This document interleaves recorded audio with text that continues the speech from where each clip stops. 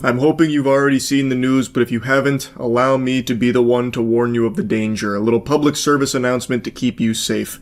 If you plan on attending a WNBA game anytime soon, make sure you pack an umbrella, because it is raining dildos in the arenas right now. We've just had our 4th incident of an airborne dildo being ODST shock dropped onto the court. It's become a trend where rowdy spectators are sneaking dildos into the arena to launch them onto the court, and it's become so big, in fact, that there are now bets on some markets wagering on if a dildo is going to be thrown, if so, what color, what quarter.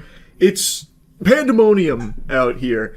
They've even implemented a no-bag policy, or not a no-bag policy, something to that effect of where, like, they're really cracking down on security, yet somehow some ne'er-do-wells are still mysteriously sneaking these dildos in. Of course, the most obvious speculation people have, they've theory-crafted that the meta is most likely they are kegeling the rubber cocks in their own buttholes. They're utilizing their prison wallet to sneak the dildos into the arena. However, we do know there have been 2 arrests that have been made. One, Delbert Carver. Side note, I've never even heard of the word Delbert before. It reminds me of the Angry Beavers. Like, his name is pretty close to just being dildo in and of itself. And then another one, the one that's gone most viral, is an 18-year-old named Caden Lopez. And Caden actually broke the magician's code. He divulged the method he used to sneak the dildo past security undetected. And it's far simpler than the speculation. He just put it in his sweater pocket and then unsheathed it and threw it onto the court, then left. But got tackled by a volunteer and held down till police arrived. Now, Caden here is an interesting case because he's got a weaker throwing arm than your geriatric Meemaw. He has an arm built like a wet noodle, it sounds like. He was unable to throw the dildo to the court, so what ended up happening is he threw the dildo and hit a man and his 9-year-old niece. So he's looking at assault charges on top of it, as well as a couple of others, and the man who got struck by it was pissed. And I think understandably so. He brought his 9-year-old niece to a WNBA game. The last thing you're expecting is a fucking railgun dildo coming right at you and your 9-year-old, you know what I mean? So he's actually, like, looking to have Caden kind of, facing some big punishment for it. And then Caden was really singing the blues. He was squealing like, oh, it was so stupid. It was a very stupid trend, a dumb prank that I followed. I'll go ahead and show you all the incidents so far real quick as a little montage of what's been happening. Oh, look out. Something just came onto the floor. Start in the 3rd quarter. This guy had 3 quick turnovers. Hayes gets blocked by Maya Caldwell. Something flies on the court, actually, from...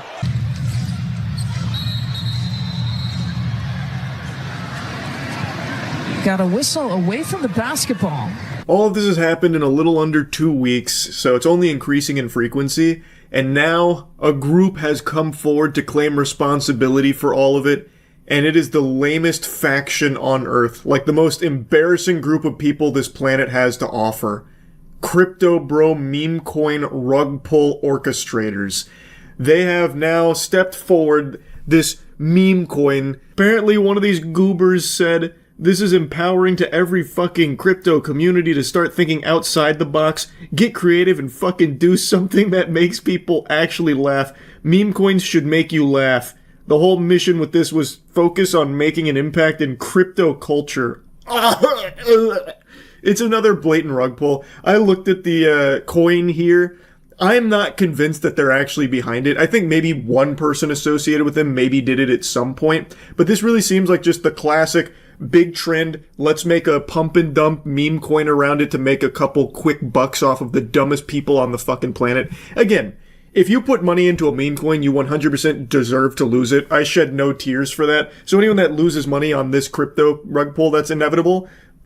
That's your prerogative. I'm not your fucking dad. You lose all your money doing it, that's fine. Just reading them talk about this shit is just so shameful. I feel like I've wandered into the anime club while they're LARPing. Like, look at the way he talks about the community members here like they're some kind of martyrs and heroes, like on the front lines putting their lives on the line. Listen to this, he literally says that. There are community members out there putting their fucking lives on the line, so the least you can do is retweet. then begging people for crumbs of attention to their shitcoin so they can rug you. Oh my god.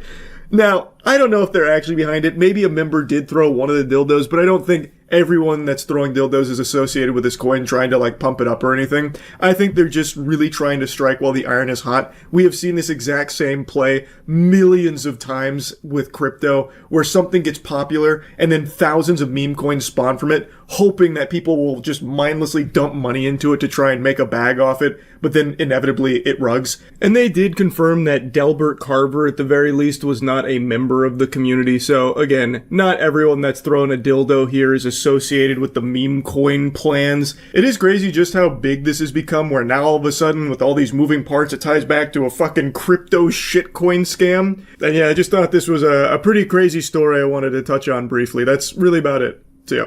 I just watched a video on the curious case of an off-duty officer walking around.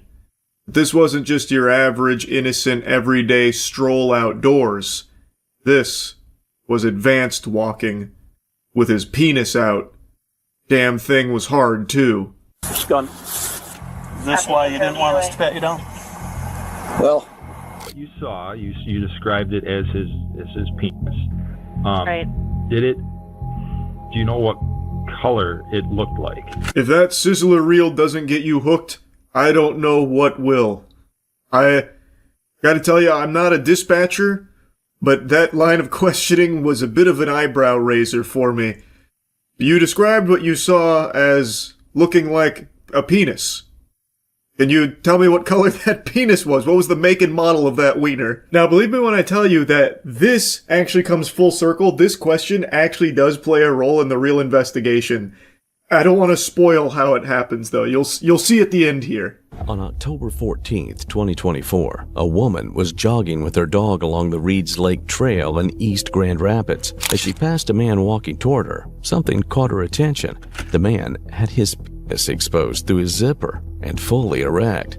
Shocked and shaken, she borrowed a bystander's phone and called 911. Minutes later, officers arrived at the scene and spotted a man emerging from a wooded area who matched her description. Now, at first, this video kind of seemed fishy to me because there's some odd usages of AI throughout it, but I double-checked this story and I can find multiple sources about this guy, so I'm assuming this is all real, and it does appear to be an actual police vehicle that we will eventually get to here. So I'm pretty sure this is all genuine. Just wanted to briefly make a mention of that. So that's the lore breakdown. This story starts with a woman jogging and a man walking towards her with an erect cock out, which obviously disturbs her. She alerts the authorities. Authorities arrive at the scene and they see a suspicious gentle sir emerging from a wooded area. Hi, sir. Can I talk to you for a second? Yeah, how are you? Good. How about yourself? Oh, not too shabby. What's going on? Oh, just walking around the lake. Just walking around the lake? Yeah. Okay. Where'd you start at? Over by Reeds Lake. Okay. Like Reeds Lake Boulevard, where? Just south of here. South of there? Yep. Okay.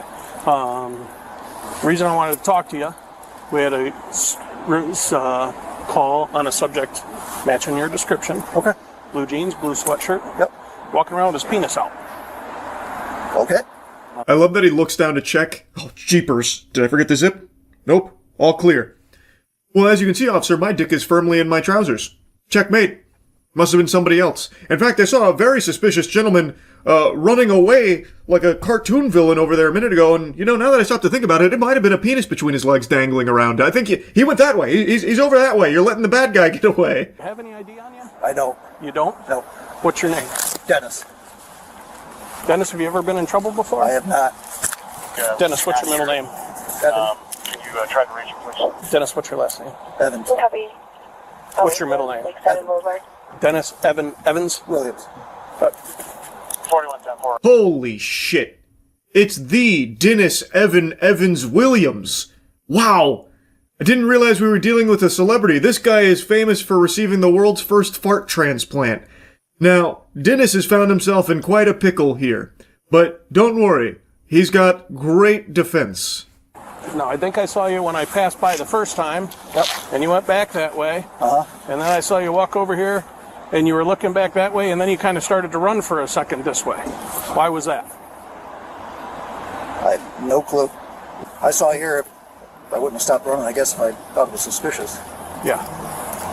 Yep. Was there a reason you ducked back in the woods when I went by the first time? I don't know if it's a bridge or like an old stone. I don't even know what it is back there. But yeah, I was just checking it out. Yeah, dude, you wouldn't believe it. Back in the woods, I saw a bunch of, like, crop circles, and I'm pretty sure I saw some fucking dirty little bastard gnome run back there, so I was just going to check it out. You know, maybe even find, like, a leprechaun's pot of gold. There was a whole bunch of stuff back in the woods, so as I was jogging around, it kind of caught my eye, so I went back there and took a peek.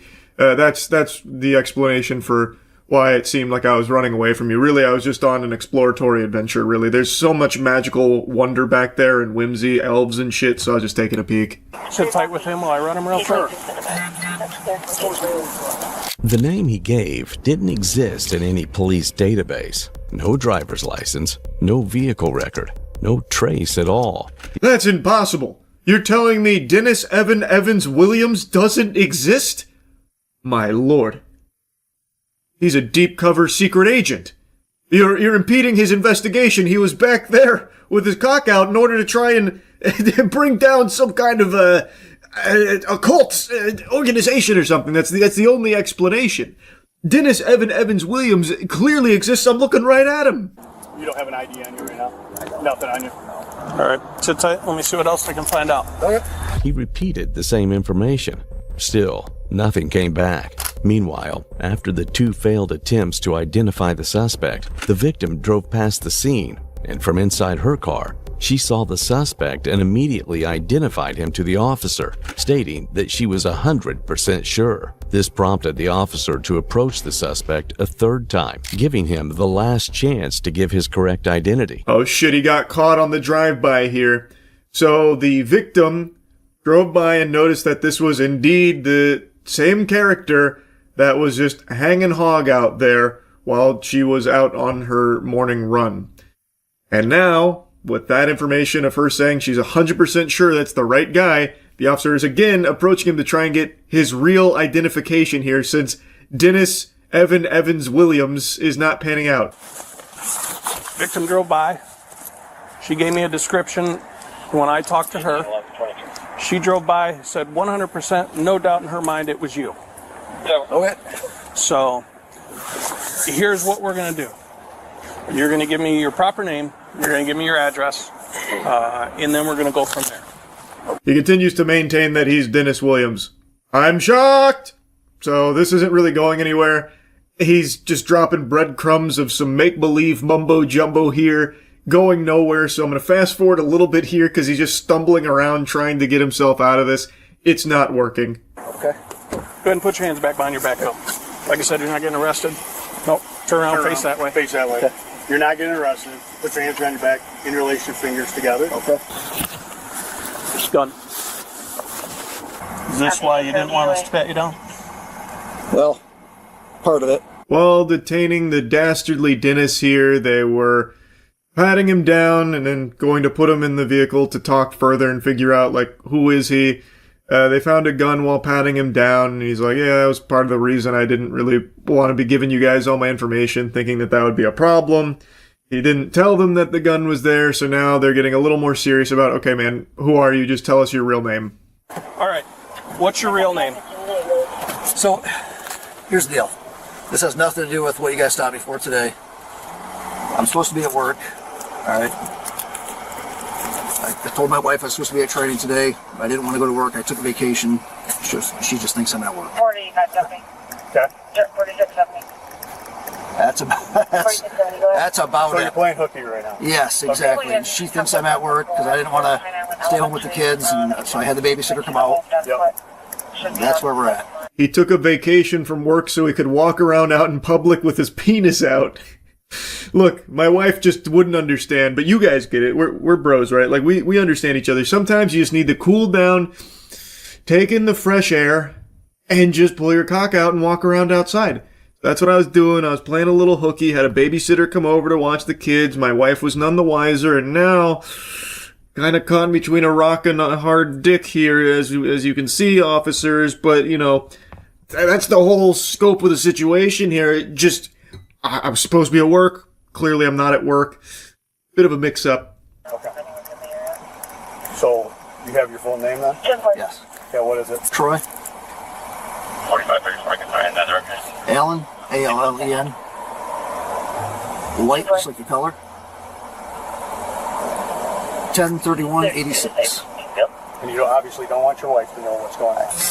Kinda why we're here. As officers detained him pending identification, they conducted a pat-down. That's when everything changed. Inside his waistband was a loaded Springfield Armory Hellcat, round-chambered. In his pocket, a Microtech switchblade. Neither had been disclosed, but what the officers were just about to discover would shift the case even further. The way they're using the music here sounds like a horror movie trailer right now. They got like the creepy water phone sound effect. What they discovered was going to change everything. Tucked into his waistband, in addition to the other instruments, was his penis. Again! Confirming beyond a shadow of a doubt that this was the same cock that was just indecently exposed outside moments prior to the officers arriving at the scene. Is there any way I could write you something? Huh? Any way I could get a pen and a piece of paper? Pencil. Okay. Slide your feet. What he wrote on that paper was KCSD. His true identity is Troy Allen White, a 10-year Kent County Sheriff's deputy. So I guess he wanted to keep this one a bit off the record, so he wrote it down, passing some notes here, letting them know that he is actually an off-duty officer. He is a Kent County Sheriff's deputy, Troy Allen White. Yeah, you work for the Sheriff's Department? Okay, what do you do there? 4119, Oh yeah, I work for the Sheriff's Department. What do I do there? I'm just kind of the penis guy. That's just kind of like what I do there. It's just, they say, hey, Troy, pull out that wiener, right? That's just kind of what I do here. So, I was supposed to be at work today, so I just got a little confused, walking around outside. Big misunderstanding. County, lodge on false info, indecent exposure, $100 bond for each. Okay. So you'll be able to post bond tonight. I'm going to tell you you're going to get suspended when we get down to the Sheriff's Department here. Troy gave consent to search his truck.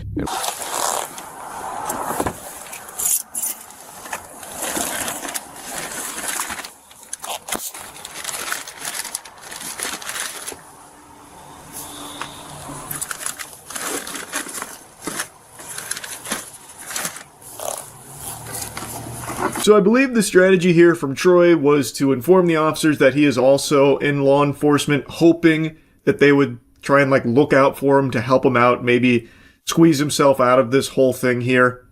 That wasn't in the cards. That didn't happen. So next they got consent from Troy to search his truck.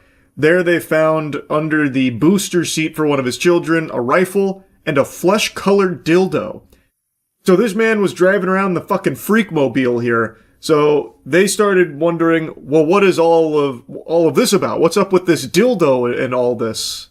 About intent, behavior, and whether this incident was isolated. During a follow-up call, officers asked the victim a necessary question, whether she could have mistaken what she saw. What you saw, you described it as his penis. Right. Do you know what color it looked like? So I was thinking about this a lot last night because one of the officers asked me, "Are you sure it was his penis?" And I was like, yeah. Okay. And then I started to think, well, I suppose it could have been a strap-on dildo that he was wearing through his pants. This goes on for quite a little while, but I'll summarize. She does tinker around with the notion that maybe it's possible he was wearing a dildo out of his fly, but she's pretty certain it was actually his penis. She goes on to describe the color as being very white and contrasting with everything else.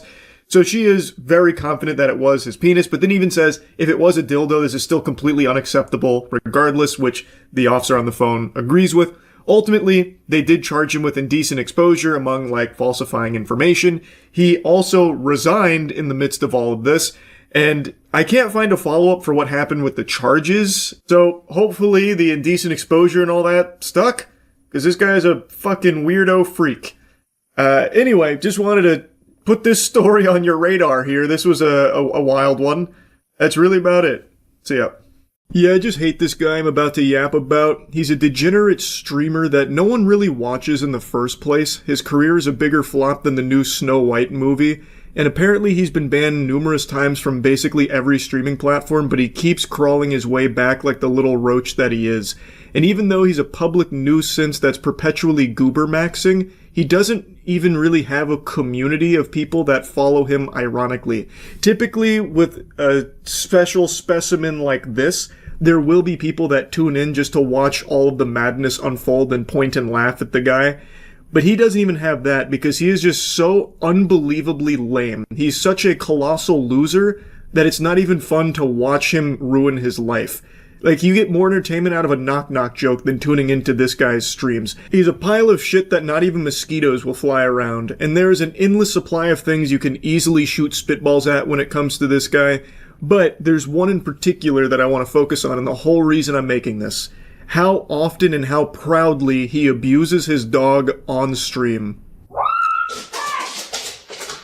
Hey! No. Come here. Stop. Come here. Don't fucking hit the dog. That's my dog. No, you don't fucking grab her. That's my fucking dog. I do what the fuck I want No, with you my don't dog. grab the Don't fucking tell dog. me what I do when I'm on. Bro, this bitch is thinking she gave me a fucking... Don't grab Stop! Baby, stop! What are you doing? She knows she... Because she knows she'll get hurt if she don't listen. I imagine this brain-dead moron can't spell the word context, but I already know, in defense of this clip, he would try and point to the longer version for the full scoop, because you're only taking a snippet of it, it's out of context. Even though there's really no amount of context that justifies hitting your dog and making the dog yelp in pain, and then forcefully dragging it back into the room to throw onto your chair.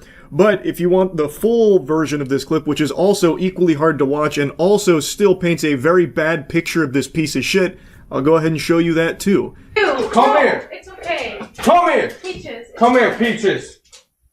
Don't... Bro, this bitch is thinking she gave me a fucking... Don't grab Stop! Baby, stop! What are you doing? This is my fucking dog. I don't give a fuck. Stay! Hey! Stop! Hey! Stop! Stay! This is my fucking dog. I don't give a fuck. You don't You're not taking my dog away from me. I don't give a fuck. You're not taking my fucking dog away from me. She's in the fuck, pain. Stay.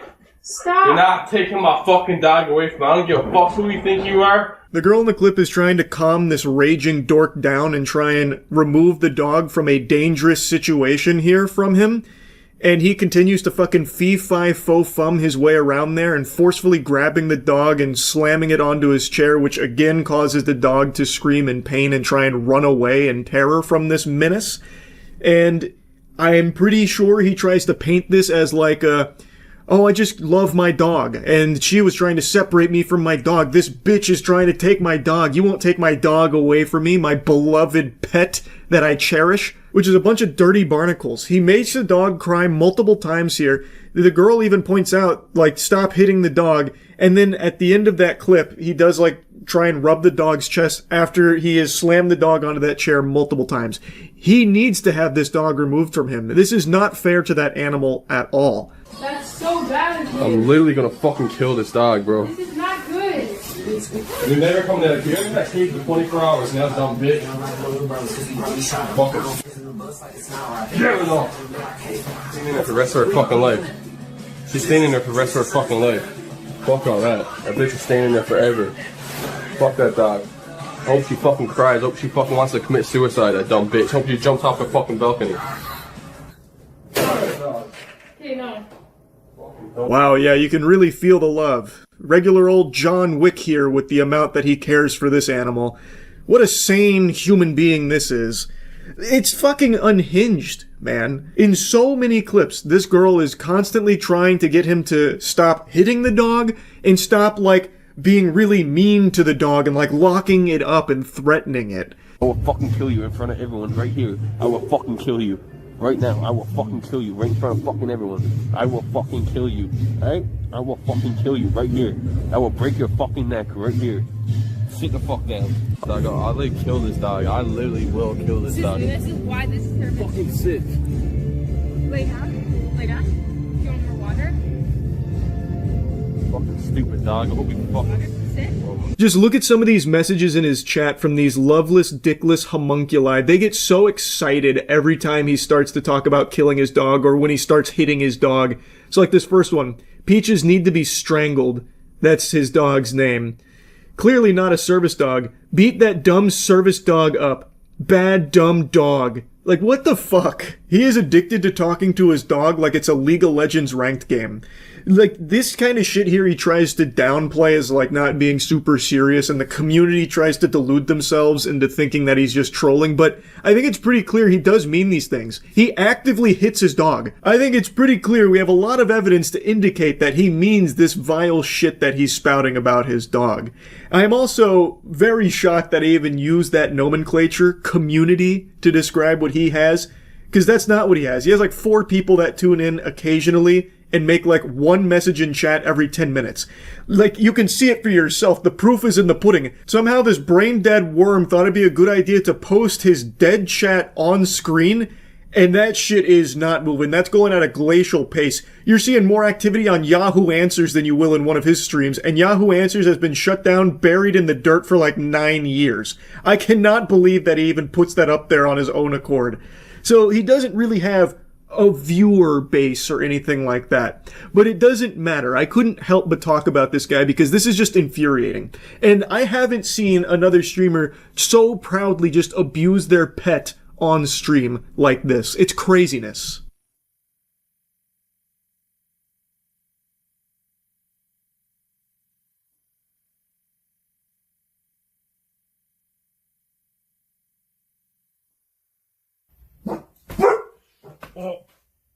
Give it up. Give it up. She is a pillhead and a borderline personality cunt. She is like only use me Blades X. Next. Dealing. She is bad news. If you don't shut up, if you don't shut your mouth, okay? If you don't shut your mouth, it's gonna be bad. If you don't shut your mouth, it's gonna be bad. Shut the fuck up. Shut up. This isn't all of them, but I don't think there's any need to show you more. This kind of thing is just heartbreaking. That dog seems like such a sweetheart that does not deserve to have an owner like this. No dog does. This shit is just so foul. Yeah, like, and another thing he'll do is he'll hit the dog really hard. He'll hit Peaches hard as fuck, and then very lightly, like in that first clip where he was sleeping. In fact, most of the clips you can find of this guy are sleeping on stream. That's like the main thing he does is just fucking hibernate and hope people will donate while he's asleep. But anyway, you saw him lean over and just clobber Peaches on the snout and then lightly tap Peaches on the head. And then he even had the gall to make a gesture up here to try and invite Peaches to come sleep on his chest. It's crazy how often and how proudly he does this shit, and even more crazy that there's like 6 or 7 weirdos that'll watch and cheer him on, encouraging the behavior. And I imagine that's a big motivator for this guy. He'll just bring Peaches on stream, threaten to kill the dog, and hit the dog quite a bit, and get some cheers and applause from these absolute fucking vermin that are watching him. But like I said, most of his clips that you'll find are him sleeping. That seems to be like the bulk of what he does is just go to sleep while filming it. But his most popular clip isn't from his snoozing streams. It's actually from him threatening to shoot some kids. Like inviting them out so he can shoot them. Where are you from? What's the background? I'm from Toronto, kid. Pull up. Pull up. Your little ass gun that you never shot in your life. Show me the bullet. No, man. Exactly, you fucking fake ass gun, boy. Yeah, come pull up, boy. Come pull up. Alright, let's fucking do this, mate. Let's fucking do this. I'm gonna fucking bring my fucking deal with me, man. Come to Toronto, pussy boy. Come to Toronto. Okay, though. Okay, yeah, really come to Toronto now. Really come to Toronto, pussy boy. Don't remember, I'll see you around, kid, and I'm gonna fucking light you up in them hollows. I swear to God I will. Show me. I'm my mom's life, and I ain't a federal little boy. I'm streaming right now, pussy boy.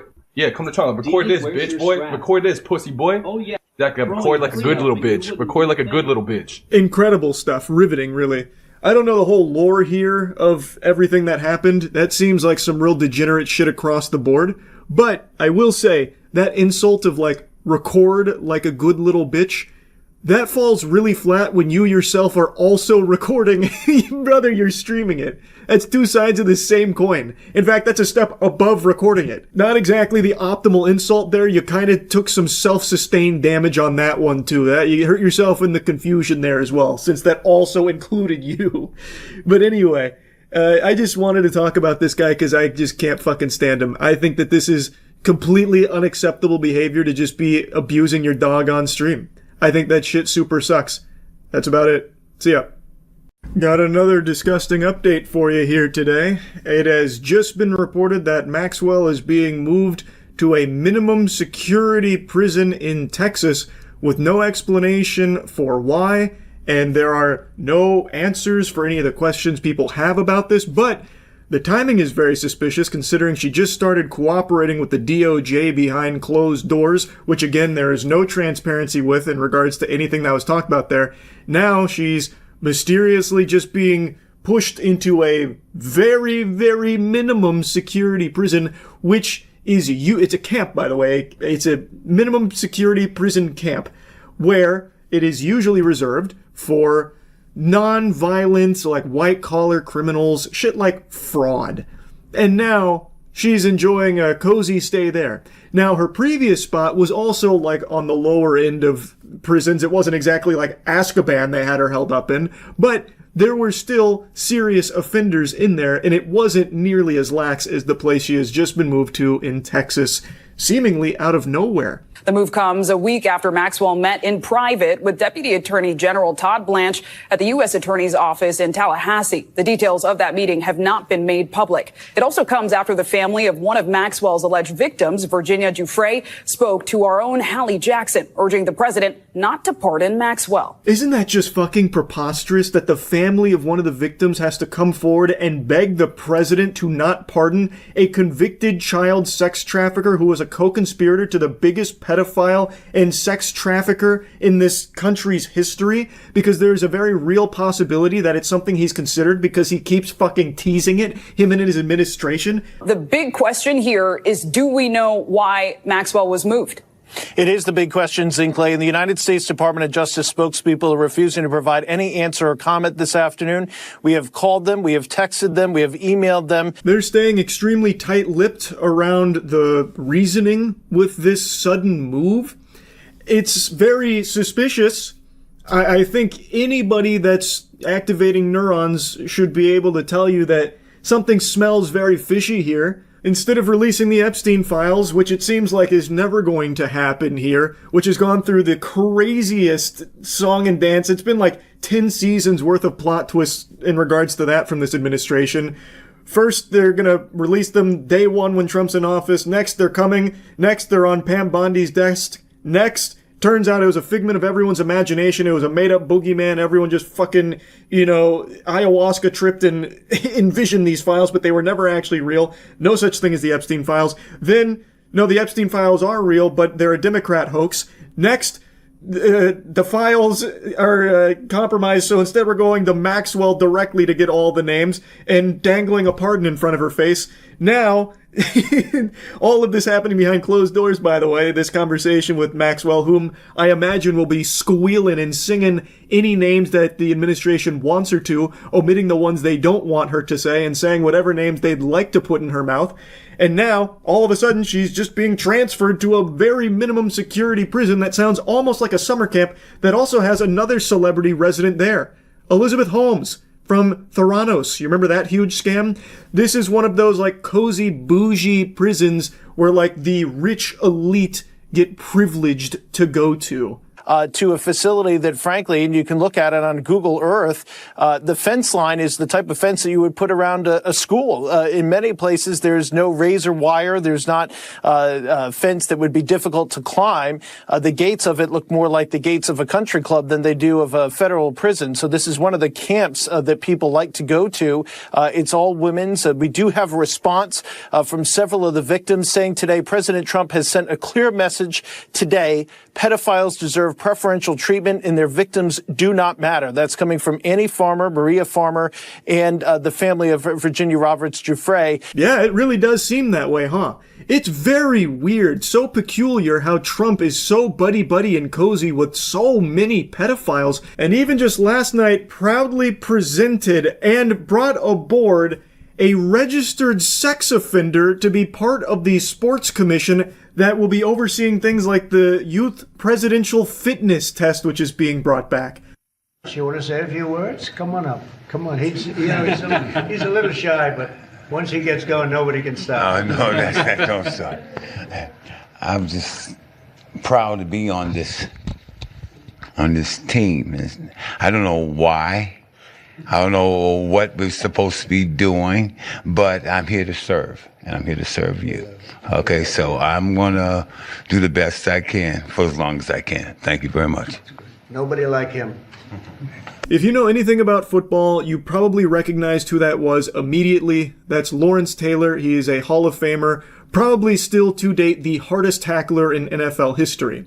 But Lawrence Taylor is a registered sex offender. In 2011, he pled guilty to sexual misconduct with a 16-year-old who was trafficked, by the way, and has since been on the sex offenders registry. He was registered as a level 1 offender, and some people are actually using this as a defense of him. Like, it's not that big of a deal. He's just a level 1 sex offender, which is crazy. But that's the times we're living in right now with the absolute lunatics running wild outside of fucking Arkham Asylum. They're now just in society here with us. Anyway, though, the facts are he pled guilty to 1 count of soliciting a prostitute and a 2nd count of sexual misconduct and having sex with a woman without consent since the victim was 16. Under oath, he admitted to having sex with a 16-year-old, but claimed that she had told him she was 19, so he believed she was of the age of consent. Now, I don't know about all you lovely people out there. I'm not trying to put farts in your butthole here, but I'm gonna go ahead and maybe be a little brave here. This might be,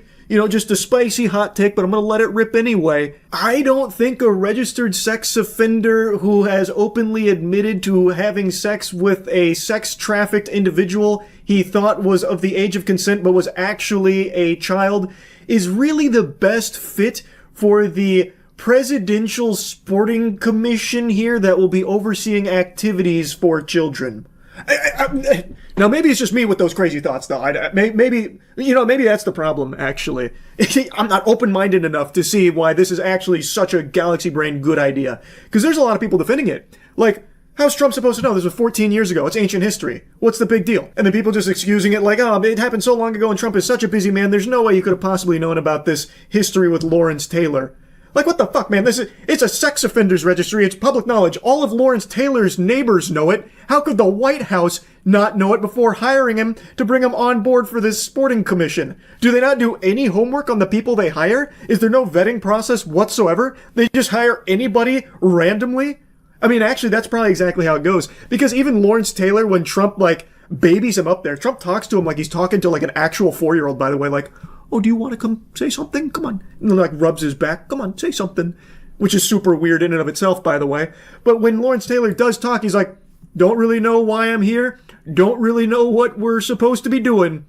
But I'm happy to be here. So he doesn't even know what the fuck he's doing there. Why is he hired? That is the perfect encapsulation of this whole administration. What he said. Don't really know why I'm here and I don't know what I'm doing. That is exactly what the fuck is happening right now. Everything from the handling of the Jeffrey Epstein files and all of the circus shit that has followed. It is unbelievable. And it somehow just keeps getting worse. Just stew on this. Really just fucking sit and spin on this preposterous shit that we are seeing here. It is not normal. It is not okay. It actually seems like this administration is trying to normalize pedophilia. It literally does seem that way. He just added a sex offender to the President's Council of Sports, Nutrition, and Fitness, which will give initiatives to children. What is happening? How can that possibly not be something that everybody comes out and says, whoa, this is fucked up? There is no defense of that. There are hundreds of other NFL legends that you could have put on this council if you really wanted to. That aren't sex offenders and shit. It's crazy. It's like he goes out of his way to find pedophiles and be close with them and give them positions of power. It does feel like he gives preferential treatment to pedophiles. He's moving Maxwell to a cozier, more low-security prison in Texas for some reason that's not being disclosed. He's got Lawrence Taylor now as part of this president council. It's absolutely unhinged. I had to talk about it. Sorry, I've been yapping quite a bit about it now, but it is incomprehensible. Like, to a sane society, this would be unforgivable. But it's just still unfolding in front of everyone's faces, and some people are just so brainwashed and lost that they accept it and just move on like it's not a big deal. It is a big deal. Like, all of the evil people that were on the Epstein client list are still getting away with it with no punishment, and the only person who has faced any punishment at all for being a co-conspirator, Ghislaine Maxwell, is maybe going to be receiving a pardon. What the fuck? Anyway, I'll stop blabbering for now. That's really about it. See ya. Conjuring: The Last Rites, supposedly the final Conjuring film. Mainline film, I think. I'm sure they're going to keep the door open to spin-offs because this franchise prints money. Even the stinkiest garbage that spawns from it, like The Nun and The Nun 2. Oh, Jiminy Christmas. I saw both of those films and I couldn't tell you a single scene in them. I'm going to get off on a side tangent. I don't need to blabber about that. I'm here to yap about the final Conjuring movie. Is it a banger, or does it kind of go out sad with a little whimper? Well, sorry to say, sports fans, I don't necessarily think it's like a high note. I don't think it's bad. It's definitely better than the third one. The Devil Made Me Do It. Again, that's a movie I watched, and I couldn't tell you a single thing that happened there. Fucking devil came in and put poop in my pants. I have no idea. But I can at least say this one I will probably remember. So that's good. I don't think it's, like, amazing, though. It just follows the exact same formula every Conjuring movie has followed. It doesn't try to switch it up in regards to its scares. But where I think the movie actually does a good job is its character work. It has over a decade of building Ed and Lorraine Warren. So by this point, I'm pretty invested in these characters. I actually do care about them. I actually still remember seeing the first Conjuring movie in theaters, and it was a very good time. It was one of, like, the few horror movies at the time that I went to a movie theater to watch. I wasn't seeing movies as actively back in 2013 when that puppy dropped, and it was fun with my friends. So, like, I do like the franchise. I just think it kind of became almost like a parody of itself. It just is so formulaic at this point. It just feels like they do it because they know it'll make them money, not necessarily because they want to. But in this film, I can at least say it seems like they wanted to send this movie off as, like, a love letter to these characters they've built for over a decade, and I appreciate that. That is definitely the standout of this movie. Ed and Lorraine Warren get a lot of fleshing out. They get a lot of time devoted to just seeing them interact with each other, and their daughter, Judy, who is a very big character in this film as well. Given the circumstances of her birth with demonic entities nearly killing her, that demonic entity is the only one Ed and Lorraine had ever run from, and now they gotta square off again, throw up in some pugilistic combat. A biblical smackdown ensues to save their daughter's soul. They do make a weird decision, though, where the main scary center, like the headquarters of Fright, which is a Pennsylvania home of the Smurls, based on, like, a case from the 80s with the Smurls claiming that their house was haunted and all of that.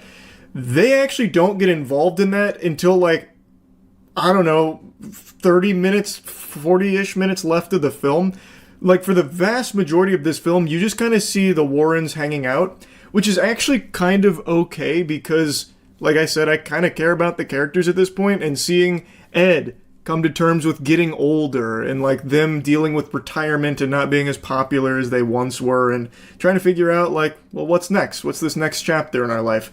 It was actually kind of interesting. Like, I found myself caring, which is good.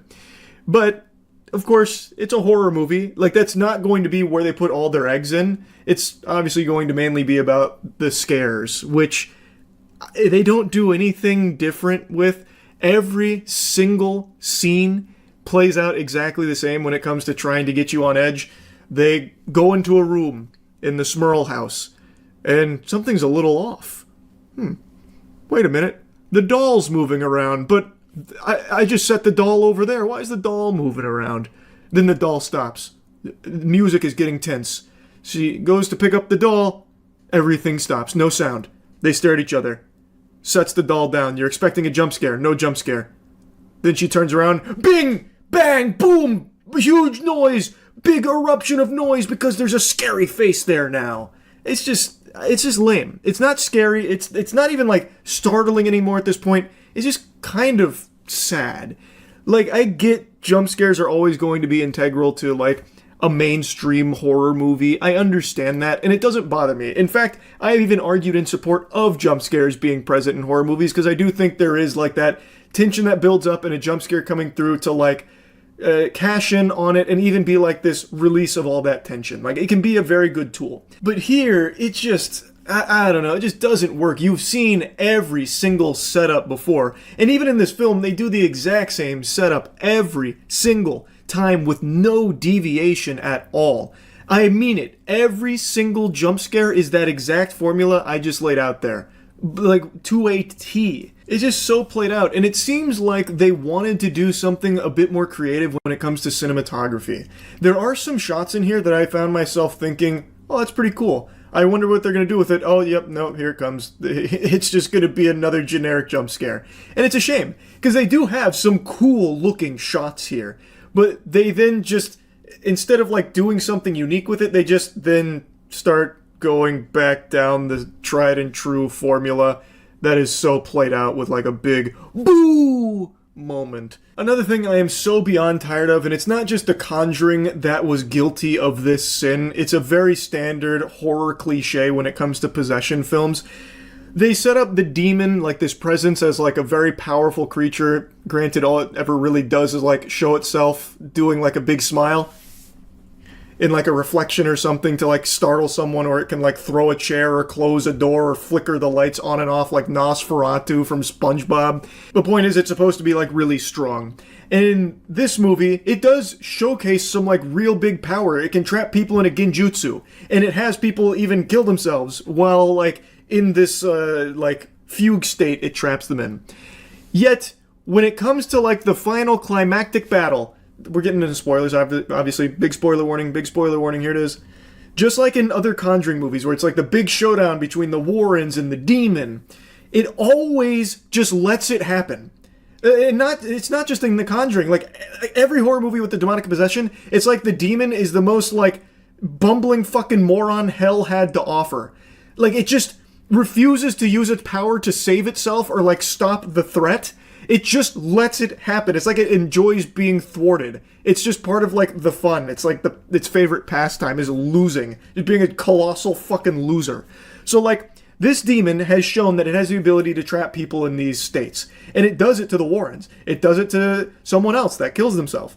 And then, when the Warrens are, like, directly fighting it, it doesn't. It stops doing that. It no longer wants to trap them or isolate them or anything like that. It just lets them work together to read the scripture to beat it. And, like just stop it in its tracks. But not only that, let's say maybe they were just so mentally strong that it cast out the demon's ability to grab hold of their mind. Okay, fair enough. But it also showed that it had the ability to seal doors. Like, literally just stop doors from working, close things at will. In the scene where it possesses Judy, it takes Judy to the attic to hang her. And while they have Judy under their control and are hanging Judy, well, the Warrens just climb into the attic and stop it because the demon left the ladder to the attic down. Instead of sealing the attic, which would have 100% been checkmate, it just leaves it down there. And then after they free Judy, then it seals the attic. So after it has already lost hold of Judy and its plan stopped, then it decides to seal the attic. Why wouldn't it just do that to make sure Judy is as isolated from everyone as possible so they cannot get to her? It makes no sense. For these movies to work, they have to, like, nerf all of the demon's thinking processes at the end of the film, so that way the final battle can happen. Because if the demon just did what it was already doing throughout the film, which was basically just, like, tormenting and, like, making people miserable for fun, But even if it was doing like that, when it was trying to enact its plan of killing Judy, it would have succeeded if it just kept doing like sealing the attic, or like making people trip downstairs and confuse them on where things were or what's real and what's not. But it just decides not to. It just decides, who gives a fuck? Like, I just wish they would write a more satisfying fight with the demon that doesn't rely on just like pure luck that it happens to be a fucking imbecile that they're dealing with from hell. Like the devil of dummies. Like, it'd be better if there was like an actual outsmarting of the demon or something, but there never is. It's just, like, Ed and Lorraine Warren, they go into this house with no fucking plan at all. They just go in there and they're like, oh man, there's definitely a demon here. Alright, let's just wander around aimlessly, all split up. That ought to do it. And like, even when the demon is like fighting them, they do nothing to fight back. Like, he doesn't even like read scripture or anything until like the very end, and then the demon blows up the scripture. Like, why didn't it just do that in the first place? Again, why not just do it when they first get there or something? Or when, like, he was separated from the book? It's just, I don't know, it's so dumb. Again, you just have to fully suspend your disbelief and just stop thinking in order for, like, the final battles to be, like, palatable. And it's all, I also think it's just kind of cringe, too. Like, when the possession happens, now all of a sudden Judy can, like, force push people, and she just starts talking shit. That's, like, the big thing is, like, now they talk shit. All of them just, like, I don't know, treat it like an Xbox Live lobby, but like really tame. Like they're not even like mean, they're just like, you're ugly. People think you stink. Like that's the shit talk here in this movie. It's like, okay, come on. Anyway though, I'll drop that and move on to something else I'm really tired of from The Conjuring, Annabelle. Just let it rest. Jesus Christ, I'm so tired of Annabelle always playing some kind of pivotal role in every Conjuring film. Somehow it always ties back to Annabelle. Goodness gracious. In this film, narratively it makes sense because Judy's here. Obviously, given the history of Judy and Annabelle, I get it. But you didn't need Annabelle this front and center here again. It's just stopped being scary at this point. It's become almost like a glup shitto from Star Wars where like Conjuring fans are supposed to point at the screen, no, Annabelle's here. I guess it's not really like glup shitto because Annabelle's like the fucking Darth Vader of the Conjuring franchise, but like it's there just so people will point and be like, oh, Annabelle, yeah. And to me, I'm just tired of it. I'm so fucking tired of it. But now that you've heard a lot of negativity from me about this film, overall, I don't think it's like a bad movie. Like, I was entertained. I don't regret seeing it. And it did feel like, you know, somewhat emotional to know that the franchise, at least the mainline franchise, is done with this film here. Supposedly. I guess we'll see if they actually commit to it. Hollywood says that shit all the time, only to dust it off like two or 3 years later. But even still, it doesn't change that I actually did care about these characters. And I do think the movie tackled them in a very good way. I really liked seeing them try and, you know, work together to figure out, well, what's next in life, you know? Getting older. You know, this kind of thing. I thought they did a good job character-wise. And, like I said, overall, I was entertained. I guess I just really wanted this film to just, like, actually be a banger and make me feel the same way I felt with the first Conjuring movie. Where at the time, it did feel, like, fresh. It felt like it was doing something kind of special. This one just feels like it's walking the same path, and it's more than content to just do the same things again and again and again and again. When it comes to like the horror of it, I just would have liked to see it try and spread its wings and do something a little different, especially in regards to its ending. I'm really tired of like the anime battle with the demon, but it's like the worst possible anime battle. Like I would have much rather they thought of a little different spin to do there for the conclusion. Anyway though, overall, it was a fine movie. I enjoyed it. I think most people are probably going to be satisfied with it, would be my guess. Like, if you already like the Conjuring movies, you'll probably like this one. It is better than the last one, for sure.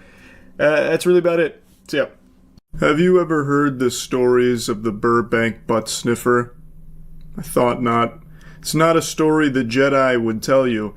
The Burbank butt sniffer is a menace who's been on the prowl for a long time now, but rose to infamy about 2 years ago in the public eye with a TikTok video that captured him in the act at a Barnes & Noble's on a serial sniffing spree. Staring at me. It felt like anywhere I moved, he kept following. I couldn't tell if I was being paranoid or if he was just reading a book and he just happened to be in that little corner. Anyways, I recorded just in case he was trying to say anything or do anything to me. But I definitely didn't expect him to do this. Like, what the actual fuck? And the whole time I'm thinking I'm fine because he hasn't said anything or touched me or anything. But then you notice that he goes over and does the same thing to this girl. And he'll crouch down low and pretend like he's doing something and then smell? I don't know. What are you doing? I was so freaked out. His voice when she asks him what he's doing, where it's like trembling and panting almost. My shoe. Like, that right there is haunting. He literally sounds demented and evil. Like some kind of conniving creep from a cartoon. He sounds like a villain from a CW production, but he's not make-believe. This is a real sex offender. So in this video, you can see him sniff her rear end and then go to another woman in another aisle doing a similar thing where he's like on the ground, you know, tinkering with some books, but then he like sneaks a smell in. He's basically treating Barnes & Noble's like an all-you-can-eat buffet of whiffing tookuses, and he got caught here.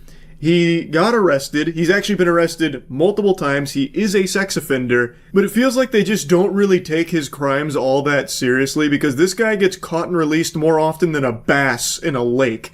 You can find articles and even videos of this guy doing this shit for years. Like, here's another one from quite a while ago, also prowling the local bookstore. Hey, are you following me? No. My bad. Yeah. In this clip, you can even see he had hair. Kind of like how One Punch Man trained so hard he went bald. This guy sniffed so much ass he went bald. He does not stop. He is a maniac on the loose. And he continues to just get set free to keep repeating this over and over and over again. You can find almost countless reports of him going to multiple different locations, just huffing as much fumes as he can from strangers' keisters.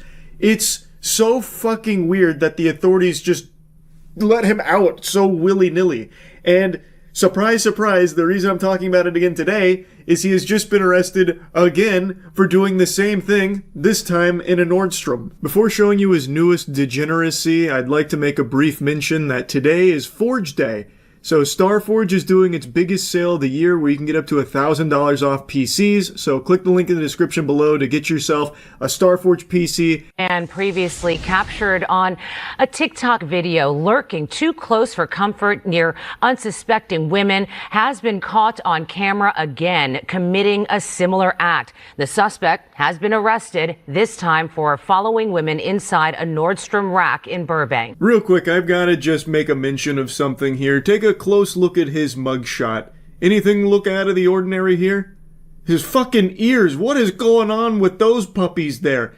He's got Shrek ears. His ears look like Fred Burger's nose. Man glued 2 bugles to the side of his head and thought people wouldn't notice. Like, what in tarnation? Micah, it's almost too creepy to talk about, right? A man sniffing women inside local stores. I talked to Burbank police about it tonight, and they told me they consider him absolutely dangerous. So dangerous that they keep letting him out with just a slap on the wrist. Yeah, it really seems like they take his threat very seriously. He is dangerous. This guy is a sex offender who is preying on his victims, and the authorities keep letting him out to repeat that cycle over and over and over again. They're not doing a whole lot to protect people from this guy that they consider to be very dangerous. 38-year-old Khalees Crowder of Glendale was arrested, but now it appears he's been at it again, this time preying on women in the Nordstrom rack in the Empire Shopping Center.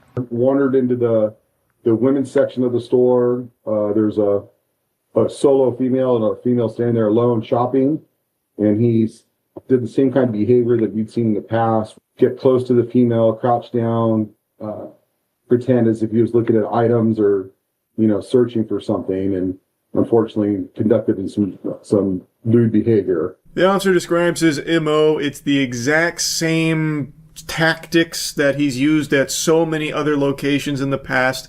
He apparently crouched down, fiddles with some items to make it seem like he's looking for products, but what he's actually doing is just getting into optimal olfactory position, crouching near a woman, so that way he can stick his nose near her rear end and take a huff before leaving.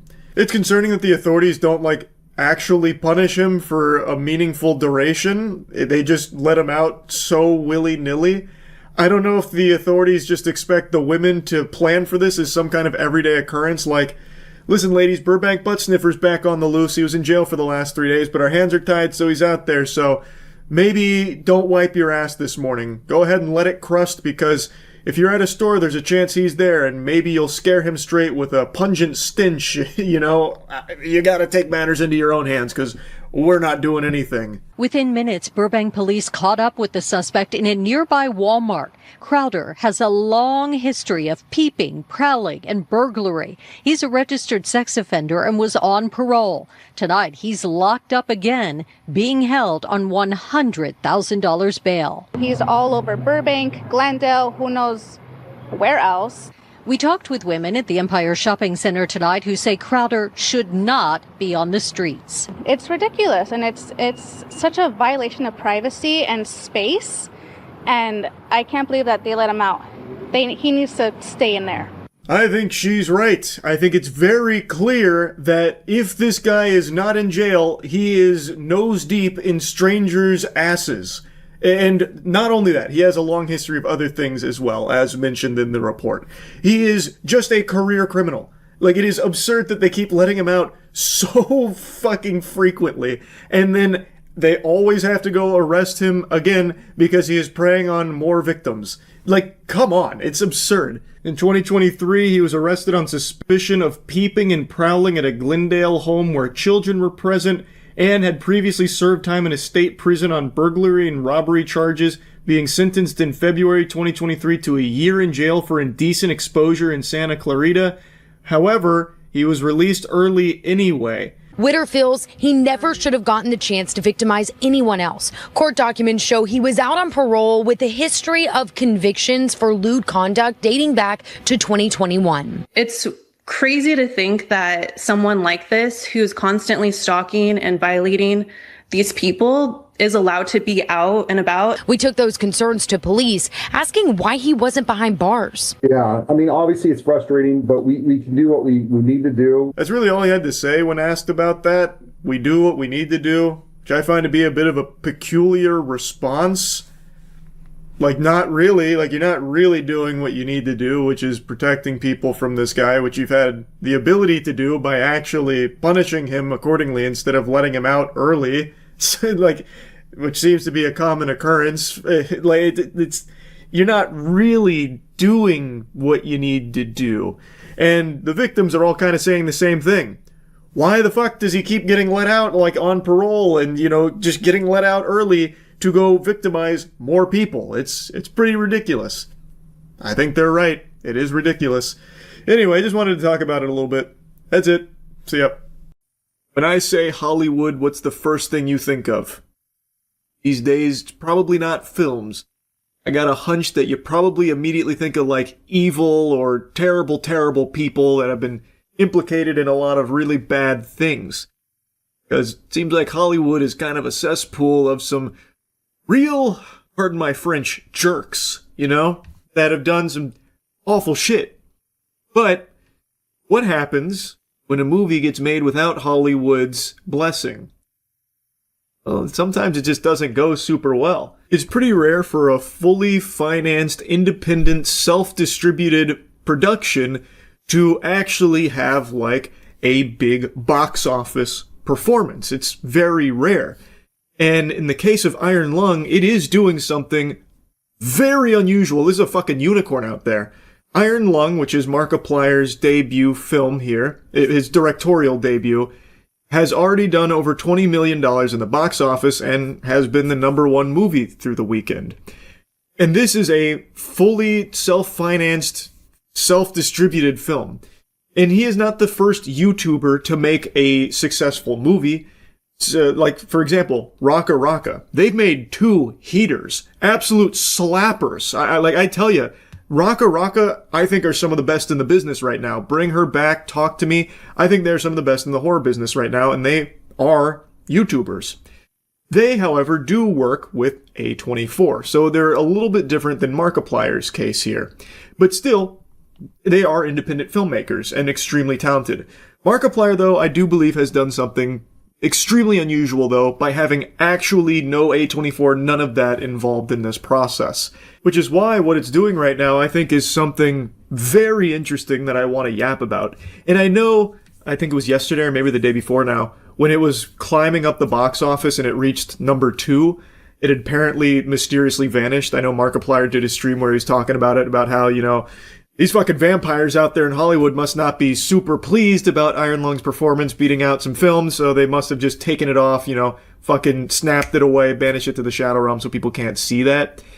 Now, of course, he didn't use those words. I'm, of course, adding a bit of colorful commentary into his actual sentiment there, but he was talking about how it is weird that Iron Lung isn't being reported when it was the second highest grossing film at the time. It has since been reinstated on the public charts, but that was a bit of a wacky hiccup, huh? Really makes you think. It's almost like these suits, these zombies at the top of the food chain, probably don't like that a YouTuber just came in there and ate their lunch. Iron Lung had a reported budget of about $3 million, and let's be honest, not really a marketing budget. Markiplier just talks about it sometimes. That's the marketing expense. It's pretty negligible in the grand scheme of things, I would imagine, compared to major blockbuster productions. So this movie is already doing extremely well for Mark and the team, a team that no doubt has poured countless hours and passion into this project. And regardless of how you feel about Iron Lung, it's still something that I think most people should look at and celebrate, that a film like this is doing so well. I made a review on Iron Lung. Overall, I liked it. I had a lot of nice things to say about it. It's not a flawless film, and I don't think it's a film everyone's going to like either. It does have flaws. But I am delighted to see that it's doing such big numbers here, kind of going a little bit Insano style in the box office, because I think this sets a nice precedent that you don't always need to suckle on the bosom of Hollywood or established studios or distributors or something like that in order to get a passion project made. Now, of course, Markiplier has oodles of cash to pull from in order to realize a vision like this. It's not going to work that way for everyone. I recognize that. But the fact that he did commit so much time, so much money, and put together such a talented team, all for the sake of seeing this vision through, and it being rewarded like this in the box office, I think is just a feel-good story. I think that is a very good thing, and it shows other potential filmmakers out there that there are other alternative paths to get your creative vision produced that aren't just following the traditional blueprint and walking down the same tried and true path that a lot of times just boils down to making deals with the devil. Because I don't think anyone's going to be shocked to hear this. Hollywood's not really a great place overall. Shh, don't let anyone hear you say that, though. Like, everyone knows that. So a $3 million film like Iron Lung coming out and flexing on the big boys in the box office, I think is just a great thing. And I know it hasn't been without controversy. Like, I know the critic reviews on Rotten Tomatoes, they've been taking it to Pound Town here. They are no Iron Lung fans, that's for sure. Especially IGN. IGN was right on top of Iron Lung there. I think they gave it, like a 4 or something. So they definitely weren't feeling it. And a lot of other people weren't either. That's just the way the cookie crumbles sometimes. It's not going to be for everyone. There is nothing that is for everyone. There's nothing wrong with that. But I think the message that this movie's success delivers is a very positive one in an otherwise really degenerate industry. Now, that being said, I would not be surprised to see these Hollywood parasites take notice of this and then try and recreate this lightning in a bottle for themselves, a little corporate greed where we might start seeing a few movies hitting the theaters that are just really lazy cash grabs that have big influencer names attached to them as the draw and the marketing arm for these projects, all for the sake of just trying to make cheap shit to turn a little bit of a profit off just using the influencer's name as their marketing tool. That I do think will probably start happening pretty soon. I really wouldn't be shocked to see that, because I think they'll learn the wrong lesson here from Markiplier and Iron Lung.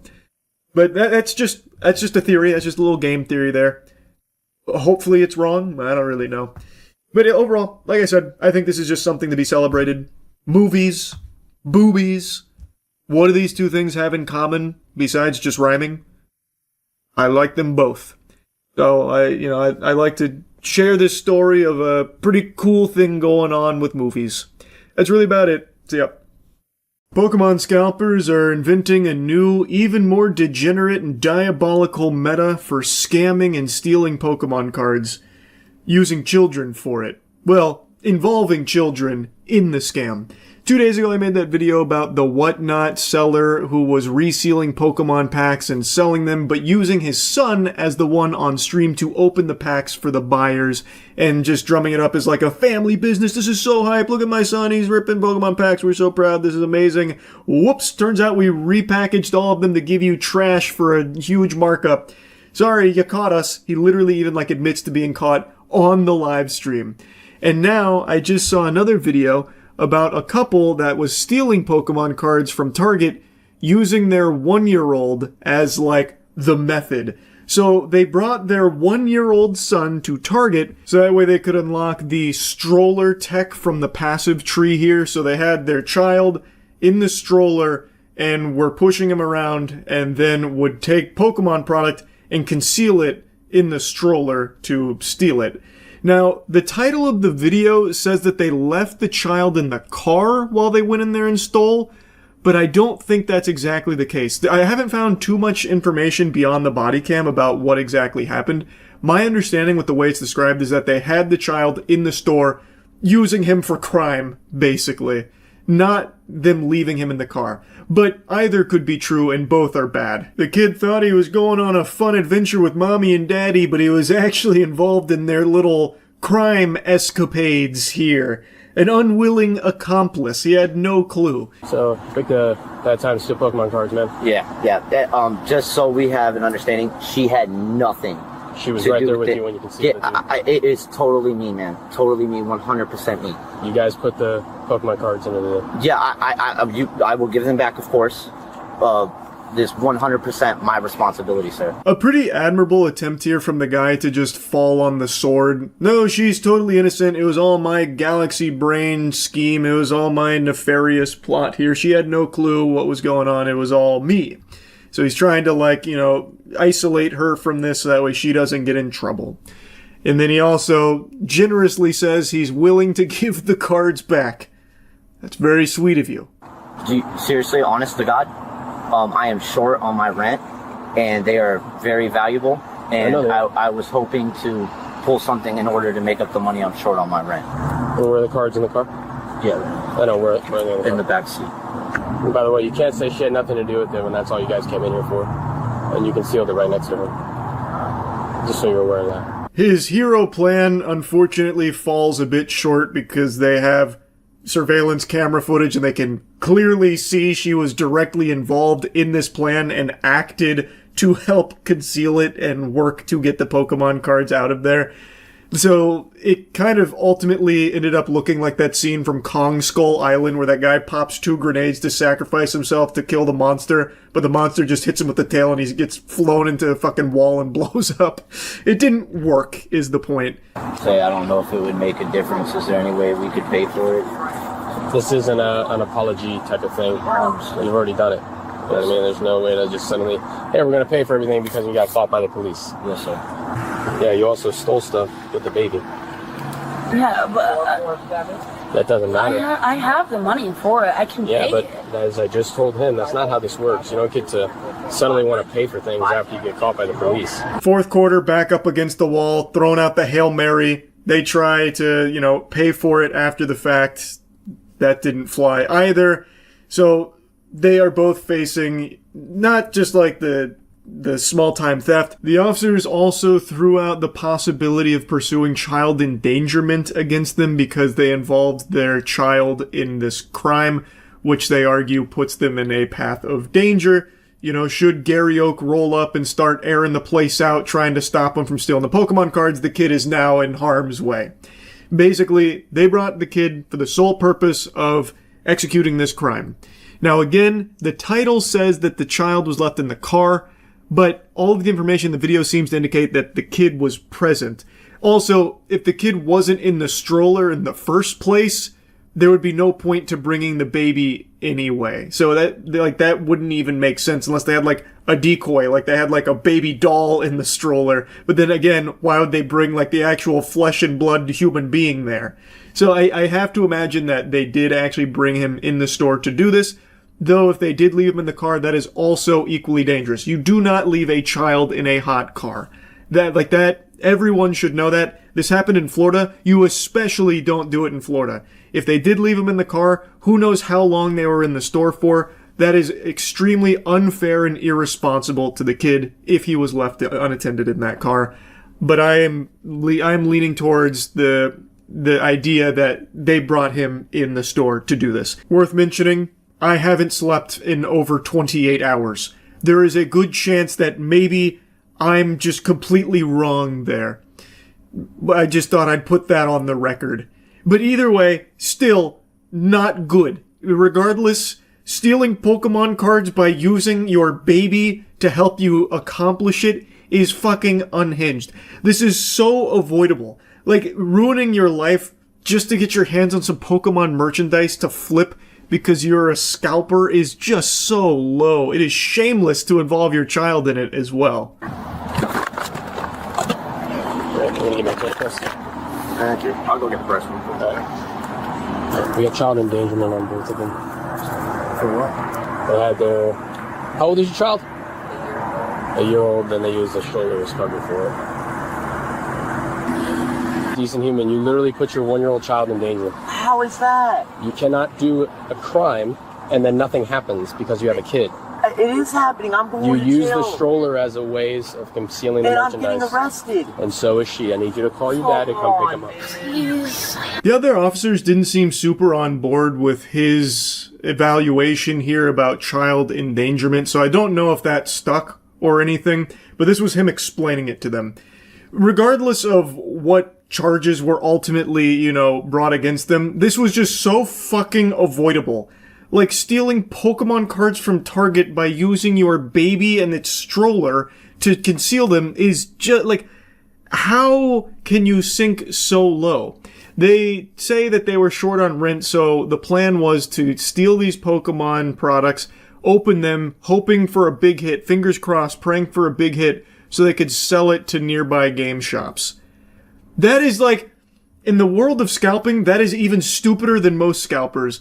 Why would you open the product? Just sell the product itself in that case. You are not going to hit, most likely. You are not going to make more money buying the product, opening it, praying for like the big hit that'll grade it like a fucking PSA 10.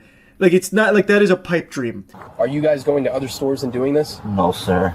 So how do you guys have so many Pokemon cards? No, I've been collecting for years. That's what I'm saying, but these are all new cards, man. They're all like fresh out of the pack. Yeah, the ones that I have?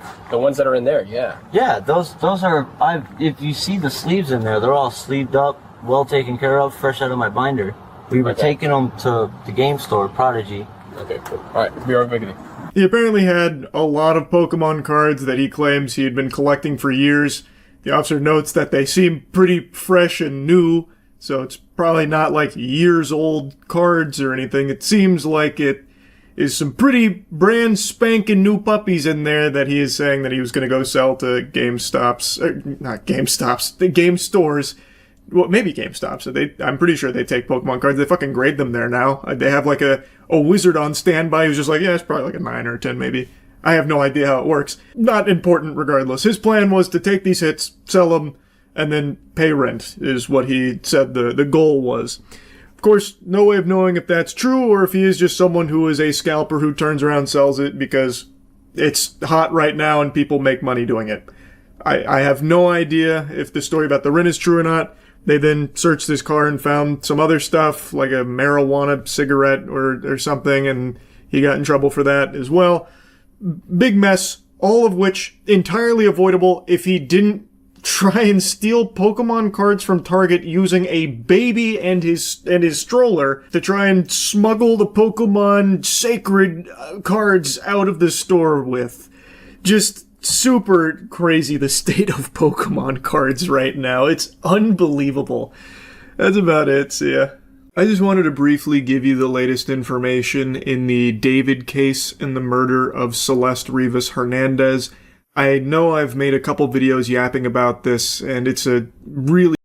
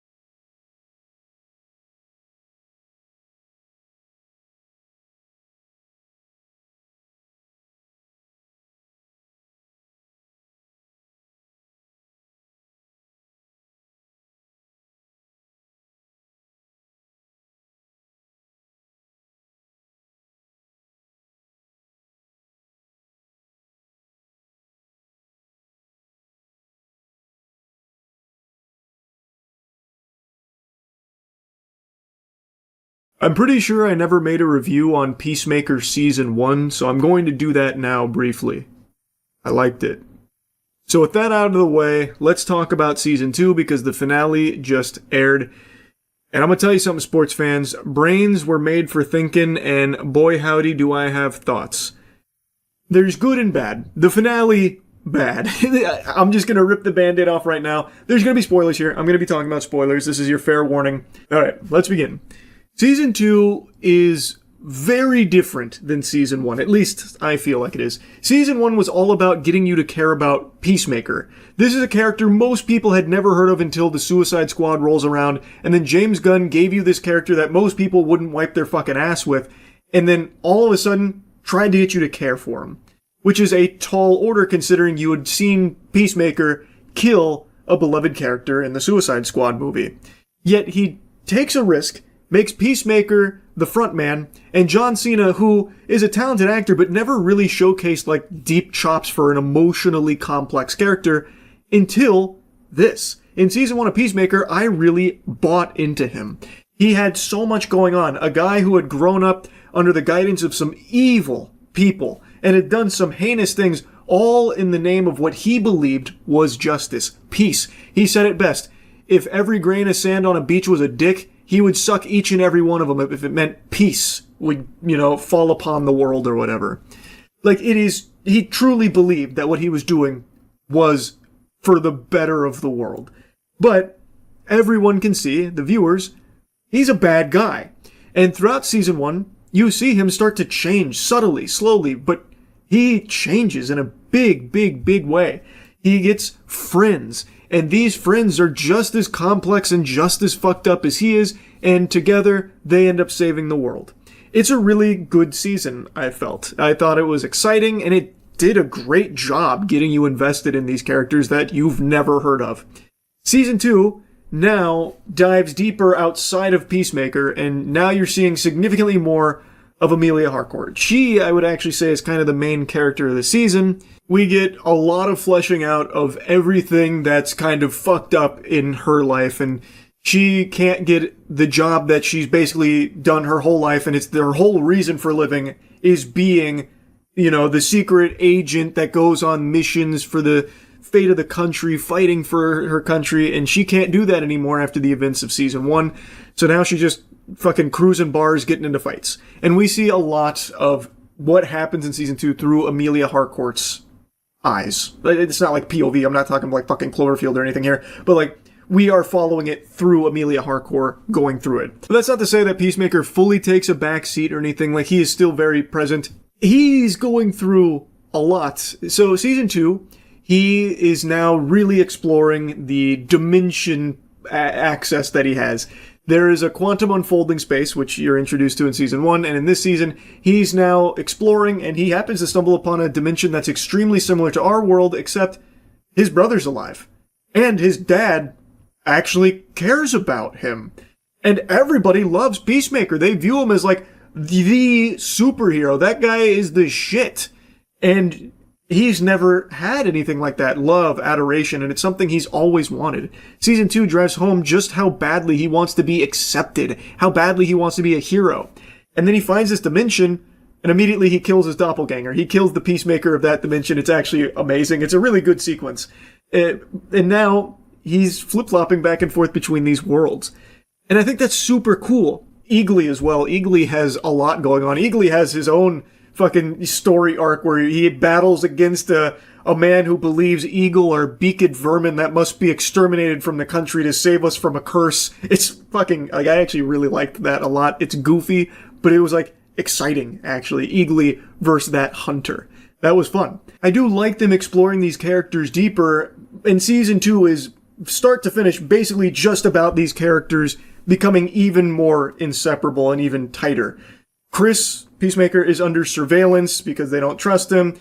They get a blip when he's using that quantum unfolding space in the different dimensions, so now they're investigating him and they're about to swoop in and try and take control of it. That's like the main big bad motivator here. Rick Flag Sr. has taken over and obviously holds a grudge against Peacemaker and wants an excuse to kill him. So the 11th Street kids work together to try and, like, you know, keep Peacemaker safe and help him deal with everything that he is experiencing, with everything that's happening in the other dimension, all that kind of stuff. And most of it's played off comedically. I actually think the comedy in season 2 is better than in season 1. Especially a new character they introduced, Flurry. He had me giggling hard. So that was a nice treat. And most of what I'm saying here are things I liked about it. Like, I think these are positive aspects. I do think they did a good job with these characters. But I have very similar feelings on season 2 of Peacemaker to House of the Dragon season 2, where it felt like the whole season is just building. Just building, building. And then the finale hits, and I really think this is a very disappointing finale. I was streaming tonight, and a lot of people were saying the same thing about, like, how let down they were by the finale, because the finale is basically just setting up for the events that are going to follow either in a later season or in another DCU movie. It is purely a season that gets the framework set up for the next thing. You don't really feel like a sense of closure or a sense of, like, a big accomplishment. Like, season 1 feels like a complete package. Like, it clearly sets up for more, but at the end of season 1, a lot was accomplished. Here, it's mainly just these characters get closer, and Peacemaker and Amelia start to recognize their love for one another. Like, things happen, but there's no real sense of, like, anything, you know, huge or any kind of, like, big resolution. It ends with Chris getting trapped on another world.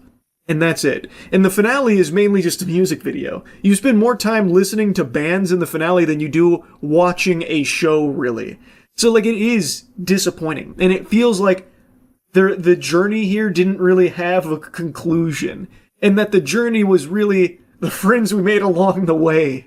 Like, full stop. Like, that is unironically kind of the experience of season 2. So it's just underwhelming that it builds to things that don't even get concluded in the show. Like, it just sets up the pieces on the board and nothing else.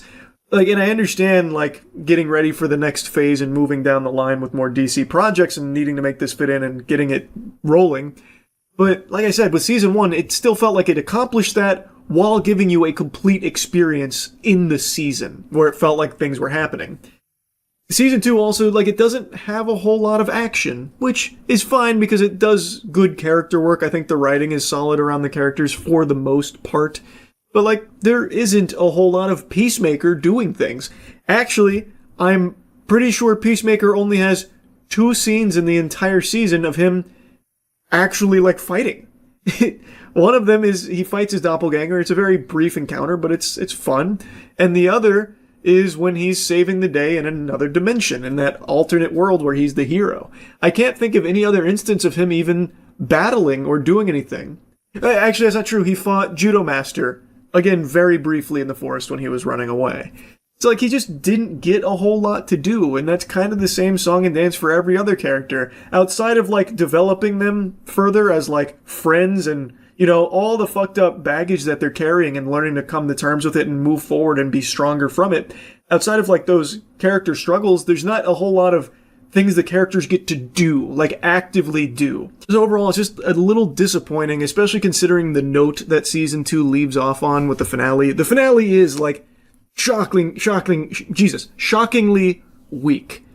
So, I didn't dislike season 2, like, I still did enjoy it. It's not bad, but it is, I don't know, it feels a little undercooked. Like, there was definitely a better meal that could have been served with all of the things that they had, like all of the ingredients. I think they were too focused on, like, setting things up for the next, you know, either season of Peacemaker or the next, like, Superman movie or something like that. I think it was a little too thinking about the future that it kind of neglected what would make a season successful, like Peacemaker season 1. So I think it was a bit of a step back overall, but I didn't hate it. Anyway, though, that's just kind of how I feel about Peacemaker season 2. That's about it. See ya. I love aliens. I love UFOs. You know I keep my finger on the pulse of anything related to extraterrestrial activity. I've even set up my own homemade tuning fork so that way I'll know if there's any big 3-titted alien babes that are cruising through. The thing is, I wasn't even going to bother talking about this latest batch of UFO files because they are just completely worthless. There was tremendous amounts of hubbub about declassifying these files. This is the truth. We're going to drag you kicking and screaming. You're not ready, but we're going to make sure you're ready. Swallow your vegetables anyway. Here it is. Cosmic beings, UFOs. And then what they actually declassified was just that. Nothing. Nothing is what they declassified. There is genuinely nothing interesting in there, yet they continued to like hype and glaze it up. It's just trash. There's nothing even worth talking about. Like, yeah, there's the star-shaped entity thing, but that's really it. Everything else is stuff we've already seen a bit about, and others are just completely embarrassing. Why was it uninteresting? There was just nothing substantial is the problem. Just more bleh. I don't know, man, that artist rendition was pretty convincing. Oh. Actual site photo with FBI lab rendered graphic overlay depicting corroborating eyewitness reports from September 2023 of an apparent ellipsoid bronze metallic object materializing out of a bright light in the sky. It's pretty thought-provoking. Also, if this is what FBI lab-rendered graphics look like in 2026, that's pretty insane. You gotta give them time to catch up, man. Technology's advancing quick. They're still on that GeoCities vibe. It takes time. That shit needs DLSS 5. It's from a game in the 90s. Is it? They just grabbed an image from a game? An old 90s game? So yeah, the alien files weren't anything super cool. Still nothing. It's still no pickles. Oh, I didn't even read the statements they said about it. This is unprecedented transparency in what the US government knows about UFOs, Hegseth said, adding, these files hidden behind classifications have long fueled justified speculation, and it's time the American people see it for themselves. We can't handle this kind of truth, man. You gotta keep this under wraps. This is gonna cause a nationwide panic. He's right. Dag nabbit, he's right. From a game that was on 7 floppy disks split across them due to file size. This was probably very innovative for its time, if that's the case. Don't copy that floppy. Any day now, though, we'll get some really irrefutable, hard proof of extraterrestrial visitation. I'm telling you. See, look, they're even teasing it. There's more to come. Government saying new materials will be released on a rolling basis every few weeks as records are found, reviewed, and declassified. I am salivating. I can't wait to see the next batch. No, like I said, my dad thought that this was nothing. He texted me last night saying that it was a big nothing burger. Yeah, that was unprompted too. Usually he doesn't get the latest UFO drops, but last night I guess he was just seeing it somewhere and he texted me, said, the released UFO vids are a real nothing burger, exclamation, exclamation. What a joke, exclamation, exclamation. So he was pretty upset. He sounds so invested. Well, I mean, he is to a certain degree. He doesn't keep up with, like, the latest baloney dumps, like the fucking spheres, the goddamn flying colanders, and, like, little soccer balls in the sky that people go crazy over. He doesn't care about that shit. But when it comes to, like, file releases and stuff, he at least tries to stay on top of it and take a look, but so far he has not seen anything convincing.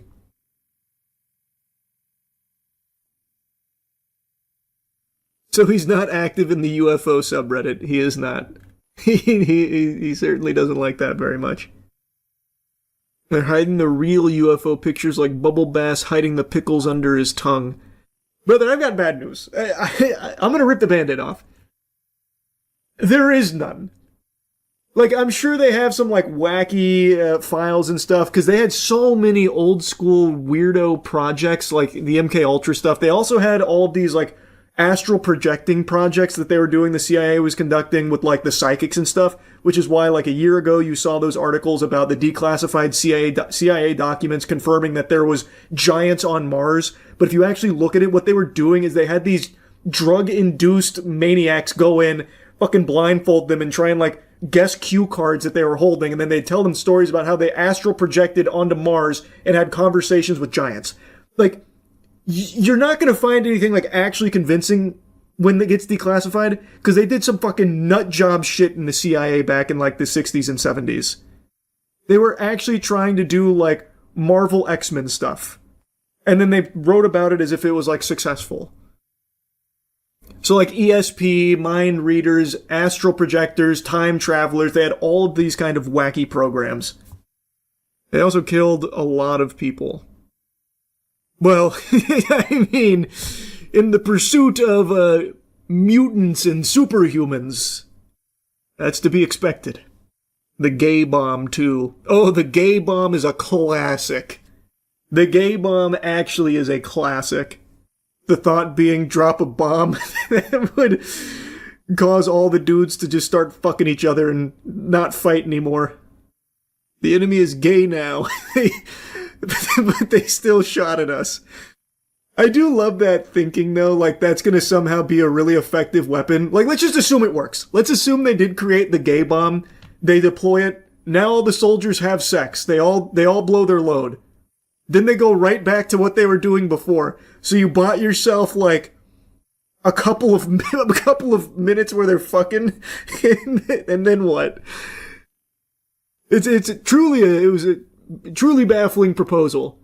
Might backfire on your own army. Oh, can you imagine transporting the gay bomb, but it springs a leak? Then the plane crashes because everyone's fucking themselves ferociously. No! We made the whole plane gay! No, it's gay! Shit! The one thing we couldn't plan for! No! Yeah, it was interesting stuff, man, I'm telling you. Those declassified files and the ones that we keep getting have some really wacky projects the government looked into at the very least. Some actively pursued. Oh, point I was making, to tie it back to the alien stuff, I do not think they have anything like groundbreaking in regards to aliens. Like, I don't think there's alien bodies, alien weaponry, alien craft that they've ever recovered or anything like that. Surely they have, like, unexplainable aerial phenomena, like stuff that they've already declassified, like the tic-tac, that kind of stuff, which is interesting, but I don't think it's extraterrestrial. I don't think they have anything, like, that's going to make you go, oh my god, aliens are real and they were here. Because I don't think aliens have ever been here. Because if they have, we would have never known about them. They're not going to get all the way here and fucking crash. That's not going to happen. The technology that they would need to get here, it would be unthinkable that it would somehow malfunction here. You can't even begin to understand and comprehend the technology that would be necessary for a different species to make it here. It defies our understanding of everything. But you can't debunk that tic-tac, can you? I can't. I don't know what it is, but I just don't think it's extraterrestrial. I don't think it was aliens in their cruiser. Just because I can't explain it doesn't mean that that's the default correct answer. You can't tell me whether or not there's poop in my pants right now. There's no way. You can make a guess, but you don't know. I'm on a losing streak in League as my elo's being terrorized by criminals left unchecked on Summoner's Rift, so I'm not really in a good mood and I'm not feeling really nice, but I took a breather, and the first thing I see on YouTube's recommended is this puppy right here from Ned Fulmer about him trying to address the backlash to his podcast. This was posted 5 days ago. I don't know why it's getting recommended now. Maybe because I made a video on the podcast like a month or two ago. I don't know how long it's been now. About how it's like one of the most awkward podcasts ever filmed. So now YouTube decided, Charles, we know you've had a bad day, but don't worry, we've got your medicine right here. It's just what the doctor ordered. A nice dog shit apology from Ned. That's not his wife in the bed, Fulmer. Joy. Can't wait. Hello. I've heard a lot of the commentary and reactions to my podcast episode with Ariel, and I wanted to take this video to address some of them. That episode with Ariel was mostly about her story, and now in this video, I'll tell a little bit more of mine. Did we watch the same podcast, Ned? You sure about that? Was it really mainly her story? Because it seemed like you were the one kind of guiding the whole conversation, that you were kind of steering the ship here, which is one of the major complaints. Not only was the whole thing a terrible idea from the get-go, bringing in the wife that you cheated on with one of your employees, to just kind of talk about it in front of everybody, which is just always going to be weird to hear, just being the fly on the wall for a very uncomfortable conversation like that. But the conversation also went with you in the driver's seat, which feels like the antithesis of what it should have been with letting your wife air out everything. And if it was supposed to be therapeutic for your wife, why wasn't she the one that was kind of in charge to lead this discussion? It was you. Pull off the mask of the villain here for the Scooby-Doo episode. It's Ned Fulmer. It's just, you're not even, digesting the comments that you're supposed to be addressing. There's a lot that we wanted to keep private, but some things I'll touch on today. Hey, bud, I personally think all of it should have been kept private. You don't owe the internet an explanation for what's going on after your cheating. There's no reason to invite everyone inside for all the dirty laundry and everything behind the scenes. Just keep it private. I think that probably would have been the healthiest thing for all parties involved. That's just my personal opinion on the matter, but I gotta tell you, I think a lot of people shared that sentiment because this is something so personal and so devastating that putting it all out here in the public just doesn't make a whole lot of sense, especially when it seems like the main purpose of it was to launch your podcast. The fucking rock bottom podcast, whatever garbage that is, which, by the way, nobody's watching, Ned. First episode blew up because nobody could believe that you would actually bring on your ex-wife to discuss you cheating on her with one of your employees. That is just an unhinged idea. First, I know that it was a very painful and uncomfortable conversation to watch. I know for some of you, it reopened things. For us, it felt like a necessary step to be able to move forward. We knew we would always get these sort of questions in any context online, and it felt like the only way to move forward was just to face it head on. On a podcast that you're launching? That was really the only way? Look, man, far be it for me to question how Ariel wants to heal and move on from this. That's entirely her decision to make. But if this was a necessary step to try and address things head on, why did it have to be on your podcast that you are launching on the back of this episode that is exploring her feelings on having her whole life devastated from your unfaithfulness? That surely is not the only way. If you wanted to address everything head on, both feet planted, getting rough and tough with it, why not just release a joint statement or something, perhaps, if you needed this to be a public-facing thing in order to move on to, clear the air of everything and rumors and whatever. It didn't need to be in an hour and a half or whatever podcast that you're starting. It just doesn't make a whole lot of sense to me, unless, of course, the actual motivator for it is to try and get back onto YouTube and be able to make money on the platform again. Because he is launching a product with it. As has been reported in interviews, launching the podcast with a conversation with Ariel was Ariel's idea. She's a stakeholder in the Rock Bottom podcast and this new channel, and she wants it to be successful. So that was part of the reason why, in terms of having that conversation, we did it together rather than on any other platform. I couldn't possibly know the inner workings of this business partnership. Haven't seen the contracts. All I can say is that feels very odd to me, because this seems like a business partnership strategy that heavily favors Ned. So I don't fully understand that, but I just really think that this is something that didn't need to be shared in this fashion. After Discovery, I started an intensive program of therapy, group therapy, and work to really try to understand what I had done, why I had done it and what it meant for my relationship and my life. That's cool, man. I'm not your therapist, but I feel like the reason you did what you did is because it's something you wanted to do. In the podcast and in here too, he keeps making it seem as though he didn't know that this would be painful for his wife to be fucking one of his employees, which I think is so odd, especially the way he presents that. But he's talking about like his journey to coming to terms and realizing that what he did was bad and realizing that what he did is cheating. All of these mental clouds that help you continue behavior that you know is hurtful and you still do it anyways. So it let me face the truth and acknowledge in no uncertain terms that I cheated on my wife with an employee of my business, and it caused her immense pain and shattered our marriage. Yeah, but was there ever any real uncertainty there to begin with, though, Ned? I feel like even if you had just been lobotomized, you would still be able to recognize that fucking someone that's not your wife is bad. That's textbook cheating, right? Like, this is what I'm saying. The way he presents it is weird.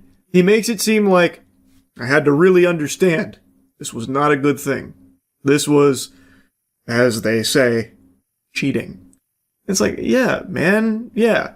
Like, okay, cool, you're getting help to get to the bottom of this, so hopefully you never do something like this again in the future, but, like, man, like, did you really need to have this huge come-to-Jesus moment that fucking a woman that's not your wife, who is also your employee, by the way, is not good, and is cheating, like, by definition? I don't know, it rubs me the wrong way the way he talks about it. Like, he was just so blind to the fact that this was a painful thing that he was doing to his wife. Like, what he was doing would make her very upset should it ever come to light. You know, it's just, you would know that. You would think, right? Like, he's sentient. I feel like anybody with a functioning frontal lobe would know that that would be very painful for your fucking partner to know and to learn. So for you to do that to them would cause them immense agony. But I guess maybe Ned didn't know that somehow. So this was a long process that it took, approximately 2 years, and continues work even to this day at the 3-year mark, even though we decided to separate officially 2 years in. It's something that I'm really proud of. That's really changed my life, and I understand that if a viewer is watching this for the first time, I'll let that thought continue in just a moment there. It is so peculiar that he would say that it's something he's proud of here. He's not talking about like the actual cheating, I don't think, or anything like that. He's talking about him getting like therapy and the help that he needs to recognize that cheating is bad and get to the root cause of why he cheated. But to even say something like that in a video like this is very odd.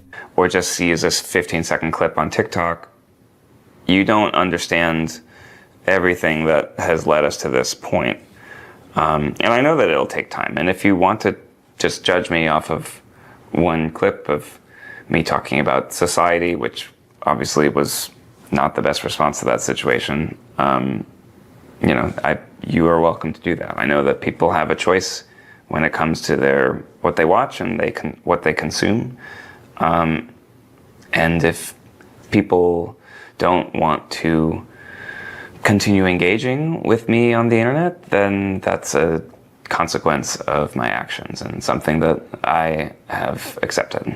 Ned frames this as though the majority of the opinions people formed on him from that podcast are just off of TikTok clips or like 15 seconds out of context snippets of the larger conversation, but that's just not true. Like, sure, there probably are some people that only saw the clips, but the whole conversation is there with over 1 million views. Like, a good chunk of people saw the podcast. I think a lot of people like me couldn't finish the whole thing because of how unbelievably uncomfortable and awkward it was. But it's very understandable for them to form their opinions on you based on the fact that you cheated on your wife, betraying her trust, being unfaithful to her with one of your employees, man. Like, even just seeing some of the clips or just even knowing that, plenty of people are not going to like you for that. It has nothing to do with them only seeing these podcast clips that make you look bad. The whole podcast makes you look bad because what you did is bad. You did a really bad thing, Ned. Now he has the audacity to throw himself like a little pity party here, you know. Oh man, you know, you have a choice in what you consume, I suppose. So if you're watching these like 15-second clips, these snippets that make me look really bad, I mean, I guess that's your choice to make. I've come to terms with it. Like, as if that's the only reason people have a negative opinion of him. Even if it is just those clips, the fact of the matter is you did a bad thing and people aren't going to like you for that. Even if they've only seen clips from that podcast, everyone else who's seen the whole thing is still going to have that same opinion because you look like shit in it. It paints you in a horrible light because what you did cannot be painted in a positive light. I don't know why he tries to weasel this here statement in about like people only seeing the clips, you know, the snippets from the conversation. If only they'd hear the whole thing, go along for the whole ride. It doesn't make sense because clips or whole thing, you are still going to walk away with a bad impression of Ned regardless.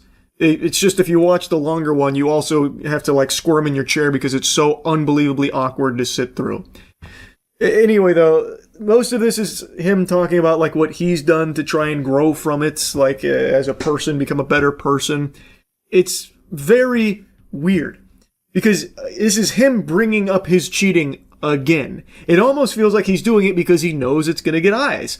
Like, it is a very weird thing to do again to bring up him being a cheater. But, you know, it's getting some views for him and maybe that's the goal. I don't really get it. But anyway, that's really about it. Yeah. Yeah, this is just downright evil. A French streamer named Jean Parmenov, real name Raphael Gravin, has passed away in his sleep on stream after this marathon stream that he was a part of where his friends, and I wouldn't call them friends, they are like actual demons, basically just abused him, beat him, fundamentally tortured him, made him consume dangerous things, and then he went to sleep and died in his sleep. He was 46 years old, and the exact cause of death is currently being investigated. Jean Parmenov was mainly a gamer, and then over time grew a big following and started doing like more IRL streams, and from what I can gather, more like extreme challenges.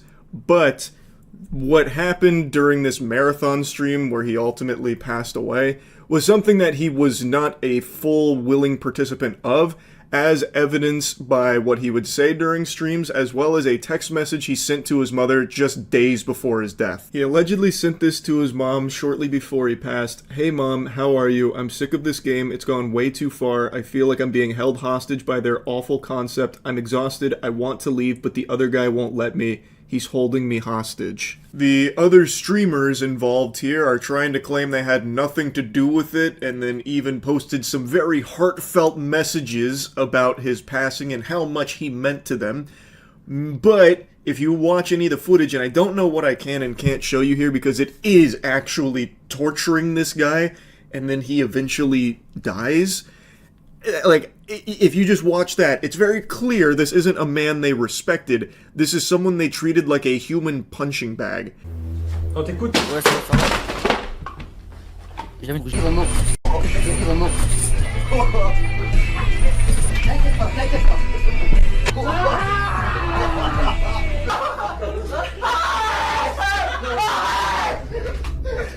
Genre là. Allez, arrête, arrête, tu vas mourir. Arrête, Sarfine, arrête. Oui, oui. Arrête. Ah, il me prend, putain. Sarfine, arrête, tu vas mourir. Arrête, tu vas mourir. I've seen a few news sources showing these clips, so I'm assuming that these are okay to show. Not that any of it is okay, it only gets worse from here. But as far as what they did to this man and the abuse that he endured, this is like the lowest level of it. Not that there's a such thing as diet torture. There's no such thing as like a tasteful amount of torture. But as far as like clips I can show you of just how awful it was, this is, I think, the limit of what I'm allowed to show. It is shocking that it went on for so long. Like, this was not just like a one-time thing.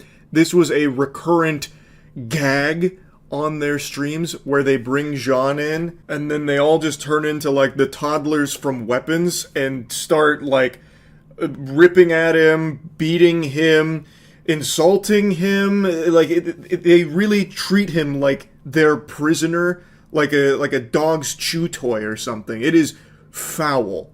And they have the audacity to claim that they did nothing and that they are blameless in this death.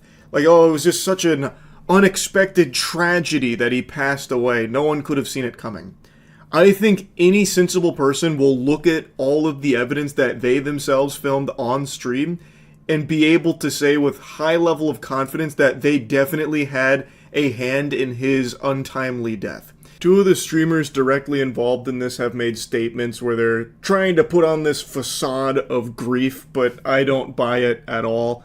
The first comes from Naruto, which is a wild name for a piece of shit like this to have. It's been a while since I've seen the show, but I don't recall Naruto ever being a huge advocate for torturing innocent people. Anyway, his statement says, "I've always dreaded writing these words. Sadly, last night, JP, Raphael Gravin, left us. My brother, my sidekick, my partner, 6 years, side by side, never letting go. I love you, my brother. We will miss you terribly. Please respect his memory and don't share the video of his final moments. For his family and for us, his second family, rest in peace." A bunch of words there, and I don't believe any of them. All of these words are once again more meaningless than mahujanize, and that's a word that I completely made up. This is hollow when you look at how they treated this guy for so long. It wasn't just the physical abuse that Jean Parmenov, Raphael Gravin, endured. It was the mental abuse. They would all, like, from what I can tell, they were even doing their best to, like, keep him from sleeping. They were, like, strangling him as well, which, of course, is physical, too. But, like, there was significantly more than just the physical stuff they were doing to him to mistreat him and abuse him and dehumanize him. It was terrible. It was truly terrible. Like, obviously, I'm not going to show any more from the stream, but do you want to know how they went to check if he was still alive? Well, when they thought something might be a bit awry, they threw a bottle at him. They just threw a bottle at his body, and then they went over and started slapping him to try and see if he'd wake up, but he was still unresponsive. So that's when it dawned on them that he had died in his sleep, on stream, right next to all of them. There is nothing that I have seen here that leads me to believe they genuinely cared about this guy. I think it's very clear Raphael Gravin very much cared about them and wanted to be their friend, and to me it seems like they exploited that. They manipulated him into being the butt of the joke for these humiliation streams. That's what these were. They were humiliation streams that they roped Raphael Gravin into agreeing to, and it seems like they were just dangling this carrot of friendship in front of him. And like all of the attention that it was gathering, it seems like they were holding over his head like, oh man, we need you here, JP. We need to, mistreat you on stream, but just know we love you. This is all part of, the joke here for the audience. We're all in on it. We're not laughing at you. We're laughing with you. That's what it seems like to me from everything I have seen here. And this has gone on for a really long time. It really seems like at no point did they actually respect JP or treat him like a friend. He was simply the catalyst for their humiliation streams. Because of him, they were able to get a lot more eyeballs and make a lot more money off humiliating and abusing this guy that they never actually really viewed as a friend. That's what it looks like to me. Now, all of this was broadcast on Kick, and it went on for a long time. Not only this 10-day marathon, but a lot of the other abuse that happened prior also broadcast on Kick, and at no point were they ever, reprimanded or shut down, according to sources. So a lot of attention is now turning towards Kick about, how they handle illegal shit like this. So our priority is to protect creators and ensure a safer environment on Kick. All co-streamers who participated in this live broadcast have been banned pending the ongoing investigation. So they didn't ban until after JP's death. Now, this kind of thing has happened on Twitch before. This isn't exclusive to just Kick. This has happened on YouTube streaming before as well. There was a streamer a while back on YouTube who literally murdered his girlfriend on stream. This is unfortunately something that has happened on other streaming platforms, and I understand that it can oftentimes be hard for a company to proactively get involved and stop something from happening before it happens, preventing a tragedy. You know, this isn't fucking Minority Report here with Tom Cruise able to, like, see the future or some shit. Like, they couldn't prevent it in some of those cases, but this one's a little different because a big source of their content was mistreating JP on stream. Strangling him, beating him. Like, that was a big piece of their content for a while, even before, like, all of this blew up and he passed away. Like, I feel like at some point Kick could have absolutely been alerted to that and taken action. And Kick does have a history of letting criminal activity fly unpunished for a while. There is a streamer that I have talked about numerous times who has literally fucked a prostitute on stream, on Kick, in front of a child on stream, and still was never banned for that. And that wasn't even the first time that he fucked a prostitute on stream.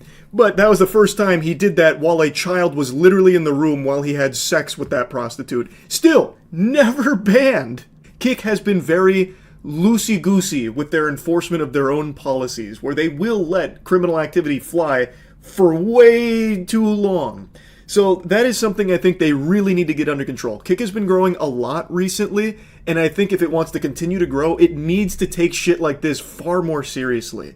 Like, before something like this happens. I feel like day one of JP being abused during this 10-day marathon, Kick could have come in and just put the kibosh on it. I'm not saying that would have saved his life or anything like that. Of course, there's no way to know. But if Kick would just be a little more mindful of trying to prevent illegal activities from being broadcast on there, it'd be really helpful, not only to the platform, but to people like JP, where if his friends weren't receiving such monetary incentive to keep humiliating and abusing him, like if they had been banned by Kick, well, maybe they would have stopped. But when they get to do an entire 10-day marathon of a bulk of the content revolving around, like, fundamentally torturing this guy, well, then it seems like they got the green light to keep doing it, and they made a lot of money doing it too. And I already know the defense that a lot of people will use here about Kick has grown a lot, so there's a lot of buns in the oven. They can't keep track of every stream every single time.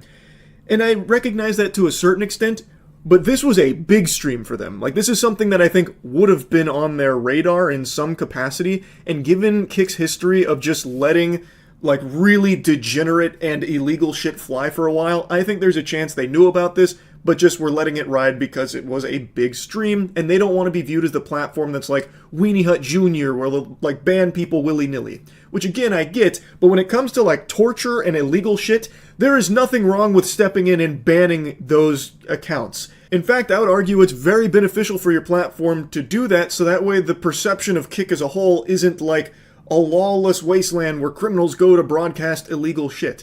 And it seems like the user base would like Kick to do more in cases like this.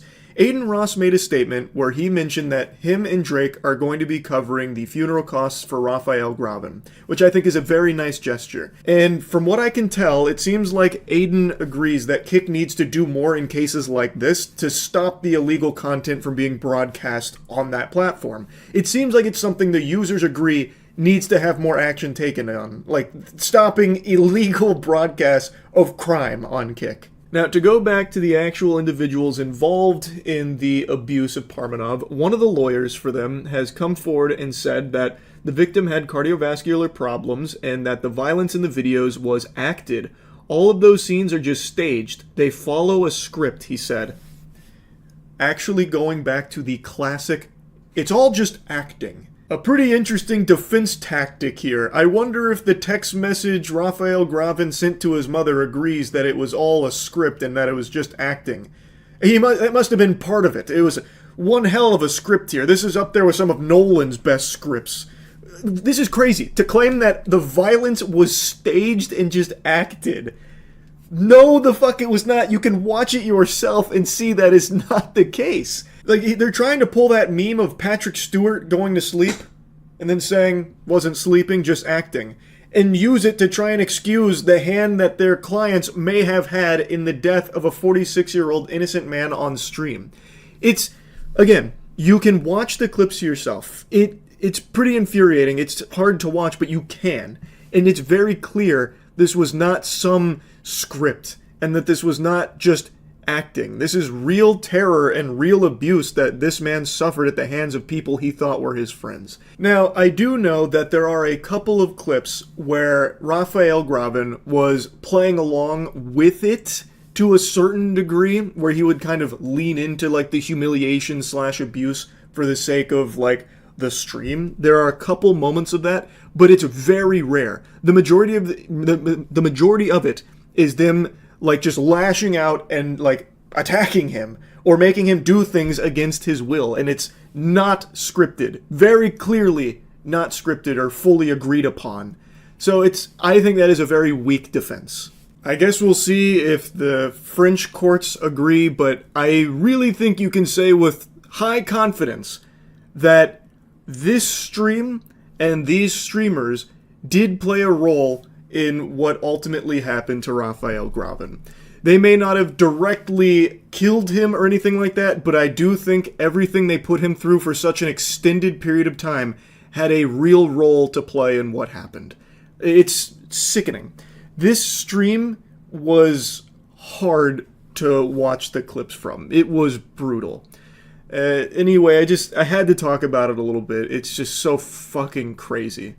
That's really about it. So yeah. I want to highlight a hero, and I mean that in the truest sense of the word. I'm not using that loosey-goosey as like a meme or a joke.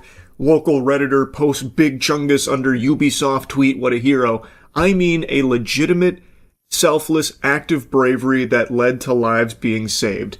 It's a story that I feel flew under a lot of people's radars, but I think this kind of selfless heroism needs to be something that's applauded and talked about extensively, because this is rare and it is special.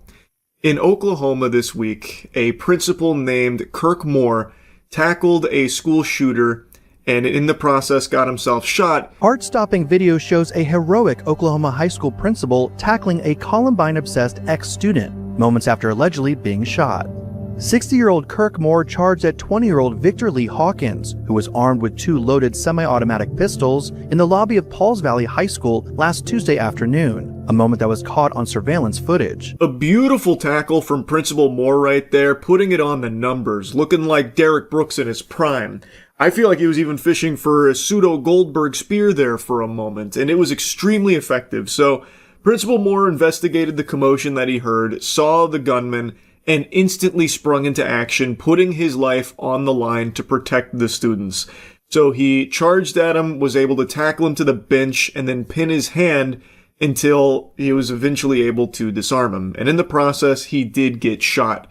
But this act of bravery saved who knows how many lives, because this shooter was inspired by Columbine and intending to kill who knows how many people. Moore, who was the only person injured as Hawkins opened fire inside the school, was hailed for his bravery and preventing a tragedy of a much larger scale.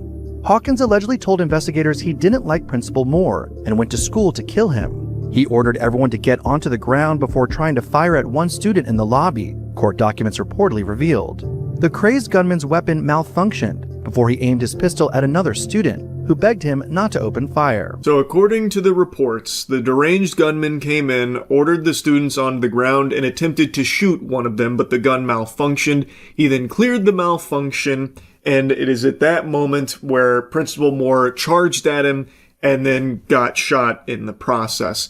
Now, he said that he didn't like the principal, he was no fan of Principal Moore and wanted to kill him, but it wasn't just him that he was there to execute. He wasn't there on like an assassination mission just for the principal. What he wanted to do was conduct his own Columbine mass school shooting. He admitted to going to the school with 2 firearms which belonged to his father, and said his intention was to kill students, faculty members, Moore, and himself. Moore, who has worked in the school district for more than 35 years, rushed to the school lobby to investigate the commotion. Hawkins was seen pointing his weapon at Moore's head and firing a shot, which struck the educator's right leg before he was tackled. The principal shoved the gunman toward a bench before getting on top of him, while the terrified student fled. Moore pinned down Hawkins' right hand, stopping him from firing his pistol before the weapon dropped onto the floor. Another adult male wearing a red shirt and beige pants sprinted into the shot, before helping Moore and kicking the gun away. You can see the gun was pointed directly at Principal Moore's noggin. It is a miracle that it missed and hit his leg instead, because that easily could have just been curtains right then and there. But the heavy balls on Principal Moore could anchor a cruise ship. Holy cannoli. So he charges at him, again, putting his life on the line to protect the students there. Tackles him to that bench, and then he uses like fucking Viltrumite level strength to pin him there. The way he like grabs his skull, I thought he was gonna pop it like a scene out of Invincible or something right there. He's got him like fully immobilized there with his grip strength, and then squeezes his arm until he eventually drops the gun. Hawkins has been charged with shooting with intent to kill and other firearm-related charges, and will appear in court on May 8th. Meanwhile, Moore said he's healthy and recovering after being hospitalized. In every sense of the word, Principal Moore is a hero. Who knows how many lives he saved that day? And he did so while putting his own life on the line to protect them. That is the most commendable action a human being can take. He exemplified true, selfless bravery in the interest of protecting others. And in the process, he did get shot, and he made a pretty fast recovery. He actually even went to the prom that happened last night, where the students crowned him prom king, appreciative of his willingness to put his life on the line to protect them. It was an extremely wholesome moment, really. Anyway, I just wanted to yap about this a little bit, and that's really about it. See ya. Am I the biggest Five Nights at Freddy's fan in the world? Nope. But did I see the first film? Yes. Did I like it? No. But I could understand why others did. So I just saw the second film. Did I like it? Nope. But this time, I can't understand why others seem to like it.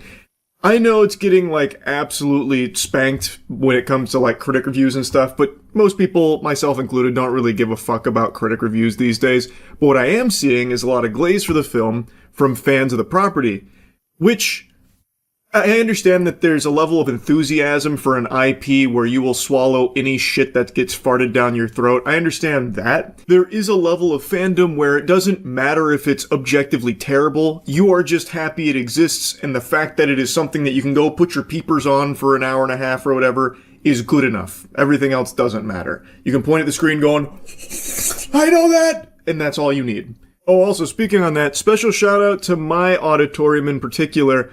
The entire row behind me was talking from start to finish about the lore of Five Nights at Freddy's. I felt like I was listening to the fucking Fazbear Fan Club podcast behind me. The entire goddamn movie. Every time someone's name was mentioned, I heard them talking about their significance to the plot in the games.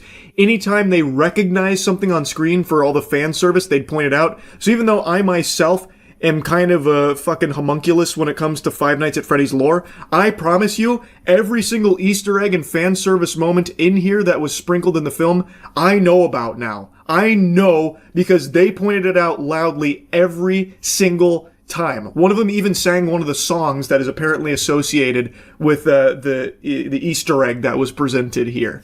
So trust me, I got every single reference in this one. I got the big-time, full-blown Glup Shido experience here for sure. But even outside of that group, I am still seeing a lot of people saying, like, this is just for the fans, and the fans alone. And okay, fair enough, but I would say even if you're the biggest fan of Five Nights at Freddy's, this film is just still kind of weak. However, the cold hard truth of it is, it doesn't matter if the film is weak. The fact that it exists at all is satisfactory to tons of people already. Even if the film is mid or bad, this film does what I think most fans of the property want it to do. It shows them the things that they already loved from the IP, from the games, on the big screen. And they give you a lot to chew on that you'll recognize from the games. And that's enough for people to have a very positive experience with the film. And if you're in that camp, all power to you. I'm happy that you're happy with it. But as someone who is not the biggest fan of the games, I don't think this movie stands on its own two legs overly well. There are two things I think it does better than the first one, though.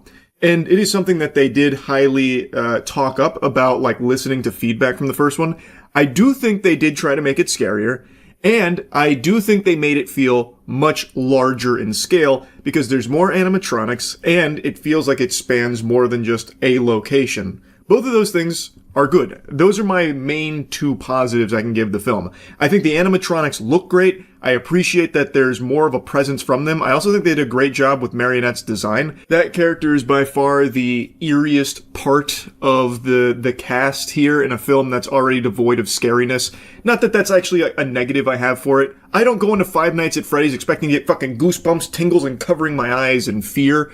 This is Weenie Hut Jr. horror for toddlers. It is meant to be like a gateway horror franchise for kids, and in that aspect, it does excel. It is a juggernaut IP when it comes to kids' horror property. So it's not like I'm complaining that it didn't make me, a 31-year-old man, afraid. I just wanted to point out that as far as designs go, Marionette, I think, was the most successful, but also the biggest wasted potential, because most of the time you see Marionette, it's when she's possessing somebody else, and in that instance they just give like wacky eyes to the person with like Slender Man long arms and like little claws, fucking noodle hands, like salad fingers, and it's a much less cool and less original look. But anyway, like I said, another thing I liked is that it does feel much larger than the first one. I love the new Five Nights at Freddy's location. I think it's a very cool set.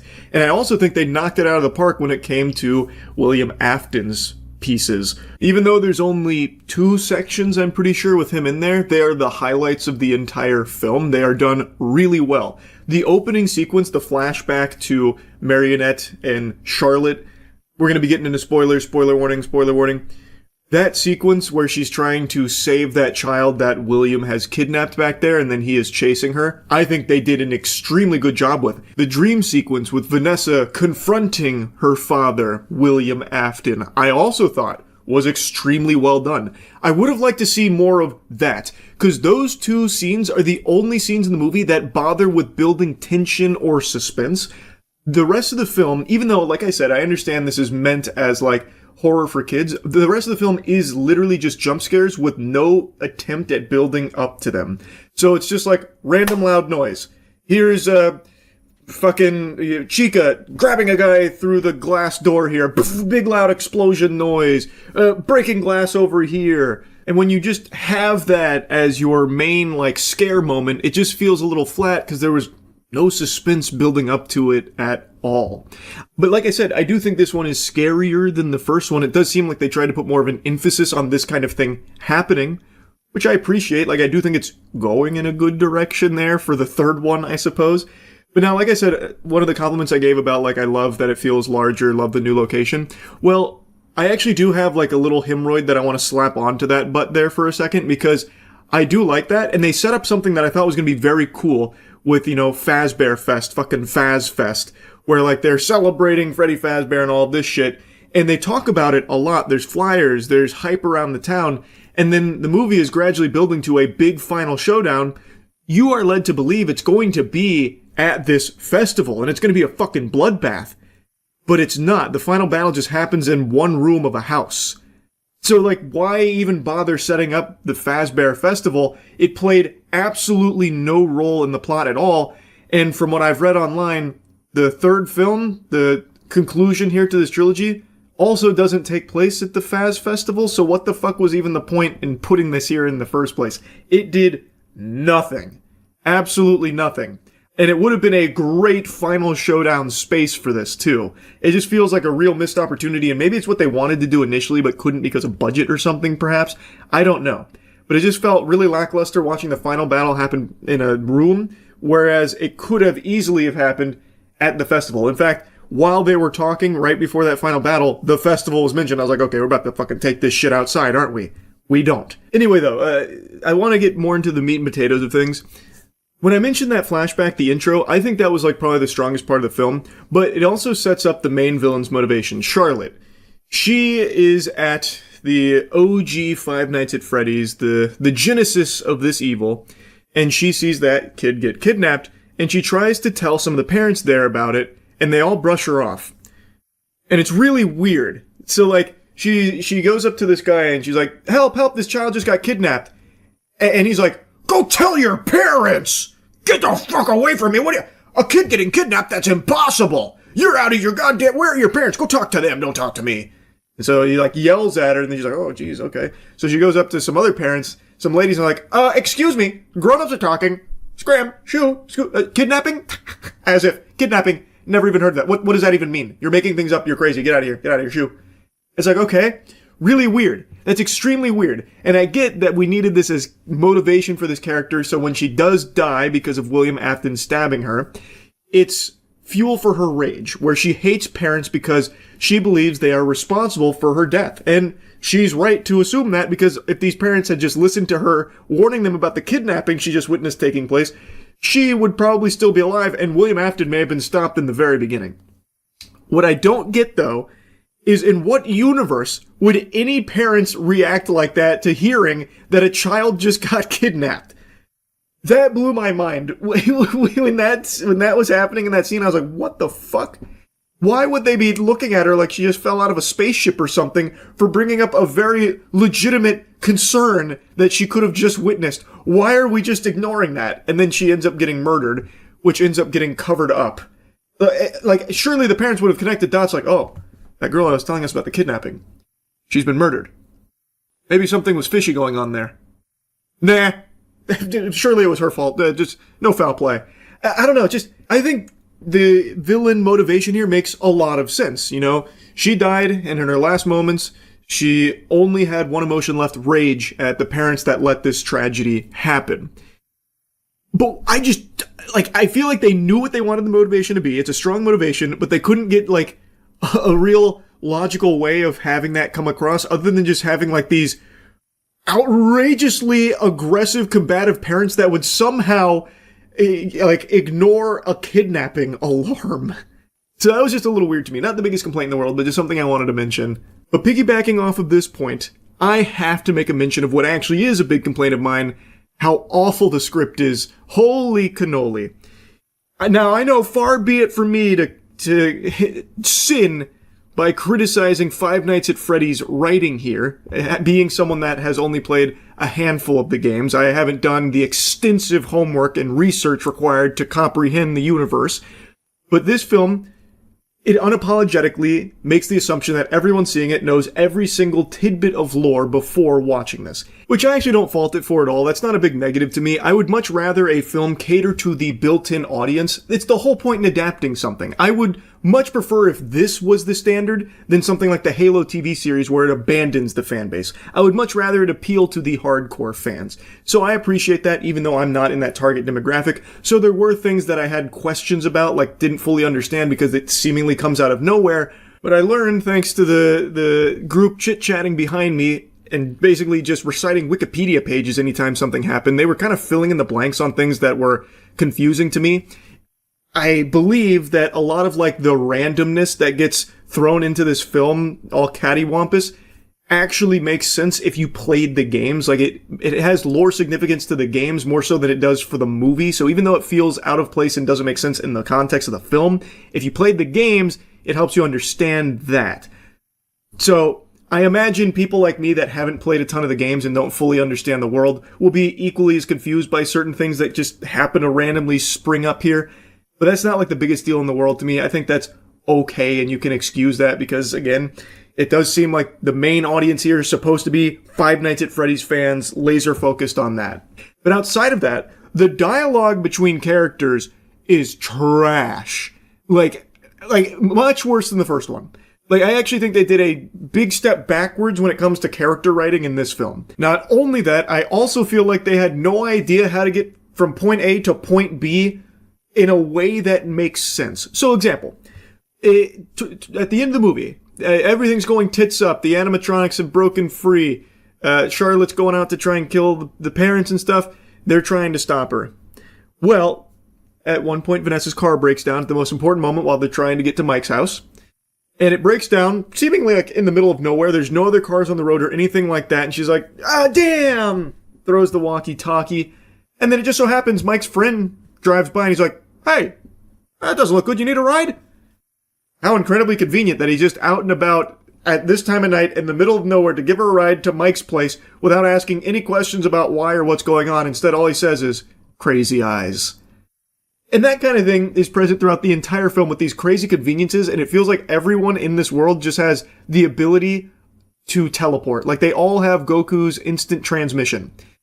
Every single one of them can go exactly where they need to be instantly. Like, there's no sense of, like, scale where it takes a while to go from, like, Freddy Fazbear's place to Mike's house. It feels like they're neighbors, really. Like, Abby can ride her bike there in what feels like a matter of, like, minutes, even though I imagine it would be miles. But she can get there in minutes, build an entire robot with the help of Chica, and get back in time to sleep, and then go to school for the science fair all in one evening. And keep in mind, this new Freddy Fazbear's place is a place nobody even knew existed because it's been condemned and forsaken for decades. They drove that point home. But I guess it's just like right next to all of them. It's like, it's literally just a couple steps away. It's just weird, is what I'm saying. Like, everything about the script just feels really fucking weird. So yeah, Charlotte becomes the marionette, the puppet, and she wants to kill all parents. Her best friend was Vanessa. So now Vanessa is connected to this original event, and Vanessa knew all about this, even used a music box to like pacify her, keep her asleep at bay. But then her brother gets some spectral scoopers in there who free Charlotte. So now she can go on her rampage killing parents. No parents get killed. In fact, I think there's only one death outside of that spectral scoopers crew, and that's the piece of shit teacher who just gets his head popped like a watermelon. That's something I also want to mention that I think is a positive. It seems like they really did want to push the PG-13 rating. They did try and give you like some gruesome deaths. I appreciated that they tried to go pretty hard there. I think that was a nice surprise. So anyway, back to the narrative. It is now up to Mike and Vanessa to team up to try and stop this from happening, because now Abby gets mixed up in it since Charlotte can control the other animatronics. She lures Abby into a trap, believing that it's her friends coming back, that kind of thing. It's clearly not, and thus they have to save Abby and stop Charlotte. I think the dynamic between Mike and Vanessa here is fucking terrible. Mike is basically just like, I hate you, Vanessa. You didn't tell me about this. I can never trust you again, and I won't even hear you out on anything ever again. I refuse to believe in you ever. I spit on you. Stay away from us. Like, I understand feeling like a bit betrayed and being like a little hesitant to trust her because she kept such a big thing from him. But I would also argue that she went above and beyond and did more than he did to protect his sister. I feel like Mike had the least amount to do here. It was mainly Vanessa. Mike was basically just playing the fucking Five Nights at Freddy's game, which I actually thought was a series of decent scenes where he's like at the security booth and he's got to wear the mask. That was kind of cute. Like, I don't have any big complaints there, but it truly felt like it was Vanessa's story and Mike was taking a backseat in it now, and yet he still has the gall to be like, fuck you, Vanessa. And then the film ends on like a cliffhanger setting up for number 3. And I think that is why I'm so surprised so many people are like still really glazing this, because this film really feels like it is solely here to set up for the finale. So little actually gets solved or anything in that regard in this film. It is all just putting the pieces on the board for the finale. So it doesn't feel like it ever even reaches any kind of like third act or a climax or anything. It just goes until it abruptly stops, until it stops going, getting you ready for the third movie. And that's why I'm saying I just feel like it's kind of weak. Even if you're the biggest fan of Five Nights at Freddy's, you are basically just watching the setup for the third one. Now, if you watch all 3 of these when the third one eventually comes out, I'm sure this one won't feel as lackluster since you immediately can flow right into the third one if you so choose. But now having to wait till the next one, you're left with just an experience that is just setup without anything else. I can keep yapping about the movie, but I don't think there's any value in doing that. I think that's probably pretty worthless, because if you already liked the first film or you just like the property, I have no doubt you're going to like this one. I think it does exactly what fans of Five Nights at Freddy's want, which is just provide them with the things they know from the game on the big screen. So it boils down to, do you like Five Nights at Freddy's? If you check yes on that box, you'll probably like the movie, because it is just showing you all the things you already liked from the property and the games. And if you like the first movie, you'll probably like this one even more, because like I said, it does 2 things better than the first film, which is It does make it feel larger and does make it feel like it's trying harder to be scary or disturbing. So, yeah, if you're already a fan of the franchise, I have no doubt you're probably really happy with this film. As someone who does not really like Five Nights at Freddy's, I do not like green eggs and ham. Didn't find a whole lot to love about this one, sorry to say. But maybe the third one. Maybe the third one's where they finally win me over. Anyway, that's really about it. See ya. I got up this morning and saw some awful, heartbreaking news that I want to talk about a little bit here and kind of honor the memory of a great man that we've just now lost. Daniel Naroditsky has unfortunately passed away. Daniel was my chess teacher for over a year and my friend. And even though I may have retired my jersey in professional chess playing, I never lost the passion for it, but I never stopped following the chess community, and in particular, Daniel and his achievements. Daniel was such a bright light in the chess community and just such a fucking amazing guy. For so many people, Daniel Naroditsky was their entry into chess. He had the most educational streams. He was the best instructor at it. He was able to make it exciting. His love of the game was infectious, and he was able to teach people that had no prior knowledge of chess at all how to really get into it and what it all means and make it just so fucking fun. He was an amazing teacher, an amazing player, and an incredible friend. And, like, I mean this genuinely. He had such a profound effect on my life in just that year and a half of him being my fucking sensei here, taking me into his dojo of discipline and teaching me the ins and outs of this game. Throughout my 18, 19 years of making shit online, there's a few moments that stand out to me as unforgettable experiences that I will remember for the rest of my fucking life. Like, even if the Men in Black hit me with a neuralizer, those memories will somehow remain. They will persist through that. And at the top of that list is the PogChamps tournament where Daniel Naroditsky was mentoring me, teaching me chess, and preparing me for my biggest match against XQC. Because when you bring out the bishop like this, it can become very vulnerable right away. So I'm not sure that I like the variational approach here. No, please don't. And it's too soon. It's too soon, Hikaru. We didn't even reach a climax.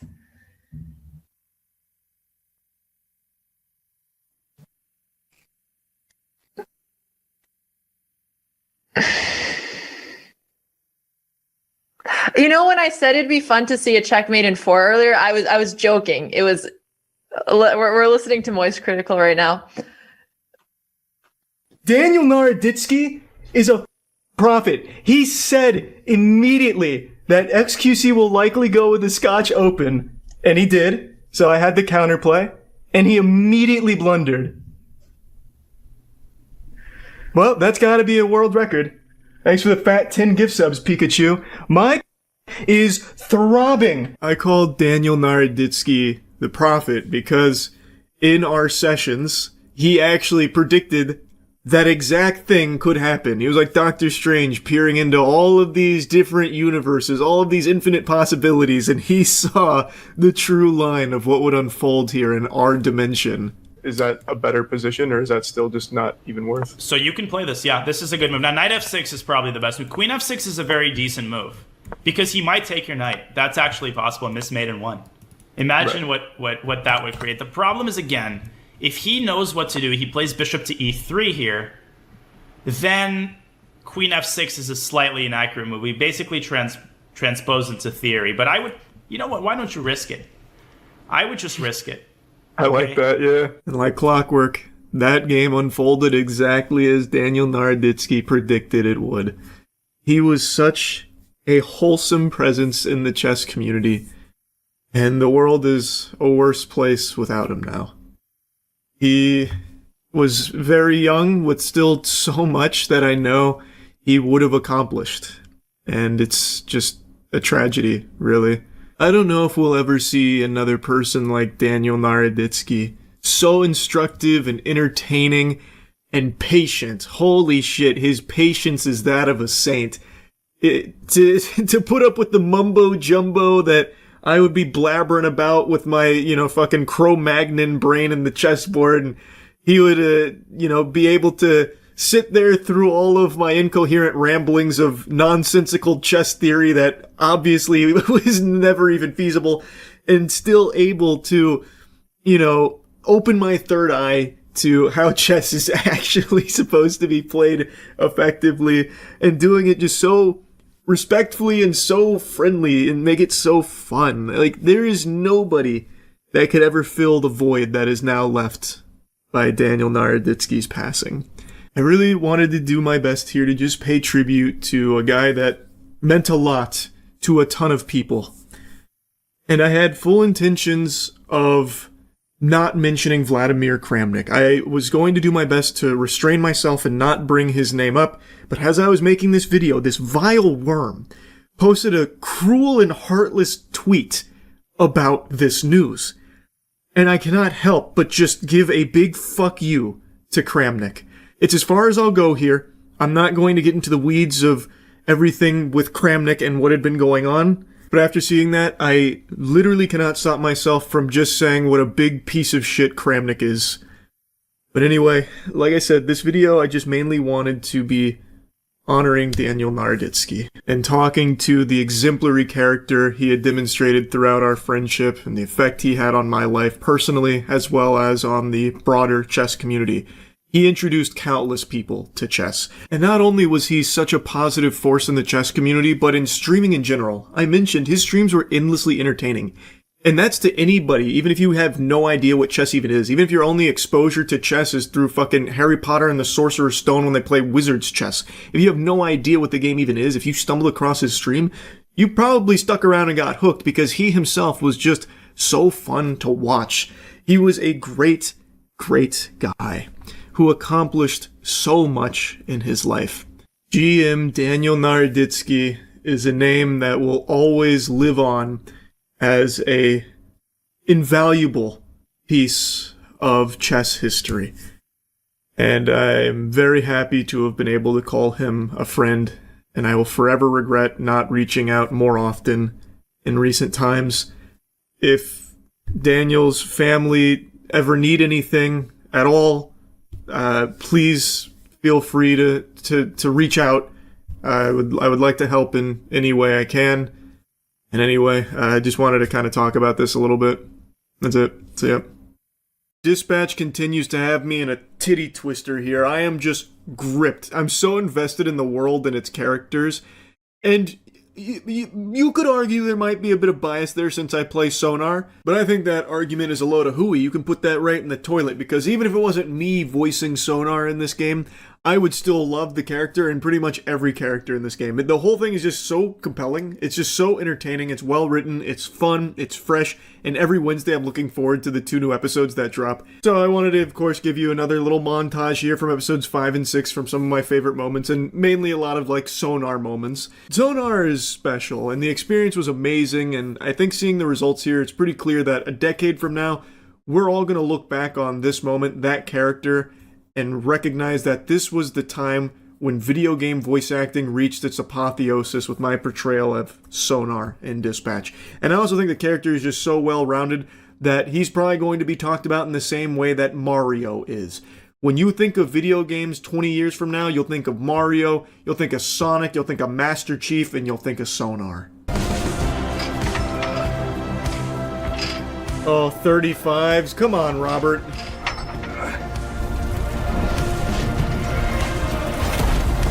Get Sonar to help you put up the big boy weight. Oh, now we're cooking.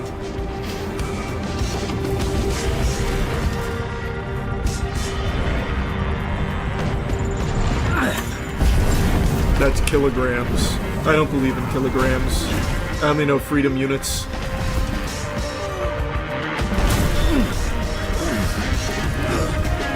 That made that less real. There were many contributing factors. Would that be a date with Blonde Blazer or Mandy? Oh, I don't know. Which would you prefer? Blonde Blazer. And that's not a trap. I'm both of them. That's not Mandy. loud, but you know what I mean. If I'm pressed, I think I'd prefer the girl from the other night. So yeah, Team Mandy for me. Okay. I'll let you know when I come up with something. Now she fucking hates me. Can't wait. Team Mandy, huh? Okay. Have a good shift. Fuck you, Robert. Puny dweeb. Let's do this. Time to max out sonar. I don't know. I don't feel like this is gonna be the team to discourage bullying all that effectively.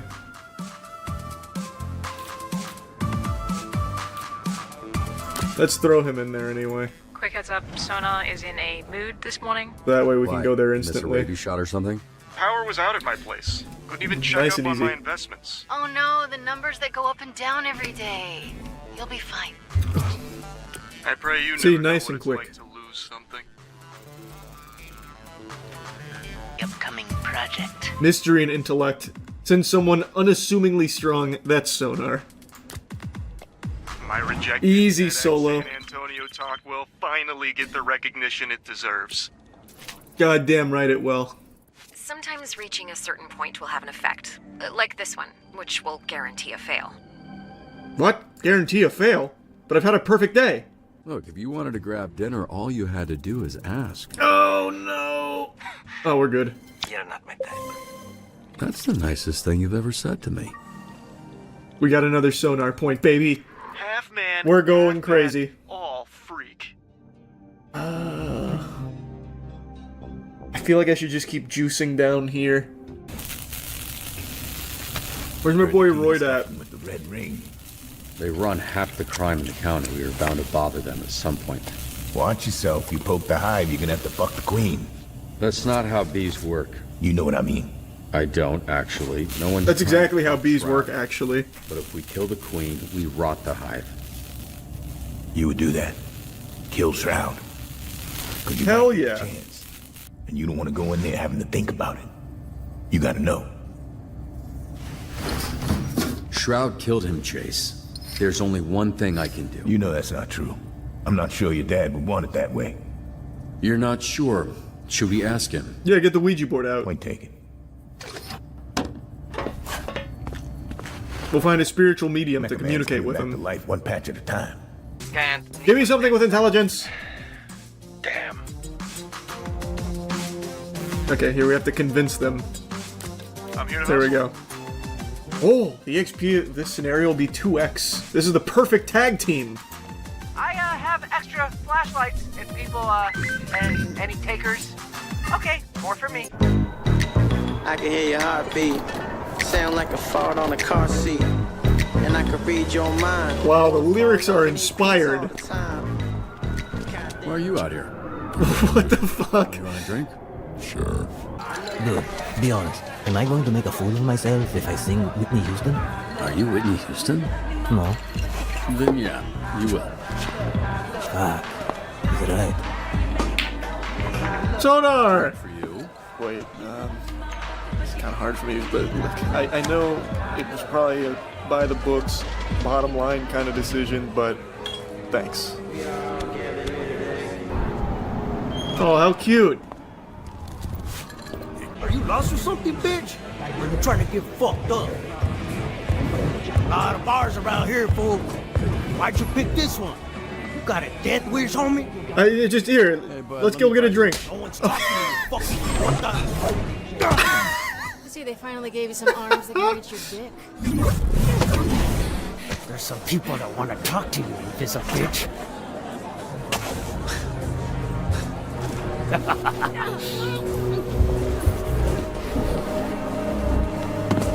Fair fight. Oh, wow. I got cooked. Sonar, help! Oh, good.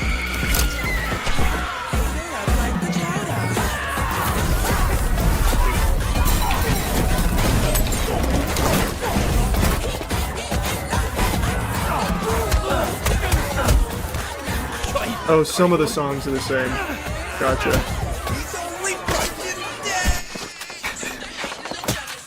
You wash your hands after touching all them filthy nutsacks? Thought he seemed salty.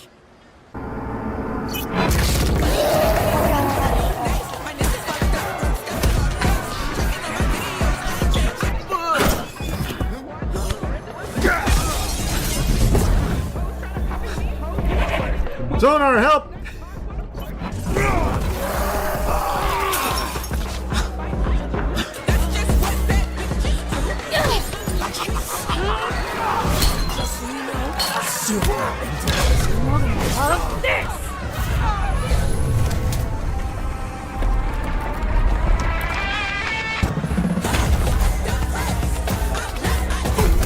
See, I knew there'd be a way to get Golem in here.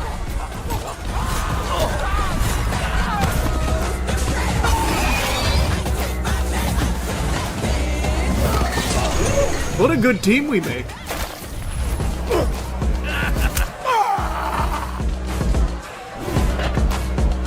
Oh, shit. Yeah, we know this Robert guy is a fraud. Who are you? Really? Ah, Mecha Man. Fuck you guys. You're right. Front. This guy, Robert, is a mask. I'm Tony Stark. He's the guy who sits behind his desk, biding his time, dreaming of the day he gets back in the fight. I haven't told you who I was because I'm kind of starting to like you all, and I'm not sure you're gonna like the real me. But the difference between this team getting by and this team being great is trust. So you should get to know the real me. I'm Phenomenon. No fucking way. Can't be. Could be. That's like a real superhero. It is you. You little shit.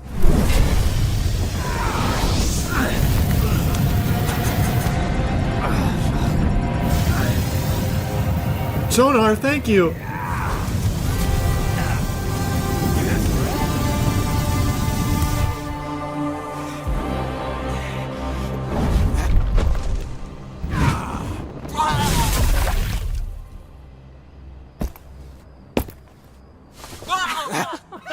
You got wrecked. It's just a bit of water, dude. Come on. Wow. Fuck you. Fuck all of you fucking fuckers. What a fucking loser. Thanks. You saved my life. Yup. Thanks for the drink. So, I expected to be burnt to a crisp by now, and I didn't plan any of this next part. Anybody else got something to say?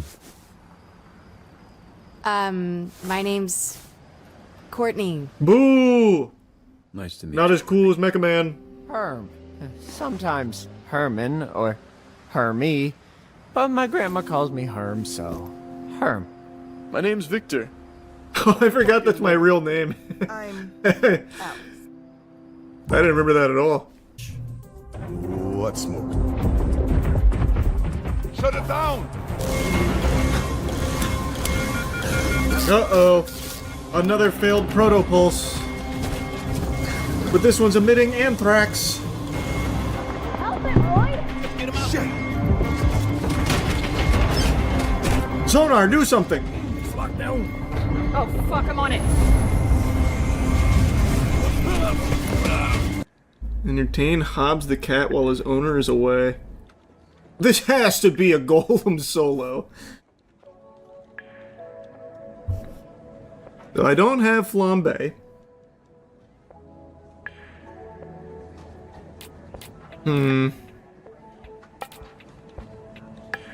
I don't even know what this would be. Ooh, it'd have to be charisma, right? So probably Sonar. Sonar can probably solo this. I'm just gonna do Golem though. Alright, guy. I think Golem can do it. Wait, why am I ones? These aren't typically ones for Golem, are they? Easy enough. Hello? Yes, it's that time of month again. Send your finest over to clean my abode. Oh, yikes. I really need Sonar not in bat form. I have a plan. I need another call to come through ASAP. Please. Good lord, please, give me another call. Fucking anything! Help Grandma across the street! Give me a call! Unlucky. That's Tragic. Prism's my next best there. I thought you said you Tell me you soloed it, Golem. I need good news. Night, everyone. Oh, I'm pretty fucking beat. Oh, Golem, you've done it! What the fuck? I'm good. I'll fly over in a bit. I would like a ride. I just hit the 33%. That's huge.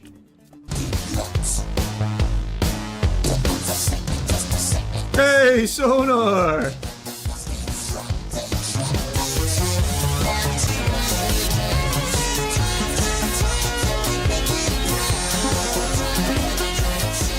Oh shit. Oh god. Now it's gonna get complicated. Can't shoot what you can't see. Look, this is really great work, but doing this tonight is out of the question. Hitting a secure location like this is something they would handle downtown. Are you kidding? There's enough firepower in this room to take down a fucking kaiju. Oh no, don't make me choose sides here. Please, y'all wouldn't make it. Oh no, don't make me choose sides. I can't handle it. Hey, no need for that. We take the day to plan it with downtown and hit the warehouse tomorrow night. Tomorrow night? This thing's not gonna sit still for that long. If we don't grab it, Fuck! Ah, we have to go tonight. We have to go tonight. They're ready. Blazer, I'm sorry. Robert, no. It's not happening. Fuck. Ah, there it goes. Now I'm just not getting any pussy. I ruined it. She said no. You understand that word, or has it got too many fucking syllables for you? Why don't you go walk your ass around a mall, Grandpa? Heroes are talking. You are no fucking hero. Whoa, hey! She named you Invisigal, you named yourself Invisibitch, and you had it fucking right. Chase, you're drunk. Damn, Chase. Stop talking. You want to get people hurt, get people fucking killed, then you need to go back to the team where you belong.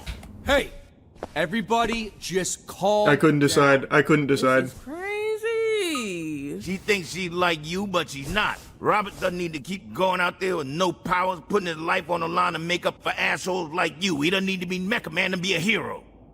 You playing them, you playing yourself. You think you're invisible, but I fucking see you. You don't know anything about me. I know you're a liar, criminal. I know you're fucking dangerous. What else do I need to know? There. Now I know you're a coward. Oh my god. Vizzy, wait! That was a nice uppercut. That bitch sent his ass. So shots. Not dead. Chase, are you alright? That's enough for tonight. I'm sorry this turned into whatever just happened. Hey, it's not ruined yet. I thought I fucking One ruined word it. about what happened tonight fucking answers to me. I thought I fucking blew Got it. it. I couldn't decide.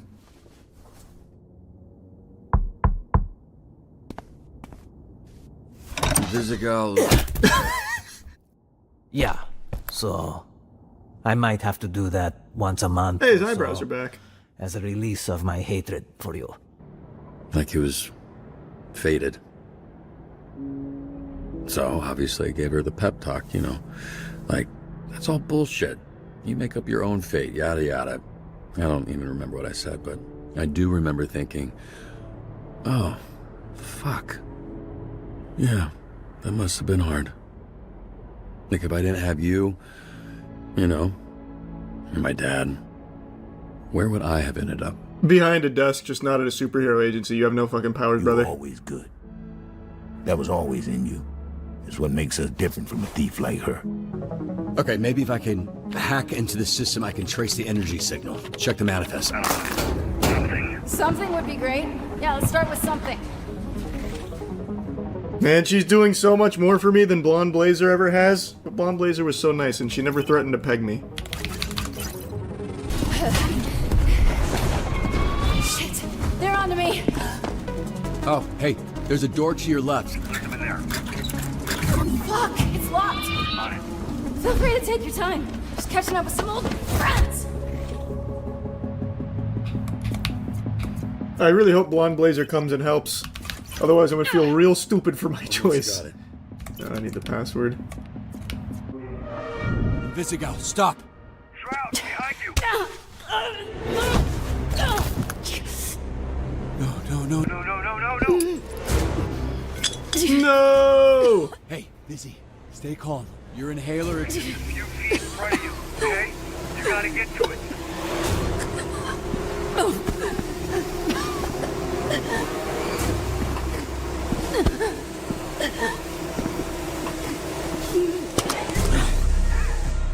Hey, Vizzy, he's just gonna keep fucking with you, but you don't give up, okay?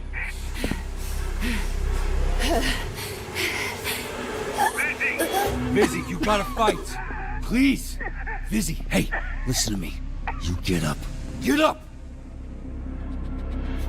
Beef, we gotta do something. Keep up. Oh no. Oh, that's tragic.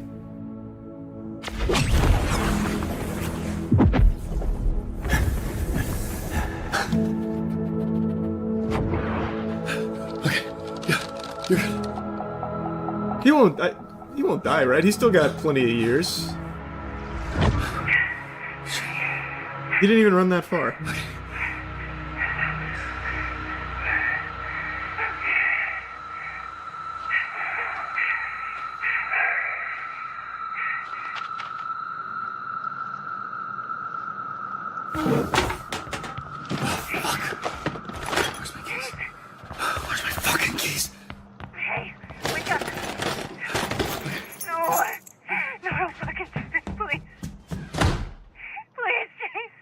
No shot. He fought crime for years using his powers.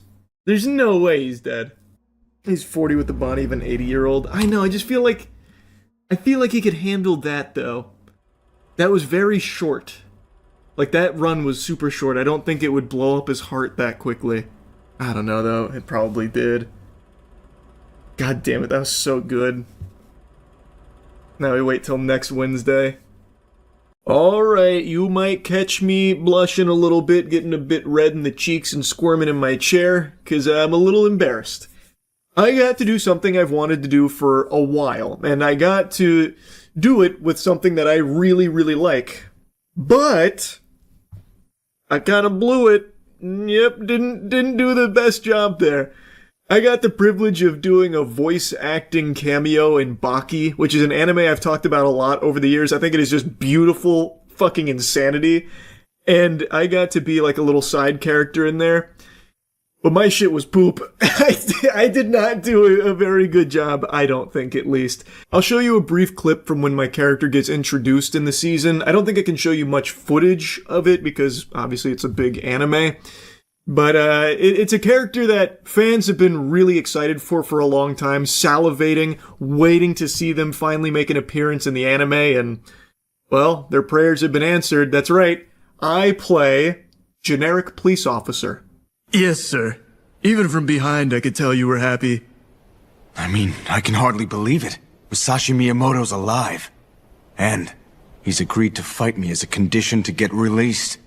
Do you really believe it? That it's him? In total, I have like 20 lines there as that police officer. A police officer who no doubt will make a return in Avengers Doomsday, I imagine. And I'm very excited to see the community power scaling unnamed police officer number fucking 4 here or whatever. Because I think, personally, he's probably pickle level, but we'll see what the experts have to say. And speaking of experts, let me drop you a little sage wisdom here, a little expert advice. Check out the Starforge Spring sale we have going on right now. Huge savings on PCs and keyboards. Click the link in the description below. When I got approached with the opportunity, in my head I was like, oh fuck yeah, I know exactly how I'm gonna do this. I'm gonna ham it up and go for like a classic over-the-top Baki style performance. Like fucking channel my inner Jim Ross like it's the WWE.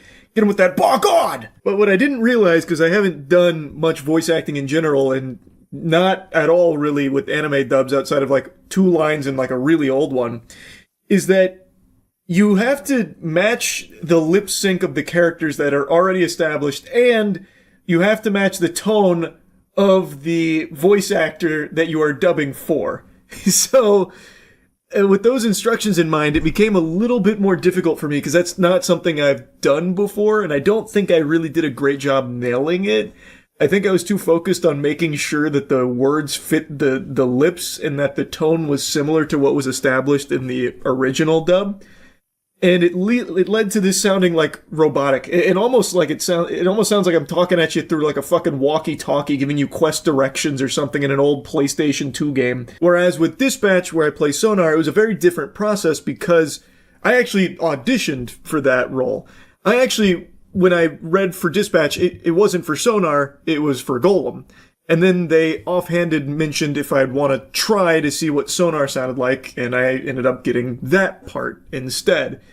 And Sonar as a character was one that hadn't already been like dubbed by someone else and was a character that was still being developed and fleshed out. So it was me setting the tone for the character with the dialogue and the performance and all of that, as opposed to trying to match an already established one. So doing that for the dub, like, it was very unusual for me, and I think I floundered the opportunity. Like, I'm still very grateful they had me on board. I think it's still super fun, and I love the show, so it's hyped to be a part of it in even this small way.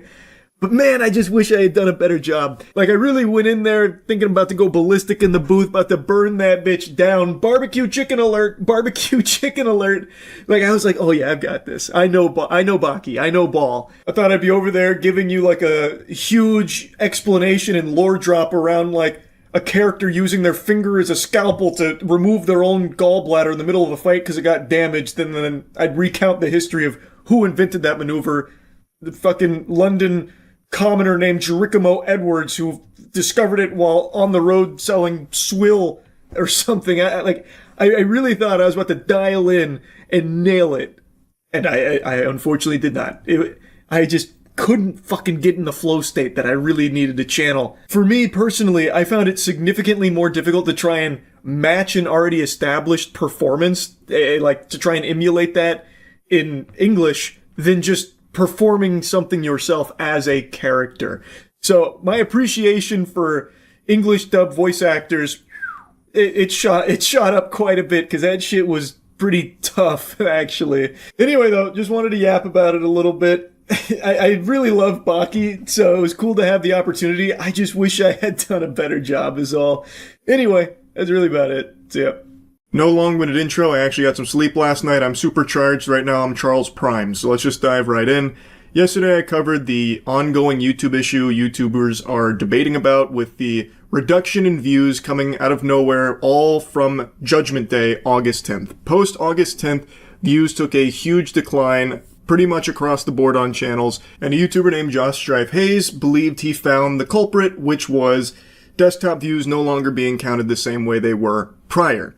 This led to a bit of a debate between him and the Spiffing Brit, where the Spiffing Brit, another huge channel, disagreed and believed that that was, a bunch of malarkey, that was a bunch of fish paste. Josh Strife Hayes made a follow-up where he believed he uncovered even more evidence to support his hypothesis and believes he knows exactly the, direct root cause, which is monetized views on YouTube not changing, but any views that use ad block were no longer being counted, which is why all the desktop views for channels across the platform were down for the most part, but revenue stayed the same. And to get into the spaghetti and the meatballs, he is 100% right, I believe. I shared that video with people smarter than me who ended up sharing that with YouTube directly. And they kindly requested to not share their direct feedback, but I believe I can mention that they confirm his hypothesis for the most part. Now, right off rip, I want to address one of the most popular theories about this that people were speculating on, that this is YouTube getting rid of bots, banishing bots to the Shadow Realm, because we did just see Twitch do that, and they took a fucking massive hit. Everyone saw them get clobbered when they lost all the bots there for a day. So people thought maybe the same thing just happened on YouTube. It does not appear to be the case. It doesn't seem to be YouTube getting rid of bots that has caused this reduction. It does seem that Josh's hypothesis being ad block is the correct one. That is the winning racehorse here in this theory that explains why so many channels have seen a huge drop in views, specifically from desktop. These channels, despite seeing low computer views from August 10th onwards, had not seen a drop in revenue. And I think that was the key, because that means it's likely to do with unmonetized views or ad block.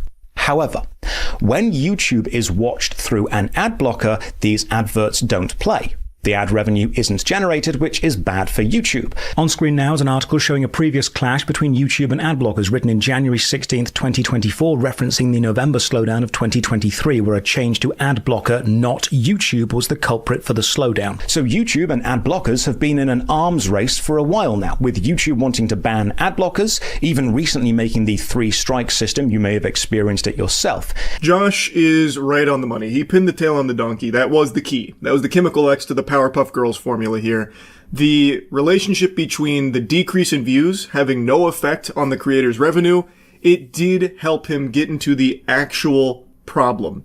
And that was YouTube's calculating of unmonetized views must have changed on August 10th, because that's where it happens the next day. You can literally see it across so many channels' data. I think it's pretty obvious that something happened on August 10th, but we don't know what the cause is exactly yet. You know, what was the reason? In the words of Hoobastank, maybe the reason is you. The thing is, based on Josh Strife-Hayes' theory, and now the whispers from the back end, I think I can confidently say with a high level of certainty that the reason is the interaction between content blockers and YouTube has changed, most likely from an update that was on or around August 10th. From what I'm hearing, it was most likely on the ad block side, where what they use in their protocol, what they use in their list, what they changed had the side effect of that data no longer registering with YouTube's backend, so they never even received the signal in the first place, which is why those views weren't recorded. But since they were ad blocked views anyway, they weren't monetized, thus the creator revenue wasn't impacted. And it also explains why all of the other device types, the views don't go down because it hasn't changed. On desktop, on your computer, you are more likely to have ad blocks installed. Also, it does explain why some creators didn't see a big reduction in views. If they are mainly creating shorts content, which most people watch while taking a shit or whatever on their phone, or if the content is catered towards a younger audience, kids aren't as likely to have an ad block installed. So some of the channels that I've seen talk about how they haven't seen any hit to their desktop views post August 10th, their demographic is skewed much younger. So these kids are most likely not having an ad block installed, so their views are still monetized, thus calculated the same. It explains why long-form videos that have an older audience are now much lower because of the presence of an ad block. It is a pretty watertight theory, and like I mentioned, this has made its way to YouTube. The lost views were not monetized views, because if they were, we would have seen a reduction in revenue, which we didn't. But there's a third aspect to this. YouTube have claimed they have not changed how long-form views are recorded, and I think they are telling the truth. They haven't changed how they show the data they receive, which leads me to two possible conclusions. Either a huge amount of computer viewers all decided on August 10th to collectively stop watching a huge amount of channels all at once, which I think is remarkably unlikely. Or two, the data of the views wasn't being sent to YouTube because it either didn't happen or did happen and wasn't being sent. And I think that is exactly right. I think that is the case. I think YouTube is telling the truth. And Spiffing Brit in his video mentions he talks to YouTube directly and they confirm they didn't change the way they calculate views. I don't think that's what's changed.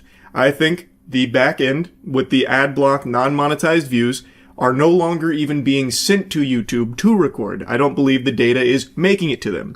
And from the little birdies I've heard talking about this internally at YouTube and everyone else I've shared this with, that does appear to be exactly the case.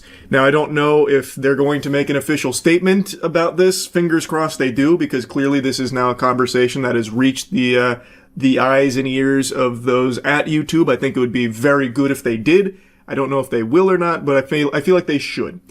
On the 11th of August, the website Tom's Guide published the article titled, "YouTube just quietly blocked Adblock Plus. The internet hasn't noticed yet, but I've found a workaround." I believe the data I have presented and the slew of channels affected highly likely points to August 10th or 11th, depending on your time zone, being days that the website YouTube and views from desktop or laptop PCs using ad blockers began to interact in an abnormal way, potentially caused by a change to either side, likely the adblock side, and this change caused YouTube to become unusable for viewers using adblock. This prevented videos gaining the expected computer views, but lost views were not monetized anyway, which is why the creators who saw lower view counts from PC did not see a reduction in revenue. I believe what we actually found was a small bit of digital data fallout from the software arms race between YouTube and ad blockers. This really is an impressive investigation from Josh Strife Hayes here. So he found data to confirm that post August 10th, the next day, there was apparently site-wide outages for people with ad blocks, reporting that they couldn't even use the site that day. So he extrapolates based on this that perhaps the culprit was the ad block made the site unusable, so maybe the viewers couldn't even view the content, which is why there was such a drastic drop in views. However, I believe it's a bit deeper than that. I believe that whatever ad block change happened on or around the 10th or 11th, that made it so that way those views were no longer even being sent to YouTube to record on the back end. I don't think it was just like, it's down for a day or two, that's why the views are low. Because if that was the case, it would have trended back up, but it hasn't, or at least not in like a way you would expect. It doesn't like go back to the previous patterns falling in line with the normal correlation. There is actually even a public post from YouTube where they do have like a brief mention of ad block and inaccuracies of reported view counts. So on this section here about like what could cause some creators to report a drop in views, outside of like the obvious ones they point out, like maybe you just blow ass, like maybe you're just like a turbo dweeb and shit like that, they do have this one here with the ad blocks about how it can impact the accuracy of the view count tools. Channels whose audience include a higher portion of users utilizing such tools may see more fluctuations in traffic related to updates to these tools, which I think is exactly what happened here. This has been a long, ongoing battle between YouTube and ad blockers. They've tried all kinds of tactics like shaming viewers, like, we see you're using an ad block. Do you want to go to hell? That kind of thing. And this appears to be just the latest development in this. This is like the fucking Krogan versus Solarian war here. YouTube trying to sterilize us with ads, but we're desperately pushing back to try and have the platform not be ruined by it. And now I think that what we're seeing here with this huge view drop post-August 10th from desktop views is the result of ad blocks updating, and whatever update they changed on their back end caused YouTube to not record any views that were experienced from users using those tools. I don't think YouTube changed anything on their back end. I think the spiffing Brit is telling the truth when he says that YouTube told him that they didn't change anything. I think that is honest. I don't think they did. I think it is on the ad blockers end, which is something Josh Strife Hayes also mentions. It appears to be that whatever they updated has now had the unfortunate side effect of no longer having those views calculated for the channels that they watch, because YouTube is not even being sent that data in the first place. It doesn't even get that signal. But anyway, that's kind of the explanation for everything as I understand it, and from everything that has apparently been talked about from the internals of YouTube as well. Really incredible work from Josh Strife Hayes to get to the bottom of this.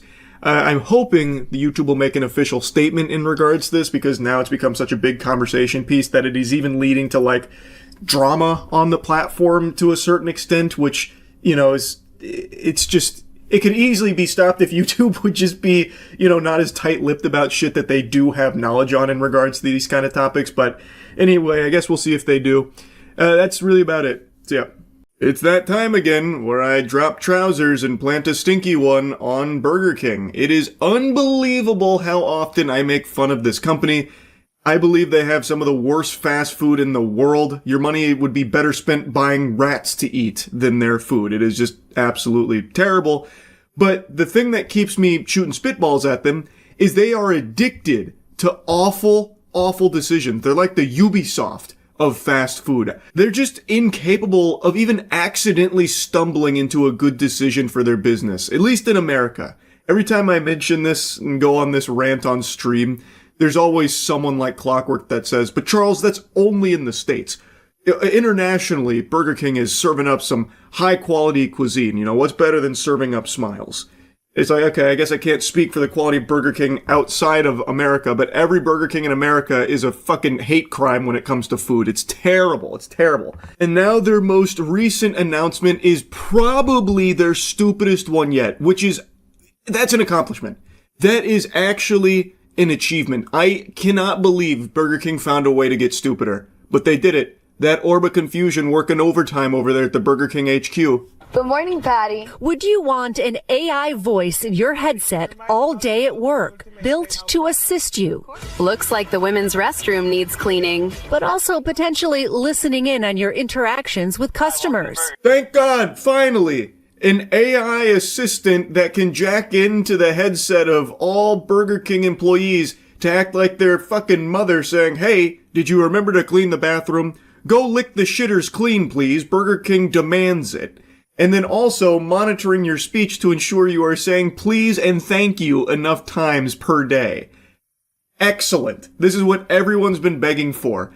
This is probably the most desperate attempt to ham-fist AI into a corporation to try and see any kind of like clawback on money, because I bet Burger King's already lost quite a bit investing in AI and somewhere in their pipeline. So they're like, okay, let's check for please and thank yous, and then anyone who's not, pinky up saying please and thank you to every customer will just fucking fire. And they're trying to frame this as a friendliness coach.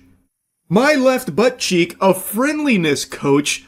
All it's doing is reminding them to do chores and monitoring their speech. It's going to be used as a tool of fear, because if you don't say please and thank you enough, or go, shove your head in the toilet and give yourself a swirly when AI Patty at Burger King tells you to do so, you might lose your job. How is this coaching you in any way, shape, or form? This is outrageous. And also, believe it or not, Burger King's biggest issue isn't the lack of manners and friendliness. It's not because they're devoid of pleases and thank yous. That's not why people avoid Burger King like the plague. It's because they literally serve up the plague on a bun. They serve you sewage. They serve you radioactive sludge. If Burger King wants to improve customer satisfaction, work on your fucking menu, not the pleases and thank yous from your employees. Well, that's what a new tool at Burger King plans to do, and it's causing quite a stir. The company's chief digital officer telling The Verge the new BK AI, named Patty, was listening for certain words like please and thank you, so managers could see how their staff was performing on friendliness. The chief digital officer over there at Burger King is a damn clown. Well, this is so fucking stupid. What in tarnation? Imagine everything goes wrong in your life and you unfortunately go to the Burger King drive-thru because every other fast food place is burnt down for some reason. So you're in the Burger King drive-thru and you're communicating with the worker and they just keep saying please over and over and over again. And you pull up to the window and you see sweat pouring down their face. They're fucking panic in their eyes because they've got Patty in their headset threatening their life. If there's not enough pleases in there, they're gonna stop their heart or something, like blow up their brain like it's Suicide Squad. You only said please 15 times during that interaction. I'm sorry, Doug. This is the end of the line. Their fucking head pops. Burger King providing NBC News with this video showing off the new tool. Is there anything that needs my immediate attention?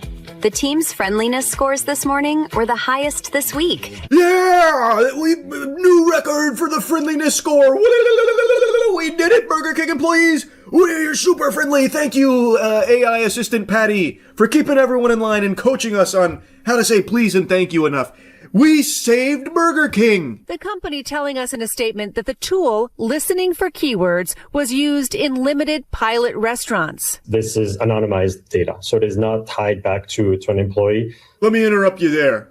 No, it's not. You're full of shit. You're full of fucking dog shit, actually. There's no such thing as anonymized data in the current day and age. Everything you interact with, everything you use, and it's certainly every AI spy that they're jacking into your fucking headset is collecting data.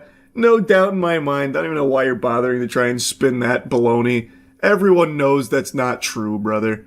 What the fuck is even the point in trying to hide it? There's no punishments for it or anything anymore. Just say it with your whole chest. Everyone knows. It's despicable, but that's the state of the world right now. And it's really a coaching tool. It's about ensuring that we raise the hospitality for the overall restaurant. The company also saying, we believe hospitality is fundamentally human. Fundamentally human, you say?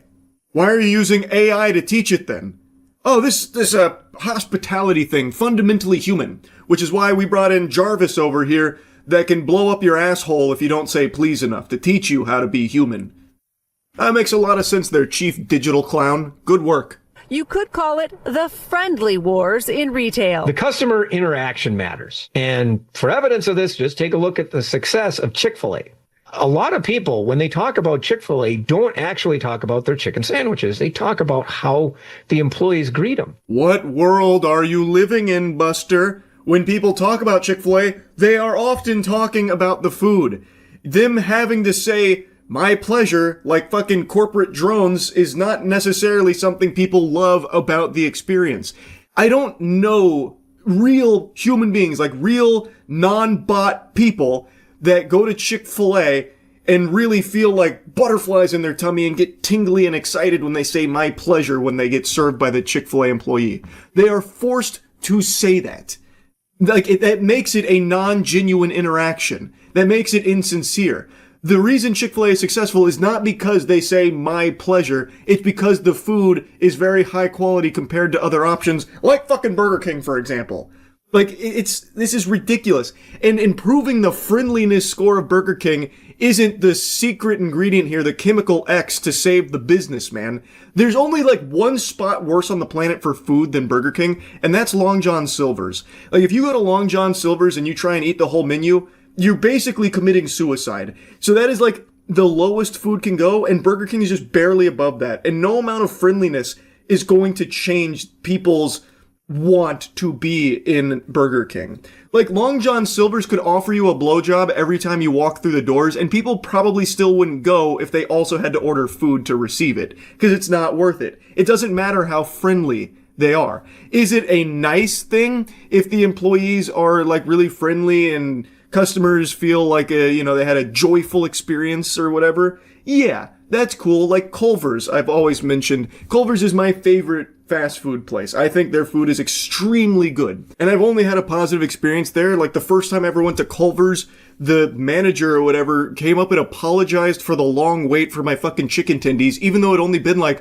2 minutes. I didn't even realize I was waiting. I had placed the order and then I sat on my phone for what felt like 10 seconds. The guy came over, was like, oh my god, I'm so sorry this took so long. Here's a little gift card for some custard and stuff. I'm super sorry for the wait. It's almost ready. I was like, brother, I didn't even realize I was waiting. It's no big deal, man.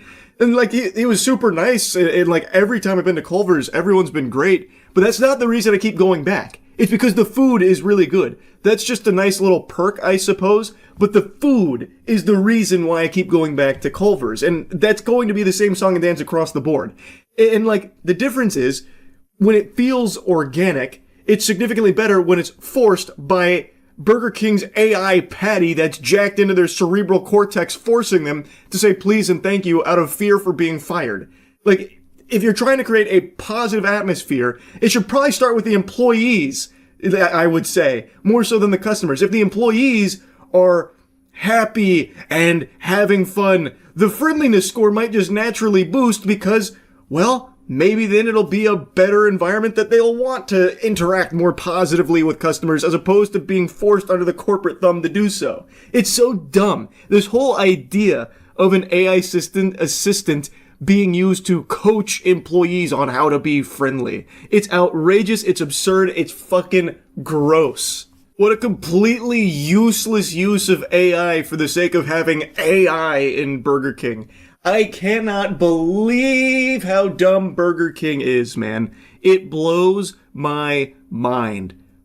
So anyway, just wanted to insult them again for the millionth time because they keep doing absolute garbage like this. That's about it. See ya. I wasn't home much yesterday, so I missed a lot of the happenings from the last 24 hours, but today I happened to see a wacky headline. Nicki Minaj praises J.D. Vance as assassin as Erica Kirk sits next to her. This was apparently at something called Amfest, where Nicki Minaj went up on stage to celebrate Trump and a bunch of stuff or whatever, and then I guess while she was busy glazing and gobbling on, like, the administration's wiener, she tried to pay J.D. Vance a compliment by calling him an assassin, which obviously raises some eyebrows as Erica Kirk sits right next to her, whose husband was literally assassinated. Ordinarily, I'd put the clip here so you could hear it for yourself, but I don't want to take a chance of DMCA, especially with how rampant that kind of shit's been going on. You can watch it yourself if you want, though, but she immediately recognizes the blunder. She kind of scholars mated herself there by using that word. To me, it probably sounds like an Austin Powers type moment where, don't say mole, don't say mole, don't say mole, mole. Where she was trying so hard not to use the word assassin, but then for some reason, her fucking neurons couldn't fire properly, and all she could think of for a compliment for J.D. Vance was that he's an assassin. And Erica Kirk tries to, dispel the awkwardness and, reassure her, it's okay, and try and make light of it and move on from it. But what a weird compliment to try and pay somebody. Who says that? Oh, this guy's, so epic. He's so awesome. He's an assassin. That's something a middle schooler would say on fucking Xbox Live or something. What are you talking about? Who says that shit? Now, that's not the only thing I wanted to yap about here. Obviously, that's just a weird, wacky little thing. But Nicki Minaj's presence at an event like this is so head-scratching to me because she herself is not a U.S. citizen.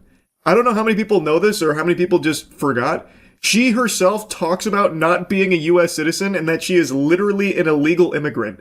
In 2018, she even made a whole statement about it with what was happening to immigration back then and how her heart was breaking for it, telling the story of how she came to this country at 5 years old, an illegal immigrant.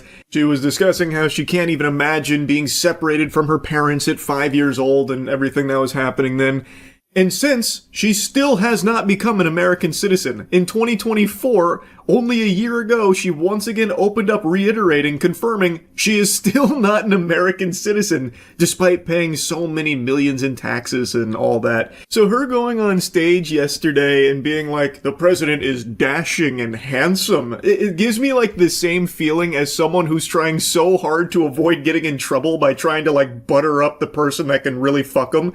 Oh, you're just so smart and striking. Devilishly talented, by the way. Did I tell you that? Honestly, I'd go as far as to call you a god, even an assassin. It feels like she's so over the top. Maybe she's worried about getting deported herself or something. So now she's trying to suckle the titty here of this administration and hide in its ranks as, a public figure. So now she's just stuck looking like a fucking imbecile. Yeah, this administration is perfect. Frosted Flakes, they're great. Yeah, who just said Epstein files?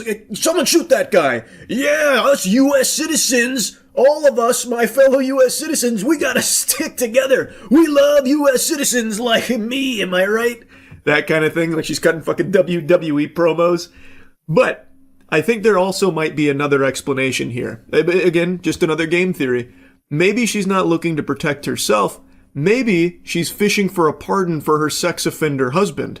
Since Trump likes to hand out pardons like they're fucking Girl Scout cookies, I think there also might be this play from Nicki Minaj here to try and get one of those for her husband, Kenneth Petty, who is literally a registered sex offender. Maybe she's trying to make it so he no longer has to keep re-upping that and getting in trouble when he refuses to do so, like recently when he had to go under house arrest for failure to register as a sex offender. So perhaps maybe she's trying to get in their good graces so she can then float the idea to Trump about pardoning Kenneth. After the never-ending circus that has been the Epstein files, especially the most recent shenanigans here, it should be painfully obvious that the government is more than willing to bend over backwards to protect sex offenders and the most evil, heinous people on the planet imaginable. So it's not a far-fetched idea to think that maybe Nicki Minaj is making a play like that to try and get that special treatment for her husband. But anyway, I just found it to be a really interesting fit here. This is one of those situations, the call's coming from inside the house. This shit feels a little odd because she herself is fundamentally the exact opposite of everything Amfest was presenting based on all the other clips I've seen. She is an illegal immigrant, she's not a U.S. citizen, and her husband is a sex offender. I don't know, sports fans, maybe I'm on the crack pipe, but that doesn't exactly sound like the ingredients, the recipe to a perfect fit for the conference she was attending here. But, you know, what do I know at the end of the day? I just wanted to yap about it. That's about it. So yeah. I might be 31 years old, but I game like I'm 20. I've still got it. You know Brian Johnson, the guy who's becoming the immortal vampire through like endless research experimentation and like 2,000 pills a day? Well, I found the real cheat code to immortality. It's playing games. Keeps you young. And man, do I still have the ability to do that really well. I got reflexes like a cat and aim like a geriatric octogenarian trying to get piss into a toilet bowl. Point is though, I've been playing a lot of games, and something very special happened. I played a horror game that wasn't dog shit. Now I know what you're thinking. This can't be possible. It's unheard of. But, sports fans, with my hand on a stack of Bibles, it's true. I played a game called Who's at the Door, which is an anomaly hunt horror game, which I know isn't the most, unique combination of genres blending together. That's kind of like peanut butter and jelly in the horror space right now. There are 1,000 of those puppies being farted out every day. But Who's at the Door was like a really interesting world and story with a really well-designed anomaly hunt that actually startled me, which doesn't happen. I'm basically immune to jump scares for the most part. But this one was able to penetrate my defense, and it's not like it solely relies on cheap jump scares or anything. It actually just builds up tension really well too. I played it for the gaming channel, which I've been going crazy on, Moist Critical Gaming Official. I think you should all go subscribe over there because I'm playing like 1,000 games a month. A lot of people still think it's just stream highlights. It's not. The majority of the content on that channel is me off-stream gaming tons of things, like Who's at the Door. And most recently playing through the Peter Jackson King Kong game from like 2005, which is still a super slapper. That game holds up really well. Anyway though, I wanted to show you highlights from Who's at the Door because I actually really like this game. I am a psychiatric patient. Fuzzy hallucinations and voices are part of my everyday life, but lately these hallucinations are lasting longer. Now they won't go away unless I take some medication. The boundary between reality and illusion has been blurred even more, and I feel increasingly trapped between them. If this really is... Oh boy, I got hit with dyslexia. If this is really a treatment, how much longer must I endure this pain? In such cases, immediately take your prescribed medication. Or try to calm yourself quietly in your room. Hang in there just a little longer, and you'll make a full recovery. How do you feel about ayahuasca? With the way people talk about that these days, it's apparently a panacea to cure everything. It's quiet now, no voices, no shadows. Should be safe to open the door at a time like this, right? Hey, what's up, buddy? Can I help you? Man, the Fent has really hit this neighborhood hard, huh? You hate to see it. You really hate to see it. No, Jesus! Fine, come in. You're welcome.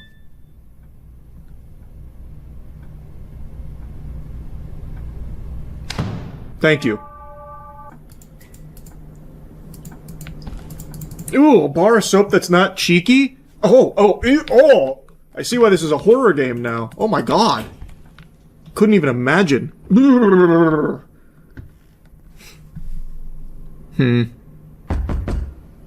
Hallucination? Or is he choking on like a giant hairball? He could need assistance. This is a tough deduction. Kinda looks like Gollum from this angle. Man, what the fuck do you want from me? Here, come on in. I got some brewskis in the fridge. I'm not gonna let them in.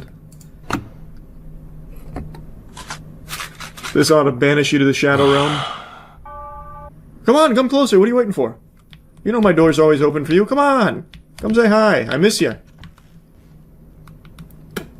TV's working now. I get a new station. Well, that's not good. You could have just knocked on the door. Just a minute, I'll be there in a second. A little tied up here. Hold on. I think she's got me. No, maybe not. Now, you've made a mess of yourself. You've got ketchup all over your face. Do you feel embarrassed yet? Would you mind if I went and answered the door? I don't mean to be like a a rude host or anything, but there was someone trying to get my attention. Just give me a second here. Come on in, join the party. I don't even need to see you.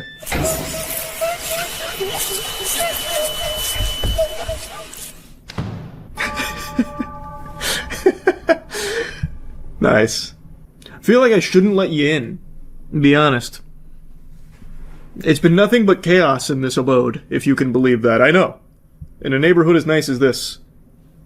You're not even knocking. Do you want to come in? Oh, you heard me. Okay, yeah, she's here.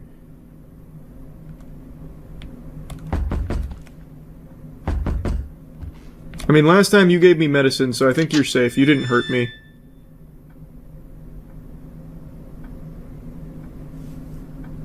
You have such a wonderful smile. Check the TV. Check the TV. Check the TV. Check the TV. Okay. If after 4 times nothing changes, then you know it's safe.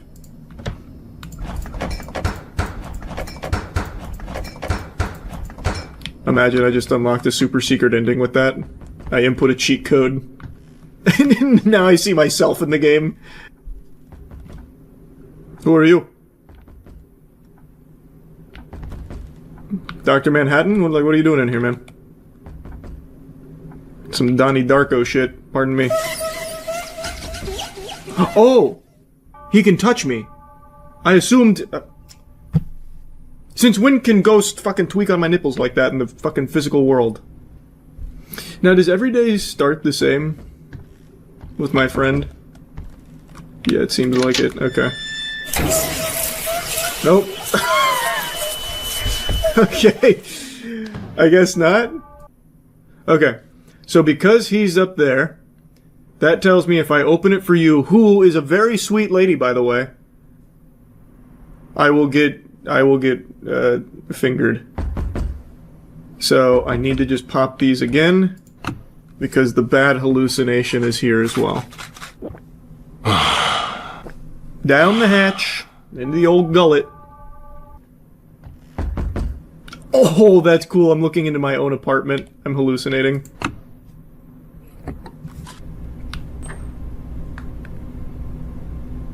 Dropping Labubu from the ceiling, guys, really? No ghost chef cooking in my kitchen. No ghost freeloader using my tub. You again? I feel like I'm just too trusting. And you know what? If that gets me tickled, then so be it. Come on in.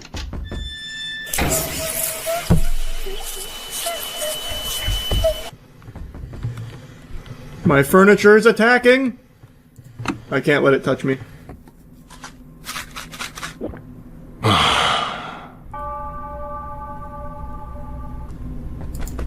Oh my god, the game knew I stepped away to tinkle! Well, that's not true. I also filled up my water. Oh my god, the game knew. Who's at my door?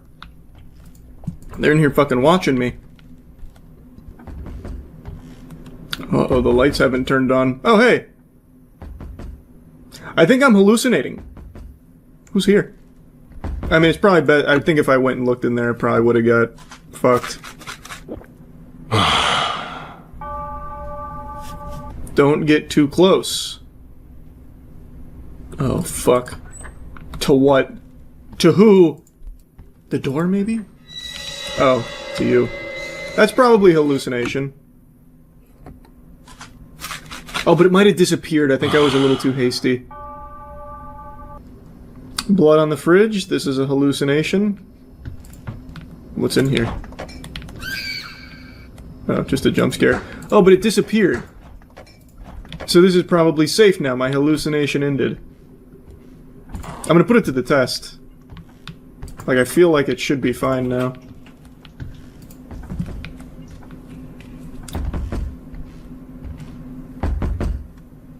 It disappeared, so I think we're okay. Nice! Thank you so much for coming by, bud. Fuck. Alright, we'll know for sure now.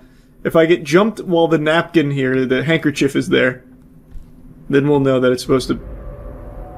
Huh. Well, that's probably a hallucination.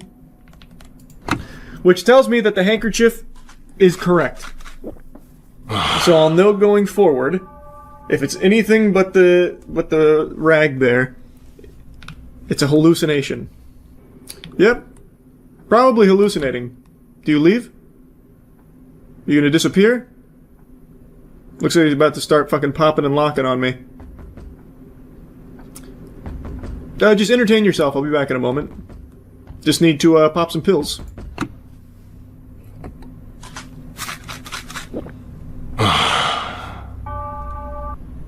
I see you invited yourself in.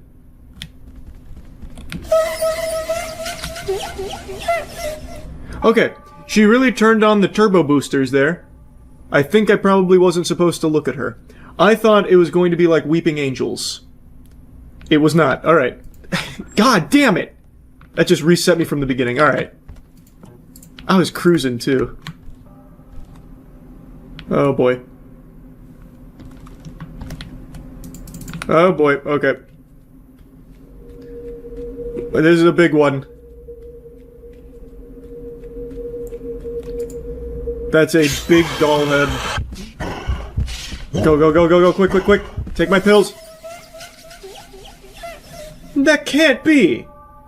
I immediately turned and sprinted. And he still caught me. Now I lose that doll head? What? What kind of baloney? Holy shit. That was loud.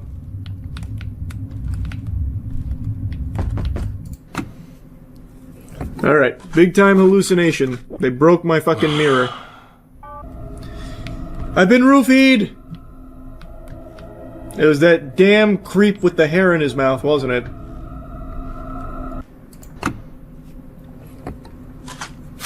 You watching me take these? Are you happy about that? Looking good, looking good. It's oddly quiet. None of the usual noise or hallucinations I normally hear. It's awfully bright in here now, too. Really bringing this place to life. That sun's doing a number for us. This is all real.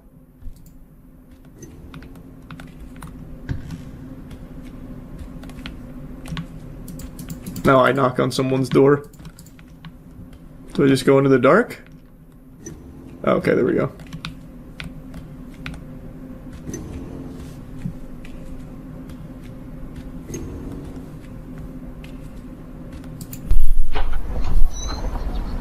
Oh, it's beautiful outside!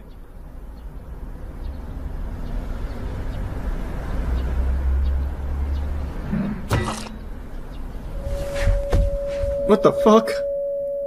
Who hit me? Muriel brought the frying pan out and just blasted me? It hurts, there's no escape. You went outside? That's impossible. Are your symptoms getting worse? Oh, You're still taking your medication, right? Please wait just a little longer. I'll come see you soon. Oh, that's interesting. Okay. My head hurts so much, I vividly remember being hit with a blunt object, but could even this be a hallucination? Alright, we're just getting started. Well, I know this apartment really well now. I'm coming, Bori. Hopefully I don't get chased, because I'm not very fast.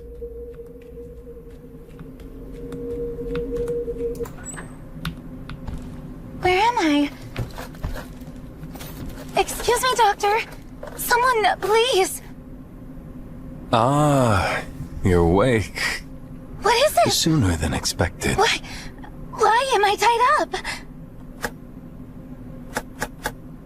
Untie me!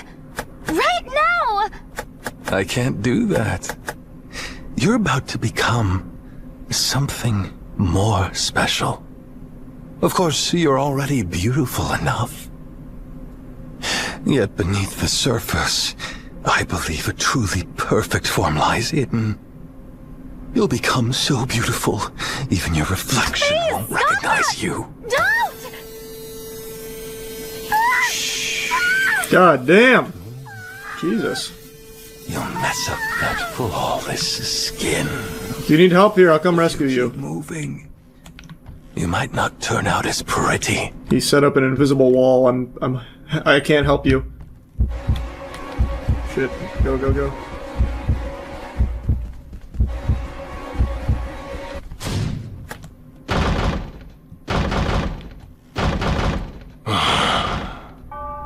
Wow.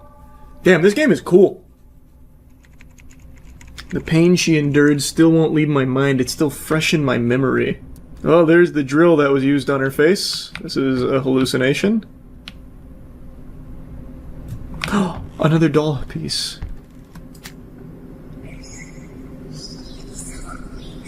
This was the guy sitting on my couch.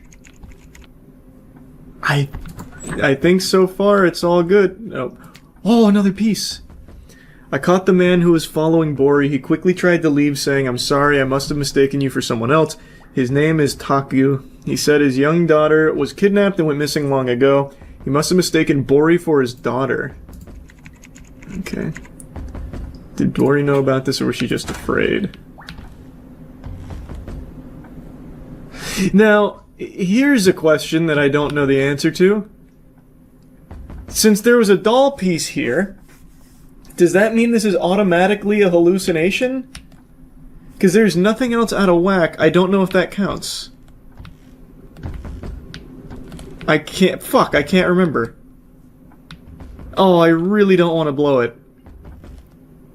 Okay, full disclosure, I'm gonna go take a piss and just look real quick. I have to pee so bad, I might as well just look. Okay, I peed, and I did look it up. The doll pieces do not count as anomalies. So... well, I guess it didn't matter in the end anyway. Wait, it went away, though. I think it's fine, because it went away. Yeah, I think we're good.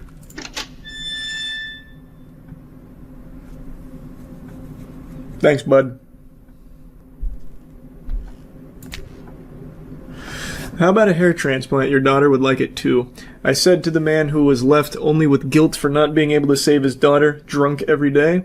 Taku hung his head in drunkenness, his hair swaying in the wind as if accepting my words. I couldn't stop myself from laughing.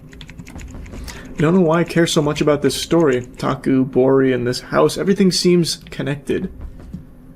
Yeah, I mean, I think that phone call made it pretty clear why we should care, right? Unless I misunderstood. Oh. I mean, I think that's pretty clearly a hallucination. It's not going away, but I think if I open it, I might die. So let's just take the pills now.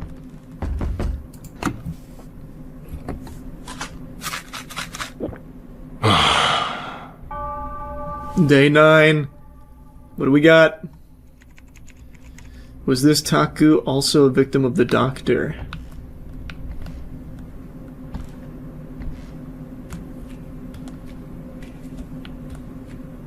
No lights coming on this time.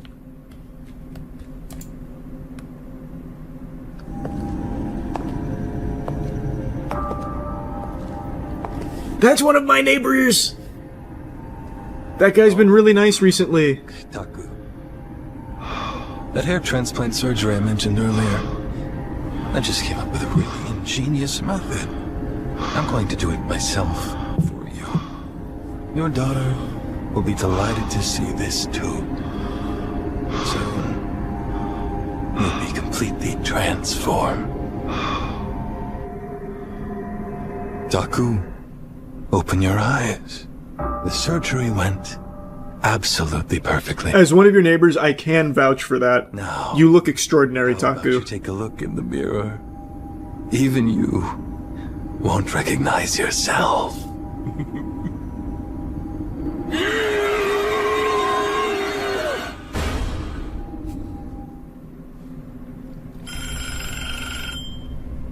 Are you the teacher from the orphanage where Bori stayed? She's very sick right now. Your number was the only one written in her notebook. Oh yes, that's right. How is Bori? Bori has been asking for you a lot. She must have relied on you quite a bit. If you don't mind. Yes, I'll head there right away. This is so good. Why did that doctor perform such cruel procedures? What was the purpose? A good question. I was wrong. See? It's a good thing I checked. We're hallucinating. Did I just see a light turn on? Oh, it was this light. Okay, I think this one's safe. Nope.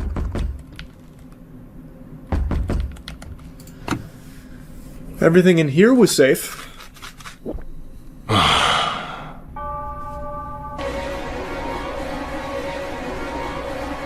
Is this gonna go away, or...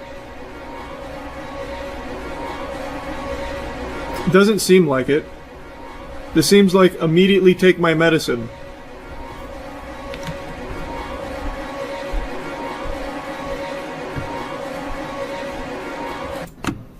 Yeah, that one's just immediately hit the bottle hard.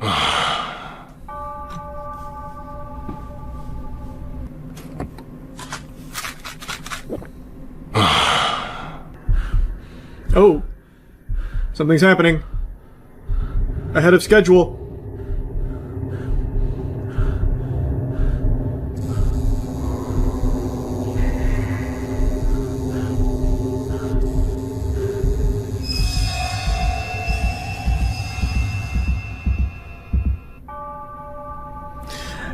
Damn, this is nuts. Okay, Jesus. Alright, we're only missing one piece, or one doll piece. And it's the one that was in the hallway earlier. Okay, I don't know how to handle this one. Because I can't just fucking run by her. Oh, she left. Wait, but does that now count as a hallucination? I mean, it disappeared, so... But she chases. Oh, fuck. That just made it... That made it really hard for me to know, because... Wait, the knocking stopped. Let's just go to basics. Let's just go to basics. That hallucination disappeared. It didn't chase me or anything. Which tells me... we're safe to open this door if everything out here is okay.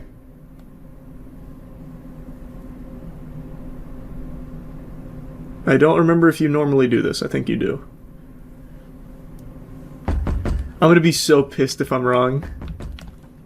But it disappeared! Like, I'm doing everything right. It disappeared. Everything else is in order. There's not a fucking hair in this apartment out of place right now. Let me double check in here. We're so close. I already went to this window, but I'm gonna do it again. I think we're just good. It disappeared. Everything else is perfect. Nothing out there out of the ordinary. Nothing with you out of the ordinary. Alright. Okay.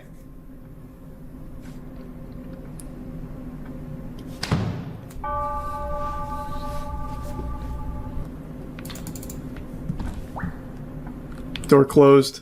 That's not normal. Okay. It's the sprint again. Okay. I cannot fuck this up again. I don't know how I messed it up last time.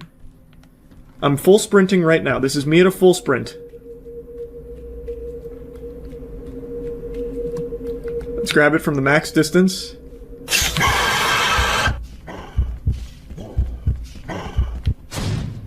Got it. I got the last piece. Let's fucking go! Huge! Huge! It's not on the doll, though, for some reason. I hear something over there. Just play it safe. Just play it safe. Oh, this is one I need to look at. Fuck. Okay. I can't get close to it. Oh, no, no, no. This is bad.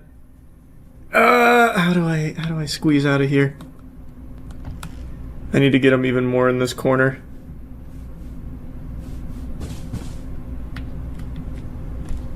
Or maybe...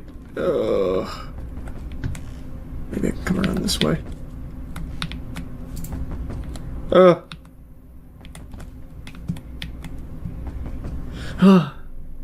Fuck. I cannot believe how clutch I am. Actually built different.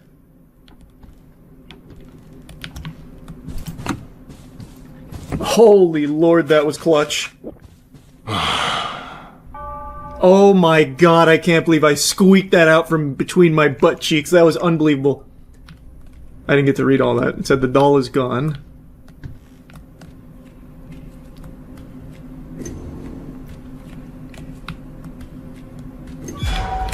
No, I tried to dodge. Fuck, they're all in cahoots. The doctor's brainwashed them. Where is this place? Why are you all here? What is this? Why are you doing this to me? Untie me. Right now! The pills you took were poison that slowly eats away at your brain. Seeing you flail around lost in hallucinations was truly entertaining. The pain and despair we endured. Now it will seep into your flesh and bones. I used to think you were really nice. You're no savior. Your greed made us what we are, and now we'll become your nightmare. Aren't you excited? Our masterpiece. You know what's really embarrassing? I thought there was going to be another character for that doll I picked up. Not just those three. That was so good, though. I really, really enjoyed that. I guess it's not embarrassing. I guess I just overthought it.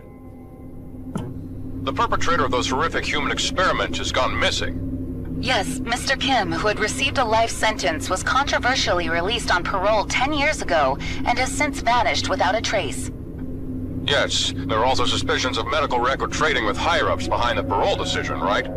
Yes, human rights groups strongly opposed the decision at the time, and after his Oh, it's us. there were even suggestions that the victims' families might have kidnapped him. This led to renewed scrutiny of his past. His brutal crimes committed under the banner of human experimentation. It's hard to believe that a person could do such things to another human. Yes, the case remains unsolved, and Kim's whereabouts are still a complete mystery. Where could he possibly be? This has been Caseline. Thanks for watching.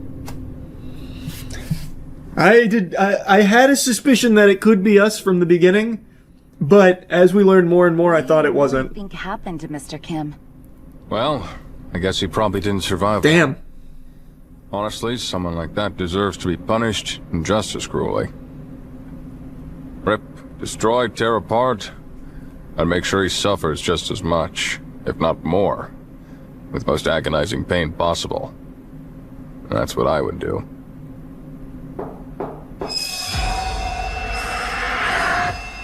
This was such a banger, holy. Man, I really, in the beginning I was like, oh, I guess it could be us, the bad guy. Like when we got hit in the head when we were trying to get outside, I had a suspicion. But then I was like, no. We're probably just another one of the victims. I just couldn't figure out where we fit into it. That was so good. I really liked that. What a banger. Let's do a little role-playing here, a little thespian exercise. You're going to play the judge, and I'm going to be presenting a case to you. It's the case of a university student being caught red-handed with over 100 videos on his phone of him secretly filming women using the toilet. He was even caught in the act filming a woman using the bathroom. And now I present to you this irrefutable evidence where there is no wiggle room for some kind of alternate explanation. There is no way to weasel out of this being him filming these videos without permission, non-consensually, in a private setting, the toilet. Now, I, as the fun-size lawyer, present to you this case. What do you rule? What do you think is punishment that fits that crime?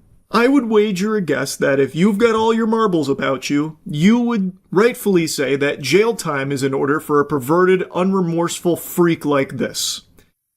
Now, what if I told you this drama exercise wasn't all make-believe?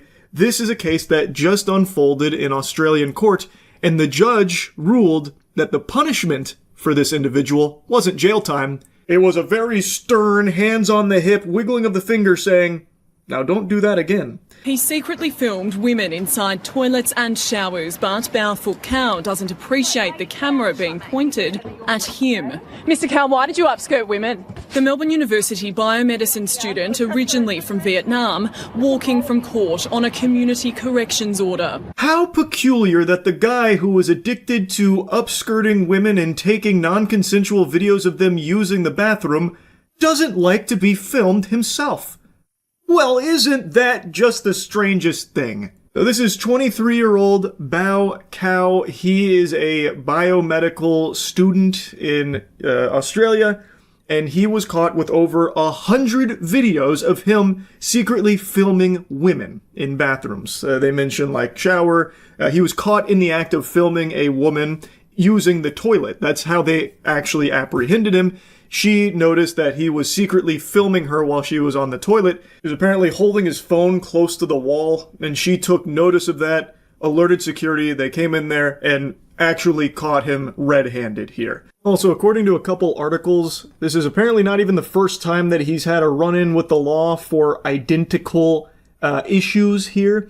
The offender had been sentenced twice before, receiving a community corrections order in July 2025 on the same matter, and May 2025 relating to an incident in October of 2024. Al is supposed to be in Melbourne studying to become a neurosurgeon. Instead, he's been exposed as a serial pervert. 3-year-old was living at Rooming Cos, a CBD student accommodation in the city. A fellow female student was showering when she noticed someone holding a mobile phone under her cubicle. It belonged to Cow, and he was arrested soon after. Police then discovered hundreds of secret images and videos of young women. There could be up to 150 alleged victims. This is from a couple months ago with a previous run-in he had with authorities here, and surprise, surprise, the strategy of doing nothing and hoping that the bad guy stops being a bad guy didn't exactly work. In this case, where again he was caught, even arrested, and even pled guilty, he still didn't receive a conviction. No punishment. He had to take like a sex offender course or something. He had to do like a tutorial on how not to be a sexual degenerate pervert scumbag loser fucking vile worm. Cow pleaded guilty. He was sentenced to a community corrections order and forced to undergo a sex offender treatment program. No conviction was recorded. It also means that if he does go on to become a doctor or a surgeon, his patients are not going to know what he's been up to and what he could potentially get up to. He should get kicked out by the campus. Not only should he be kicked out, that should have been like a day one, like snap of the fingers, like instant reaction to all of these crimes that he has literally pled guilty to, caught in the act multiple times. They should have instantly caught him, or kicked him out for the safety of the students, and then throw him in jail. These are serious offenses. And as that lady mentioned, if he goes on to become a doctor, which it seems like he is perfectly within his ability to do so, since there are no consequences for his crimes that he has committed, his patients would then be in danger too. Imagine him around an unconscious woman that he is supposed to be like operating on or something. It's a recipe for disaster. It's fucking terrifying.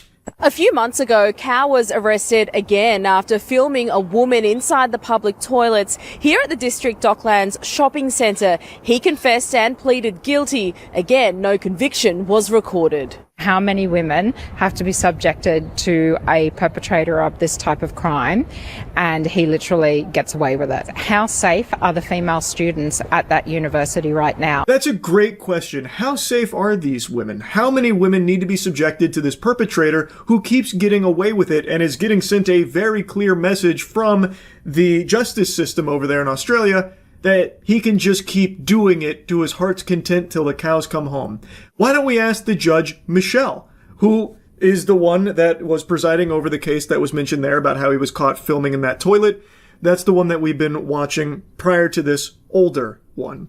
He is done and has been caught multiple times doing this exact same thing, and yet still not being punished. Mr. Cowan, do you still plan on becoming a doctor? Mr. Cowan, do you plan on apologising to your victims? Police found over 100 secretly recorded videos and images of innocent women on the 23-year-old's phone, taken inside public bathrooms at Docklands District Shopping Centre and at his student accommodation in the city. Yeah, he can still pursue being a doctor. He's not getting any actual punishment, no consequences, even though he is very clearly guilty of these crimes for which he is accused. They have overwhelming evidence, and it's not even a matter of if he did it. They know he did. They just don't care. I guess the judge that was presiding over the case just hit him with a yawn. So what? He had over 100 videos secretly recording women in bathrooms? Big whoop! I got the fucking courthouse shitter bugged right now! Sue me! What a despicable outcome to this case. To me, it reads like they don't take sexual crimes seriously. That's what it feels like. It's unbelievable that they know he did this. They just don't want to punish him. So now this disgusting freak gets away with it. Not even a slap on the wrist. Still gets to be a doctor down the line and doesn't go to jail or face any repercussions for it. He has a 12-month period where he can't reoffend. That's all. But despite his guilty pleas, the court let him off without a conviction. Explaining his actions, he told police he was in the female toilets because he wasn't sure about his gender. Are you still unsure of your gender? Now, in all the articles I've read relating to this case, I've only seen this claim from 7 News Australia. I'm not familiar with the organization, but according to them, when police were questioning Mr. Cow as to his reason for being in the women's restroom doing this, he panicked and spit out a bunch of horseradish that he's actually in there because he's unsure on his gender. However, according to a different news organization, what he said when confronted by authorities after being caught in the cubicle secretly filming that woman is that he was gay. He told the police that the reason he was in the women's restroom is because he was gay. Reaching into her cubicle, she ran and told security, and when he was confronted, Cal said he was gay. That's why he was using the female bathrooms. When police seized Bao Cal's phone, they found more than 100 different videos, but only one victim was identified. The rest remain unknown. It's not the first time Cow has been shown mercy by the courts. In May last year, he avoided conviction after he was caught upskirting a woman, and in July, he avoided conviction again for near identical offending. It actually is crazy how he continues to just get away with it with no punishments, because it's not like he and his legal team are going in there like he's got fucking Saul Goodman in his corner and they're in there outsmarting them in the legal system, giving like some kind of crazy legal smackdown proving his innocence. They literally march in there and just say, yep, he's guilty. This guy, he did it. Everything you've accused him of, he did do it. Okay, are we done here? Can we all go ahead and leave now? I'm getting kind of hungry, and he's got to go secretly film other women in other bathrooms. So, are we done here? No convictions, right? No convictions? All right, great. Really appreciate it. Big thumbs up. We're going to go ahead and leave now. He just continues to get away with it, even knowing that he is guilty. Everyone knows it. They just don't want to punish him. It's fucking crazy. Now, in the case of what he said to officers at the scene, 7 News Australia claims that he told them he was unsure of his gender, and then 9 News claims that he said he was gay. Either way, this clearly seems like a desperate, like, Hail Mary attempt to avoid going to jail, like, no, you guys have got it all twisted. I'm not in the women's bathroom because I'm a pervert, I'm here because I'm gay. And it's like, okay, that doesn't do anything. What you were doing is still highly illegal. You are caught filming women using the bathroom, and you were caught with over 100 other videos of secretly filming these women, non-consensually. It's a sexual crime. It doesn't matter if he's unsure of his gender or if he's gay or anything like that. Which, by the way, is something he didn't say in his previous run-ins with the authorities for similar crimes that he has been guilty of. So it really seems like it's just something he pulled out of his ass desperately when confronted by the police after getting caught red-handed again. Now, from what I can see from court, this never got brought up. So to me, it seems like his defense found it to be a pretty weak position to try and argue, because him secretly filming videos of women using the toilet, upskirting, about to use the shower in a fucking intimate setting like the bathroom where he's non-consensually filming them is still illegal in every single possible context. So like I said, I haven't been able to find any information on if that was ever even brought up in court or not. It doesn't seem like it was. It sounds like he must have been like really trying to avoid getting arrested again, so then he tried saying like, I'm unsure about my gender, thus I had to be in the women's restroom filming these women non-consensually, collecting data here on my phone with these videos. Like, it sounds like that was something he just tried with the police that were about to arrest him, and not something that they actually tried as like a legal strategy, though I don't know, because not all of the information on this case is public. All we have is the judge's final verdict, where she cites things not related to that, but instead that he's young and also might be lonely. That was her reasoning for no punishment for a serial pervert who has committed numerous crimes. The court today heard one of his traumatised victims remains anxious and, unsurprisingly, hypervigilant, the incident impacting her ability to use public restrooms. In her sentencing, the magistrate said Mr Cow has no family here and considers him to be isolated in the community. She also said the 23-year-old's youth needed to be taken into account. Bro, this judge can suck a fart out of my butthole. What are you talking about?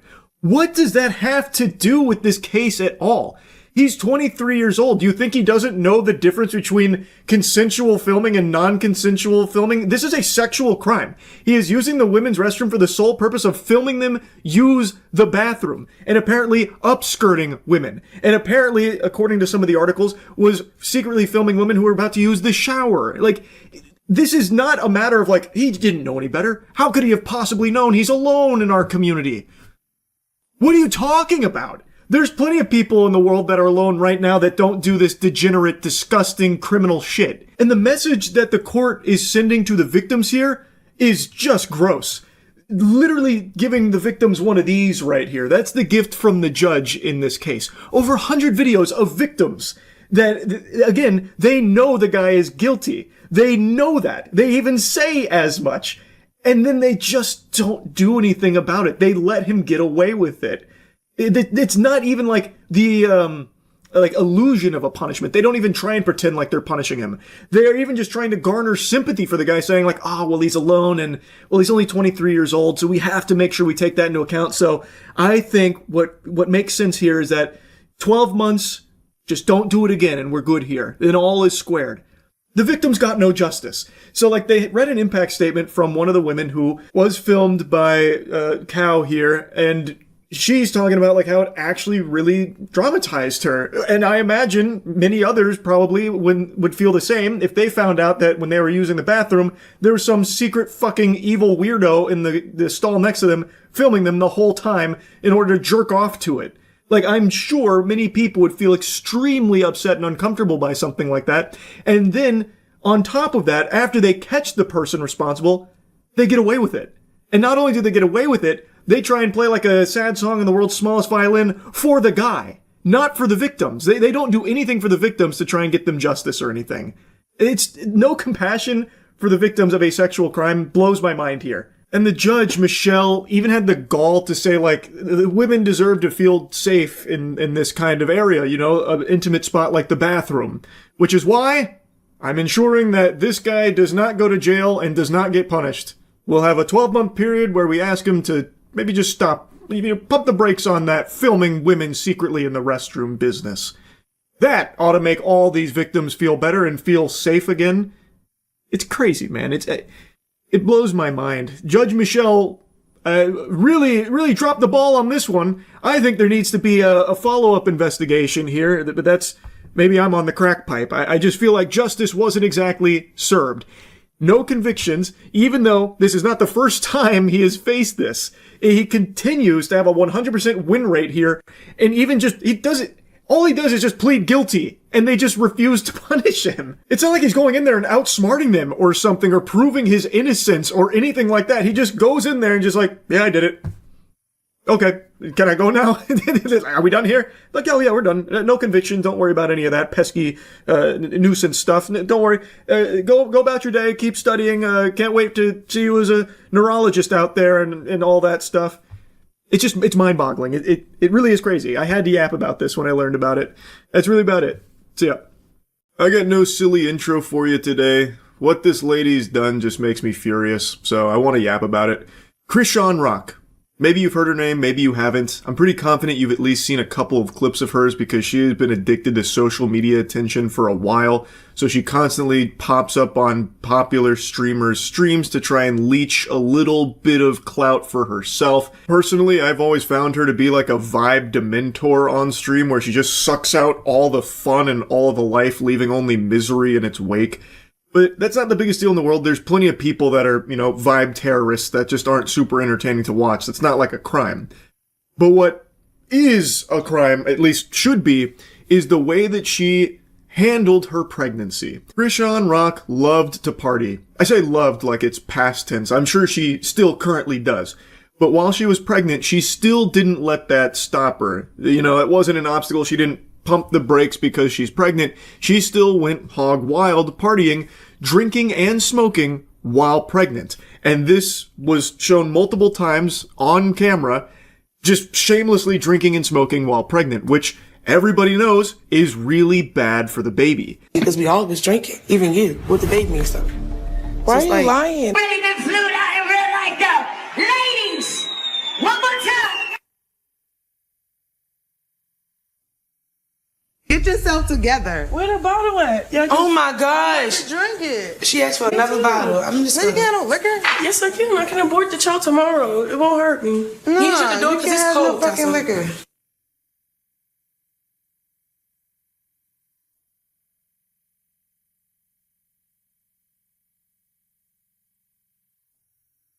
When they were here last time, him and Krishan was pregnant. Y'all were doing all that smoking and drinking here in the thing. This is just one short compilation, but a lot of these clips go on longer of her drinking even more. And this is only what's been caught on camera. I can only imagine how often off camera she was also smoking and drinking. It's fucking terrible. And it's not like she didn't know. She even had that clip in there where she's like, it's alright, I can just abort the child, not gonna hurt me. Fucking evil mindset. Like, what? She couldn't stop herself from smoking and drinking while pregnant. She did have the child, and this September he will be 3 years old. He still cannot walk or talk, and it seems like also has a hard time just sitting up on his own without assistance supporting him. It is heartbreaking. It is actually heartbreaking. And I don't know why what she's done isn't just full-blown child abuse. Like, I don't know how that's not just a crime. Like, it's all just right out there in the open. Like, it's not a secret. People extremely close to her have just point blank said that she has smoked and drank throughout her pregnancy. They've said it a couple of times. It's just so fucking unhinged. And now, she just did an interview, and it's the reason why I'm even yapping about it outside of just streams where I've talked about it loosely. She did an interview where she's now denying that her child has a disability and says that, the doctors are wrong, the doctors don't know, which to me says that she's not even willing to get this child the assistance that he is likely going to need going forward. And if it's anything I could do, help, I'm here. The part that really messed with me is that Blueface doesn't seem active in the child's life because of his disability. Hold on.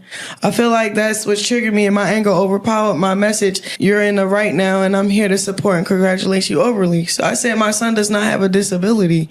He is developing at his own pace and hitting his milestones in his own timing. Every child is different, and I'm confident in his growth. If I said it, he had a disability, then he...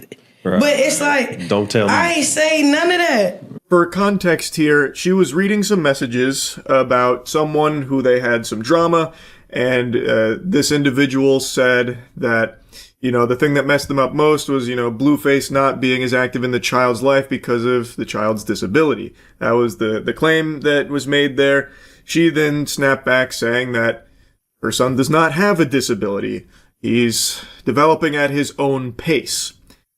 Then, in a minute here, I'll show you the clip where she starts making a mention of, like, doctors, like how you can't believe a doctor when they're speaking ill on your child, that kind of thing. Now, of course, I'm not a doctor, but for reference, most babies will begin the walking and talking process, getting like a word out from like 12 up to like 18 months. That's when they'll start to hit these milestones. Typically, that's like the normal range. She is right though, every child is different, so some take a little bit longer. However, it has been over 2 years. It's been, 27 months, and her son still is doing none of that, and also seemingly still having a hard time sitting up on their own too. That does seem like there may be a disability there, and the fact that she references a doctor speaking ill on her child makes me believe that when a doctor was informing her that this might be the result of a disability, she took it as an insult, and that this doctor is just some kind of evil demon that's insulting her baby, and now she's like refusing to acknowledge it, which I think is just extremely detrimental for the child, because if the child does have a disability, the child is going to need some extra assistance from doctors, from other people. And if she's going to deny the child those resources, that's even worse for the kid. Just because she refuses to say it doesn't mean that it might not be true. It's not even just that. It's like, say if someone, a doctor, anybody speak against your kid or yourself, then you should not accept it, bro. Yeah. Anybody. Yeah. If they're guessing or whatever, no. The word said what the word said. God said what the God says. I don't have to accept what you... So it's really like me, like, protecting a revelation that I heard from the Lord over my son. Yeah. And then it's like redirecting that energy back to that mouth, that tongue, that powerful tongue. Who said I had it? Who said it? Now, recently, Krishan Rock made a big Christianity push where she's accepting the word of God and taking the Lord as her savior, which I always applaud people for doing if it's coming from a genuine place. Unfortunately, in the modern day, there are some absolute vile people that use Christianity as like this get out of jail card where it's, you know, used as a tool to avoid any level of accountability and responsibility. Like, nope, I'm completely clean, so all of the terrible, heinous actions I've done in my past no longer exist, and you can't use them against me in any way, shape, or form because now I'm a Christian, so, you know, we have to forget about all of that, and you're a bad person if you bring them up now. And I really hate that mentality. And I hate to say it, but I do get that same sense from Krishan Rock, where she's using it as a way of just being like, hey, you all have to forgive me for all of this shit that I've done. And a lot of it you've watched, especially like with the pregnancy. And I don't think I've seen her take any level of like self-reflection or accountability for the terrible fucking way that she handled her pregnancy with the smoking and drinking and the impact that it may have had on her child's life. Like, speaking of the word of God, Krishan, what do you think God would say to something like this? Get yourself together. Where the bottle at? Oh my gosh. Drink it. She asked for another bottle. I'm just you can't liquor? Yes, I can. I can abort the child tomorrow. It won't hurt me. No, you shut the door because it's cold. Complete callousness, uncaring if the baby lives or dies, even saying that she would get an abortion and it wouldn't affect her. There's also another clip where she's 20 weeks pregnant, talking to a doctor and asks if it's too late to get an abortion.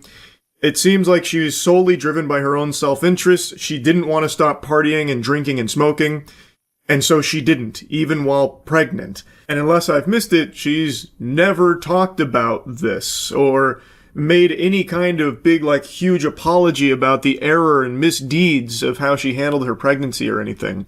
And also, I think she's still the exact same Krishan Rock now as she always has been. Throughout this entire podcast, she goes on and on and on, just regurgitating this notion that she is done with drama. Drama is in her past, now it's all about her future.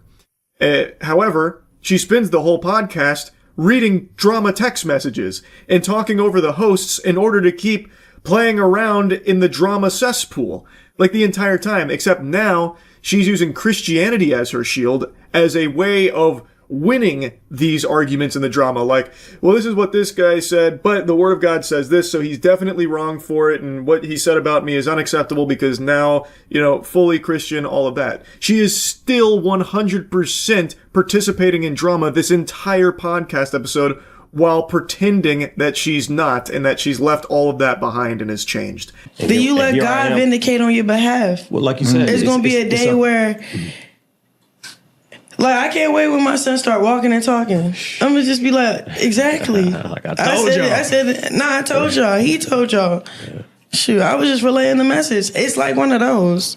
I truly hope her son does start walking and talking soon. I'm really wishing the absolute best for that kid, but I do not think that this is a mother fit to raise a child, especially based on her statements in this interview here, where it seems like she's no longer even going to listen to doctors in regards to the potential disability that her child may have.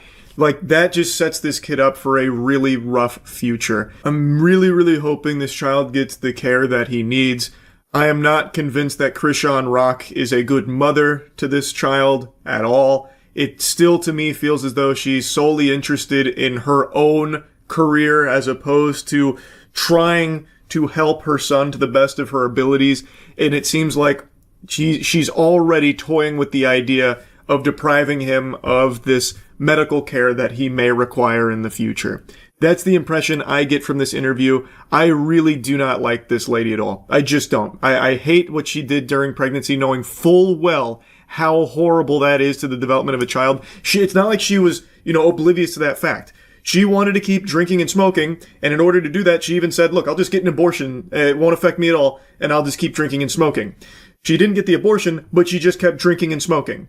And now her child is developing at an abnormal pace and is seemingly unwilling to listen to doctors about it. And I really, really, really think that what she did during pregnancy is just pretty unforgivable, to be honest. And so I wanted to yap about it. That's really about it. So, yeah.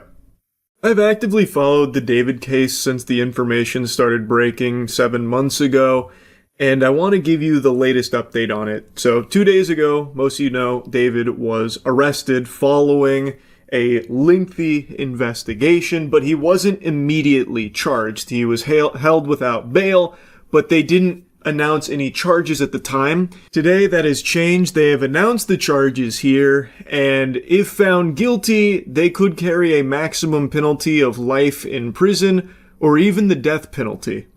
These charges include the most serious charges that a DA's office can bring. That is first-degree murder with special circumstances. The special circumstances being lying in wait, committing this crime for financial gain, or murdering a witness in an investigation.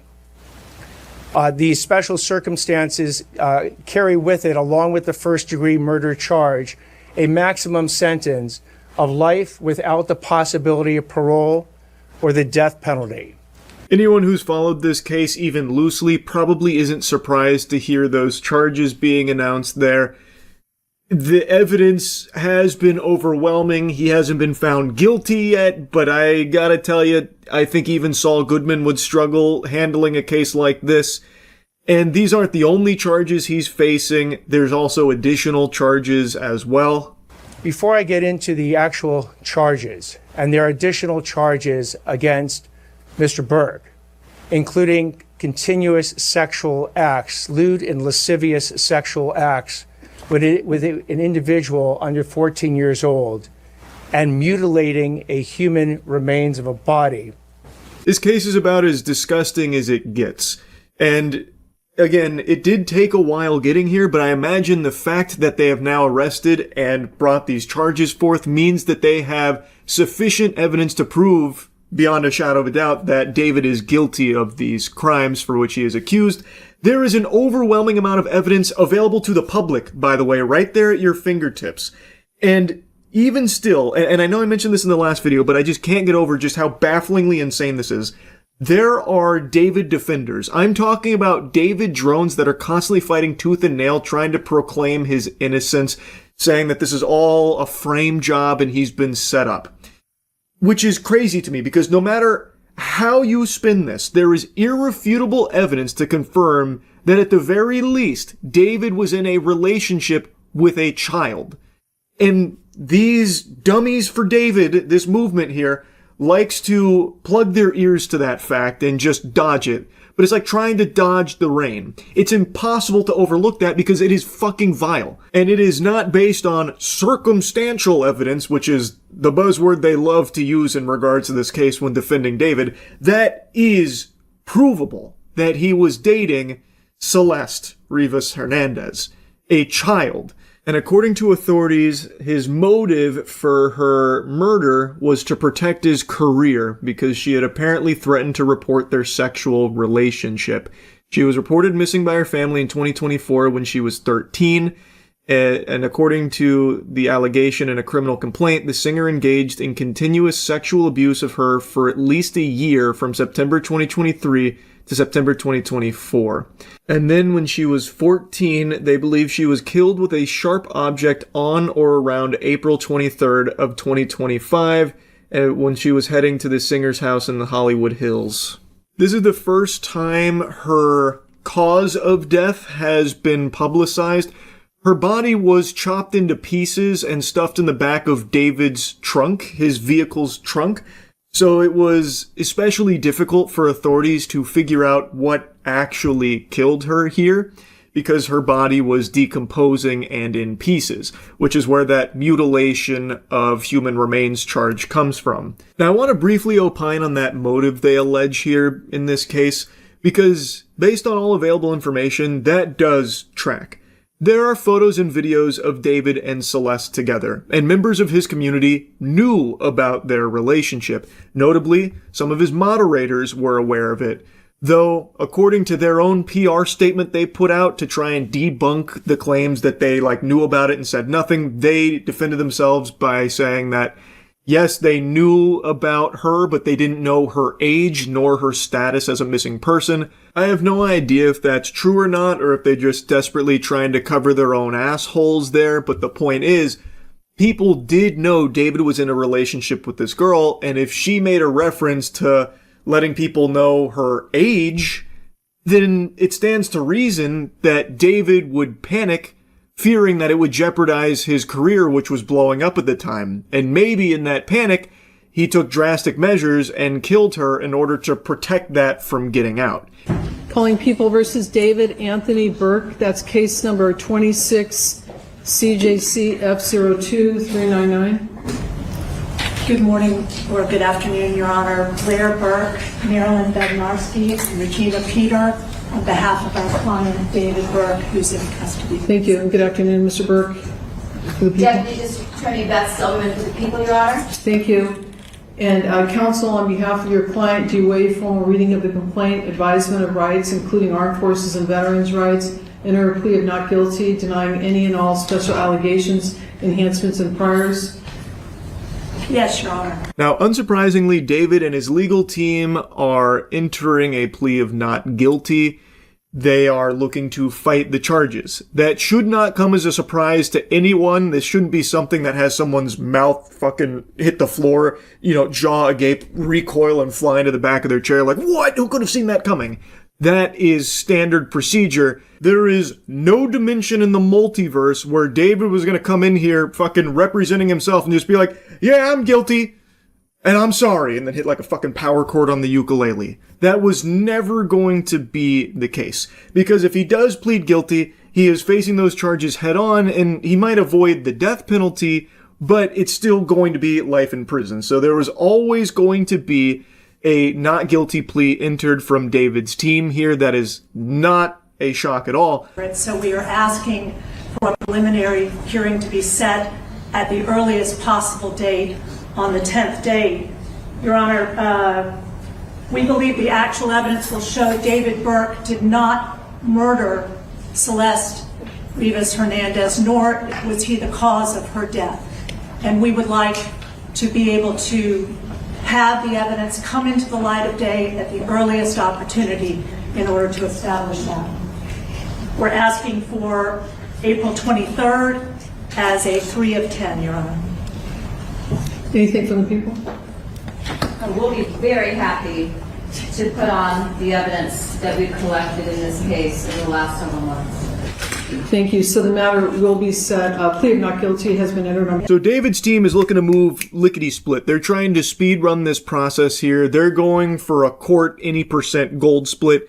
And everyone's willing to play ball here. The other side saying, okay, you know what? We're extremely happy to do that. We would love to showcase the evidence that we've compiled over these 7 months. And what was very surprising is what came after this section. Given almost no discovery thus far, we've received a 3-page follow-up report, no autopsy report, and a copy of the complaint. And we would ask the people respectfully to produce discovery at the earliest opportunity. Your Honor, as I indicated to counsel, there's approximately 40 terabytes of discovery in this case. Moreover, in order to obtain the transcripts from a grand jury investigation, counsel has to file a motion. She knows the way the system works. I'm not able to gather those. They have to be provided after the court orders them released because it was an investigation. Second of all, if counsel plans on going to a preliminary hearing within the 10 days, it is unlikely that there will be very much discovery provided within that period, given the voluminous nature and how long it's going to take to copy onto drives. 40 fucking terabytes of evidence they have gathered against David from the sound of things. That is an unfathomable amount. Now, the way that information just came out, the chess pieces that got set up on the board here were David's team made a mention of the discovery or lack thereof, that they were unsatisfied really with where discovery was there. So then it was mentioned, well, discovery is going to be kind of hard here because of how much volume there is. 40 terabytes, and you're looking to set up a preliminary hearing within such a short time frame. It's going to be extremely difficult for us to get all of that information to you for this discovery. And also, they made a reference to discovery with, like, the grand jury. Can't really do anything about that. That needs to come from a court order. But the shocking piece of information there was how much evidence they seemingly have against David here from their investigation. 40 terabytes is a ridiculous amount of anything in general. So that's a lot. That really is a lot. That caught me by surprise, because there's a lot of evidence out there available to the public in this case about David and everything here. But 40 terabytes is more than I would have possibly envisioned for this. So anyway, it looks like they're going to be moving this along very fast. So I guess we'll be getting more and more information pretty quickly. I just wanted to give you the update to things now that the charges are out there. And again, personally, I feel David is definitely guilty in the murder of Celeste Rivas Hernandez. I think all of the evidence points to him being the only one that it could possibly be. I don't think he was framed. And again, it is proven that he was in a relationship with this child. So that additional charge of the lewd and lascivious acts with a minor, I think there is no possible defense they could even begin to squeak out there in that charge alone. Let alone everything else that is available for everything else in regards to her death, as well as her body being chopped up, the mutilation of her corpse, all of that, all seems to point directly to David. But I guess we'll find out as this process continues. Anyway, fucking awful stuff, man. This case is so fucking gross, and I really, really, really hope that there will be justice for Celeste here. Anyway, that's really about it. See ya. The wacky wild world of TikTok live streaming is a fascinating beast. It is a demon. One of the biggest types of streams on TikTok, at least as I understand it, is begging streams, where people just go live and just beg for money. Like, please donate a galaxy right now. If you don't donate a galaxy right now, I'm gonna put my corgi in a headlock until it passes out to save my corgi's life with galaxies. Not quite to that level. I'm exaggerating, but it's just basically things of people saying, I need this money, please give me this money, I want this money, give me this money. And then, of course, the old-fashioned NPC streams that were the trend for a while. Like, ooh, popcorn so yummy, roses, that kind of thing. It is still very popular. It is still very degenerate. And today, Matt sent me a clip of a TikTok begging streamer who was spinning this tall tale of fibs about his living situation at home being so bad, and he's crying on stream, asking all of his followers to just give him some money so he can get out from his mom's clutches. And then his mom comes in And it paints a very different picture about what's actually going on here. Just trying to make money in general. To be able to go, Mackenzie, hate you. No, get out. Now. I just got a phone call. I just got a phone call from somebody said you was in your room, you was on TikTok, and you said you had to get out by tomorrow. Go. Out. Go. Go. Said you was in your room crying. Out. Go. I have not told you. I just told you to go. Mama, go. I told you. Go. Jeepers! Uh-oh, zoinks! Barbecue chicken alert! Barbecue chicken alert! It looks like we got a huge fucking liar on our hands here. Who could have seen this coming? It seems as though this is all phony baloney horseradish here. It's looking like it's all fake. It's all make-believe here, like Santa Claus. It seems like these tears might be performative. It doesn't seem as though he's actually in a dire situation with a wretched bitch of a mother who's one day away from kicking his ass out onto the street in the rain and cold unless all the people on TikTok start giving him some doubloons. Seems like it all could have just been fake here to scam people on TikTok, if you can believe it. I know, a crazy notion, a wild accusation, but I think there's a lot of evidence to support the claim. I also gotta say, his acting here is lackluster. This is pitiful. It's very clear he is an amateur. He did not attend the prestigious academy of Charles White's School for Method Acting, because if he was trained under my techniques, such as what I displayed in the Hunger Games Mockingjay Part 1, he'd be having snot all over the place and there'd be poop in his pants. It would be the most convincing crying/begging you'd ever seen in your life. And this is just not that. This is very rookie crying tears. This is something you'd see in like a first-year thespian troupe in the fucking drama club. Terrible, terrible acting. My heart breaks for his mother here. She comes in after learning that her son is now crying on TikTok, begging for money, using her as the villain, and how, like, she's so evil, this and that, and now he's crying, inconsolable. Well, not inconsolable, you can console him with money. In fact, that's the only way to heal his broken heart. And she learns this information, and she comes into his room, not aggressively or anything, she comes in very confused, wondering why. She's talking about how he never said that, like, she wasn't threatening to kick him out or anything. Where is this coming from?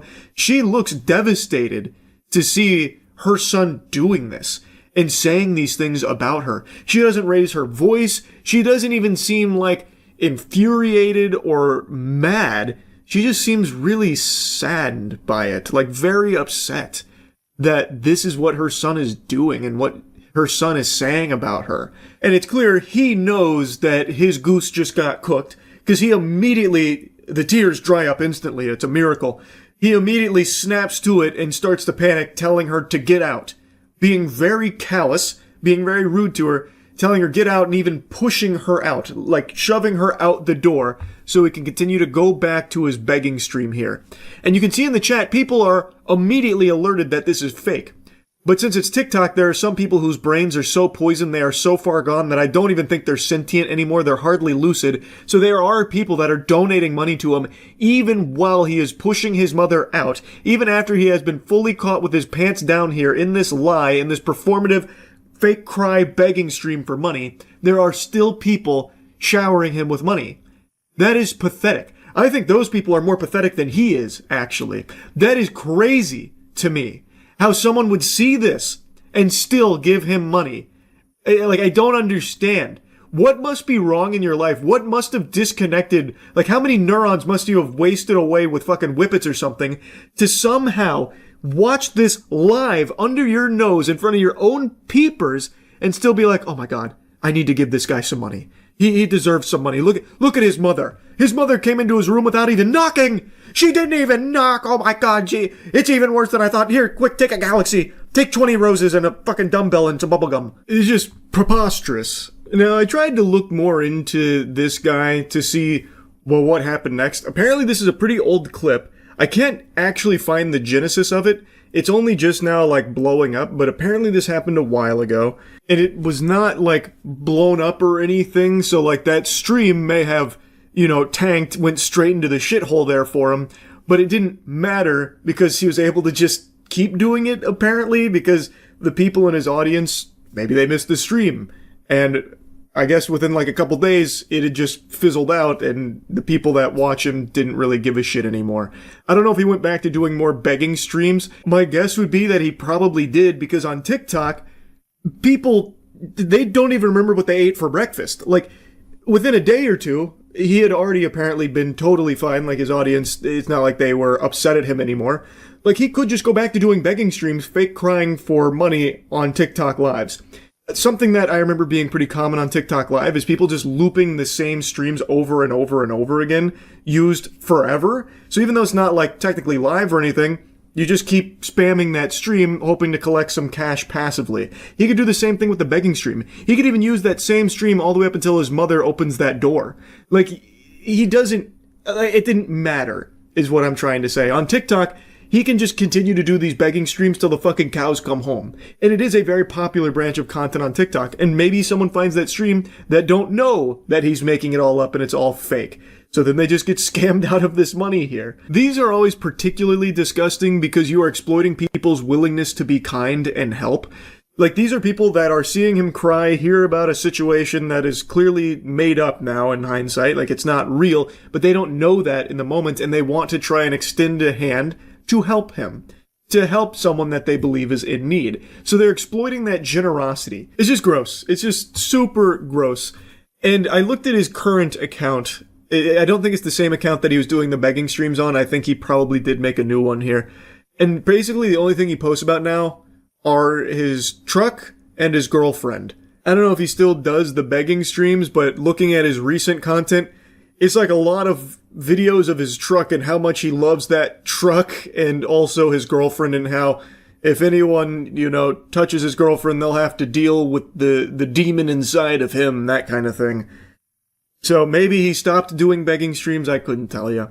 But this shit is just so unbelievably cringe. Anyway, just wanted to yap about it a little bit. I feel really sorry for his mother. I really do. She looked very, very sad to see what he was saying, to learn about what was going on there. Anyway, though, that's really about it. So, yep. Can't resist the urge to talk about this. It's diabolical and just an abomination to what they deem justice here. It's a story out of San Francisco about an 80-year-old woman who was driving 70 in a residential area. She was zooming, reaching ridiculous speeds, like she was trying to travel back in time or something in the DeLorean, going 70 miles per hour, crashes into a bus stop, killing an entire family of 4 who were on their way to the zoo. And she's not going to prison for this. Her defense? I don't know what happened. Car just took off. And I guess that was enough.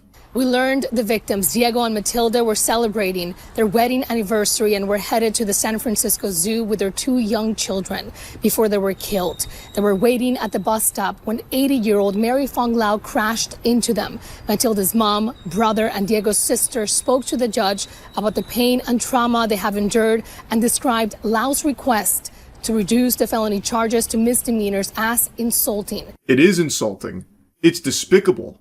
The gall to even put forth this notion of reducing these charges to misdemeanors, that's unthinkable. The fucking shamelessness here is, it's sickening. She massacred a family of 4, blasting through a bus stop at 70 miles per hour without even an attempt to hit the brakes or swerve or honk the horn. What? And then she's saying she doesn't know what happened? Like, what? Did she hit a fucking banana peel like it's Mario Kart and just lost control or something? This is craziness. And the news segment I'm showing you is a little older. The most recent update, even though the judge did deny that request, ultimately what happened is she's getting a few years probation and is banned from driving. She's not going to prison or anything. And also, on top of that, she's also being accused of hiding millions in real estate assets because she's also facing a wrongful death lawsuit from the family. So, according to the information here, she fraudulently transferred her ownership of 2 San Francisco homes in a commercial building to Nevada-based LLC corporations in August, which was not permissible under state law to transfer the property while facing the wrongful death lawsuit. This new lawsuit exposes an intentional scheme by Ms. Lau to place assets beyond the reach of grieving families seeking justice, showing an unwillingness by Ms. Lau to take accountability for her actions, the attorney for the victim's family stated. Lau's attorney, Seth, said his client reorganized her property holdings because she was advised to do so after meeting with legal, financial, medical, and mental health consultants after the crash. Yeah, I'm sure that's what it is. Listen, Miss Lau, I know this is a very traumatic period for you. You're the real victim here in all of this, and I think it's important for the healing process for you to hide all of your multi-million-dollar assets right now. It's going to make you feel a lot better, trust me. It's horseradish. This is just very clear baloney here. She is trying to hide those assets so that way they cannot get them. She is very wealthy. She is very wealthy. And this feels like a case of her being so wealthy that she's above the law. She killed a family of 4 with her dangerous, carefree driving, hitting a bus stop at 70 miles per hour in a residential zone. Lau's attorney asked the judge to consider her clean record and the fact that her husband died in a vehicle crash when she was 25 years old, becoming a widow with 3 children. But the judge denied that request. Judge, listen, there may be 4 corpses right there, 2 of which very young children. That's bad stuff. Big thumbs down moment. I get that. But have you considered that this is the first time I've done that? Can we put that into the equation here? What do you think? Oh, also, here's something entirely unrelated about a tragedy that I've experienced, back at 25 years old with my husband. Can we consider that as well? Like, that has nothing to fucking do with any of this. You killed a family of 4. It doesn't matter what's happened previously to that. There needs to be punishment there. There needs to be justice for the family. It's such a slimy, weaselly tactic. And then she goes a step above that by hiding multi-million-dollar assets so that way the grieving family can't get their paws on it. So that way it can be protected from them. So that way she never faces any real punishment. A few years probation and she can't drive anymore. That's justice? In the courtroom, the victim's family members questioned why Lau didn't hit the brakes or honk as she sped 70 miles an hour in the residential area where she crashed into this family. Lau's attorney said she was headed to her brother's house to take him soup and couldn't explain why the vehicle, quote, took off. Oh, I see. It's like that scene in that Fast and Furious movie where they hacked the cars and just fucking took control, assumed direct command of the vehicle, and forced it to go 70 miles per hour in a residential zone, and then crashed into the bus stop, killing a family of 4. This is actually her defense, by the way. She doesn't know how it happened. Oh, geez. Well, if she doesn't know how it happened, what are we supposed to do about it? How are we supposed to know what really went on here? Maybe it wasn't even her fault. Maybe this was like in Mario 64, that speedrunning phenomenon where a potential cosmic ray flipped a bit and caused that, one-time glitch to occur. Maybe that's what happened to her vehicle with the sun phenomenon, forcing it to go 70 miles per hour out of nowhere. If she doesn't know what happened, then what are we supposed to do about it? This is such a strong defense. We're powerless here. The real justice is making sure, she gets 3 years probation and the grieving family gets nothing. That if I was putting myself in that place, I would never take this case to trial. I don't think a jury's going to respond to an explanation that I don't know what happened, so I killed 4 people. Huh. It almost sounds silly when you put it that way. The defense of, I don't know what happened, now 4 people are dead. Can I go home now? It's almost like that's fucking stupid. And yet, it's worked. I guess she had enough money where anything would work, so now she just gets off with the tiniest slap on the wrist imaginable. The Superior Court judge in the case indicated Lau will likely get probation and no prison time after factoring in her age, remorse, and lack of criminal history. The judge said she would likely serve 2 to 3 years probation and be banned from driving. James, the attorney of the victim's relatives, said they were appalled at this development in the crash where a single family, including 2 children ages 2 and under, were killed, saying, a no-contest plea avoids the moral accountability that this case demands. Yeah, I agree. That is avoiding the accountability this case demands. Also, factor in her hiding assets worth millions of dollars for the sole purpose of trying to protect them from a family that is suing her for the wrongful death of an entire family of 4 that she has killed. It's actual craziness to me. It's actual craziness to me. So you factored in her age and remorse, which, by the way, I don't really buy the whole remorse thing. Someone that's that remorseful, probably not immediately looking to hide multi-million-dollar assets off rip. That's just my hunch, right? That's how I feel. Like, if you're really remorseful, you're probably not immediately then bouncing to put your fucking real estate and properties into LLC shell companies. I would think, but who am I to say? As for the age statement here, her being elderly, I think the attorney said it well. He argued that if the defendant gets away with probation without prison time, that it would send a concerning message to the public that an older driver can get away with killing a family in a car crash and simply get a slap on the wrist. Age cannot become a shield against meaningful consequences when the conduct constitutes gross negligence and results in catastrophic loss. I agree 100%. That's a big amen moment from me right there. Just because she's a fucking octogenarian doesn't mean that all of a sudden she can get away with killing a family of 4 with no consequences. How does that make sense? So once you reach a certain age, you're just immune to consequence because you're just already old? What the fuck? Lau's family had urged the court for home detention and meaningful community and service as the punishment that fits the crime here. You know, the crime of slaying an entire family of 4 through your reckless driving? That's what they thought justice looked like. The meaningful community service, by the way, I'm sure would be very, tough stuff.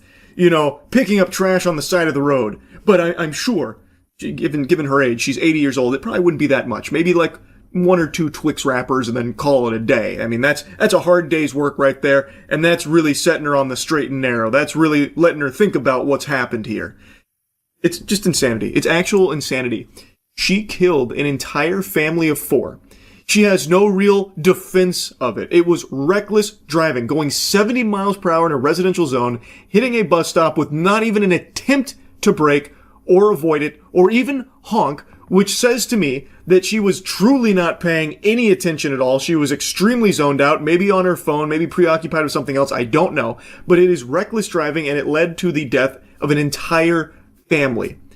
And then she goes and then she hides multi-million-dollar assets in order to try and protect those, it seems, and she is getting away with it. No real consequence. How is that justice? It's fucking absurd, man. It's insanity. I had to yap about this once I learned about it. It just blows my mind. Anyway, though, that's really about it. See ya.